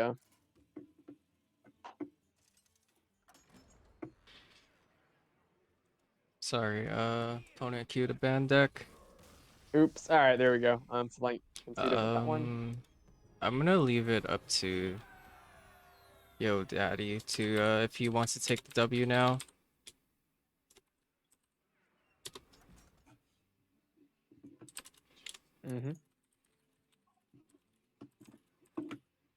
I wouldn't be against them playing out the final matchups anyway.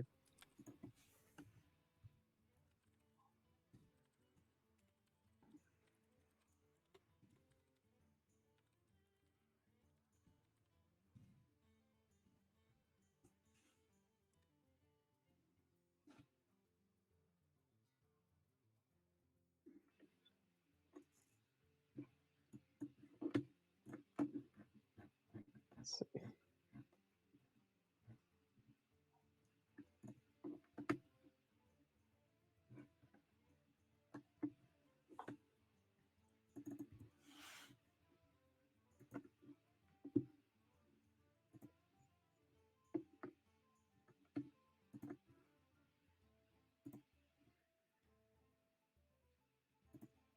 I will say, Yo Daddy probably made the right decision to ban Reno Lock because of how heavy it's teched against.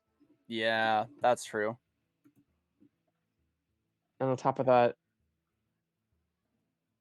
it's hard to beat. Okay, so they Reno want Lock. so Yo Daddy decides to play it out, so we're still going. Sounds good. Cool. Especially for the finals. Mm-hmm. It's like, might as well play out the game, right? Yeah.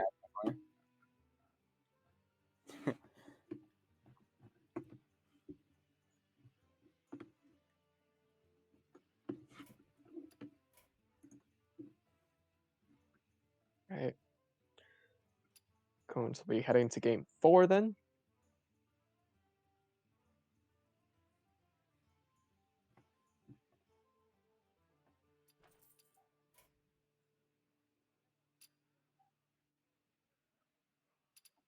There we go.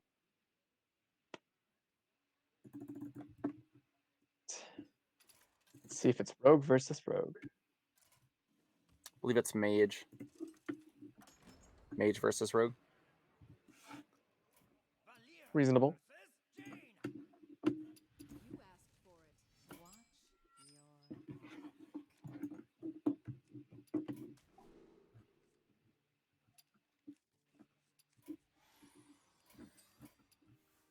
your Reno, Secret Mage. List that Sublime Brought is not running weapon tech, so potentially still beatable for Scimitar. Even through the ice block. Yeah, really just like Reno and Zephyrs are the main problems. You can pop the block, but yeah, I think that's what it's going to come down to. Ooh, and the turn 1 Lackey is really good as well. Turn 1 Cabal Lackey into Secret. The times when Rogue loses to a Secret Mage strategies is often when it does that.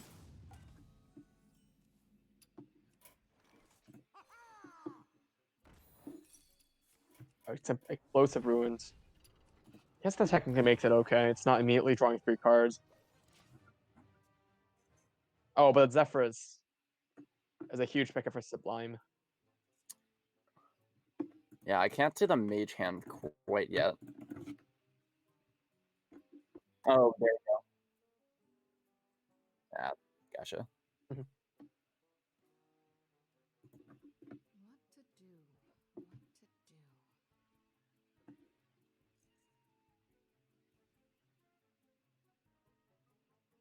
If Sublime wanted to take it slow, you could totally just Fire Blast the 1/1. He should yeah, okay. Mm-hmm. That's really interesting. I love seeing whether they'll ping, for example, if the deck can, like whether if they ping the 1-drop pirate or not. If the mage doesn't have tempo up, like will they ping it? Will they play their own thing? Always something I like to see. Decision making. But I do think Sublime's hand texture allows him to take it slow. Like if should he ever fall behind on board, True. you can always play the Zephyrs to get it back. If it was regular Secret Mage, I probably would have daggered here. Because you're Yeah, I passing, kind of agree with that. you're quote unquote passing next turn anyway, because you don't have a way to equip the Scimitar. I would have rather just daggered the guy and then Foxy would have been up. And if he 2/1 played something that's relevant, we could have also just killed it next turn. The 2/1 trades into 3/2 way too favorably for me to personally agree with that line of play. Yeah. But it does force the 2/1 to at least trade into something instead of going. Yeah, so we could have plundered too. If we went dagger there, we could have gone Foxy, raiding, and then plunder. Now it seems Yo Daddy's going to Penflinger Plunderer. Yep, to kill the 2/3. Interesting. He doesn't have a way to activate. Well, yeah, he does have a way to activate the Scimitar, but he has to commit the Nitro boost on a minion that he doesn't want a Nitro boost. So, or what? He doesn't get the weapon buff on the boost. So, I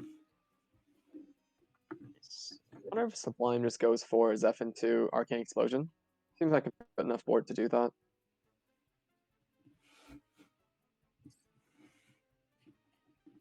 And follow it up with Ivory.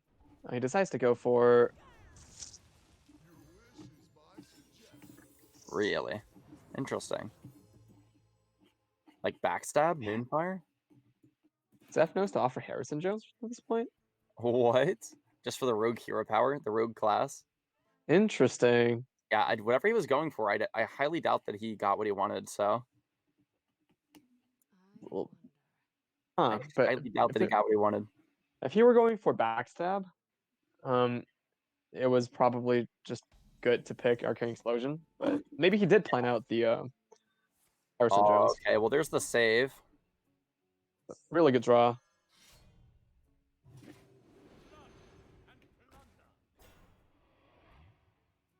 It's actually the best, essentially the best draw possible. Let's see if Odad goes face with the weapon. Yep. Harrison Jones will save 7 HP for Sublime. It's gonna be annoying for him.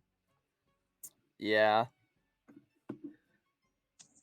So I'm trying to think if Yo Daddy drew like a raiding party, he could play a naked raiding party and then dagger just to make it better.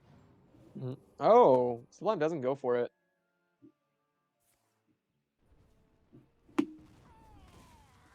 So the 7 damage will connect. Wow. It's almost there. Close but no cigar. He plays that because counterspell, I presume, just getting the micro damage now. Double of this get there? And Leroy. Alright, double of this is actually, I believe, lethal. Is it lethal? Wait, no, it's not. Nitro boost. Oh, but Nitro Boost poison. Oh, this is boy. GG! He's got This is the GG. whole 9 yards. Oh, And what that's a why game. we run Sinister Strike in our lists and all kinds of damage. The whole What a 9 turn. yards. How much damage did we do from hand there? 4, 8, a 12? billion. Oh yeah, no, just 8, I guess. 11. We did 11 from hand. Wow. 1 minute. Scimitar brought it home. 11 damage. And Yo Daddy's the victor of the tournament.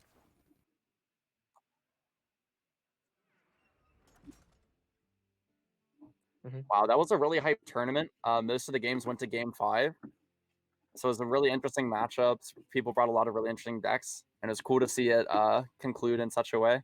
And Really thank glad all my first time casting, commentating ever, and being a part of the tournament organization as well. I'm glad to have the opportunity. I was going to thank all of the participants, whether it be the co-casters or the tournament players. Thank you so much for being in this. Couldn't have done it without you. Yeah, thanks for spreading around the news about it and everything too, watching it, everything. Definitely going to be doing more of these in the future. Yeah, and I just want to personally thank both of you for handling the casting while I do all the production. It's a lot less stressful this way. Leaving you the hard stuff. Of course. Thank you for your work, Bob. We love you. All right. Any other final thoughts before we end? Scimitar Rogue good. No, not anything in particular. Just happy we did it all. Yeah, we did it. All right. All right. Take care, everybody. And bye. Thank y'all for watching again. See ya.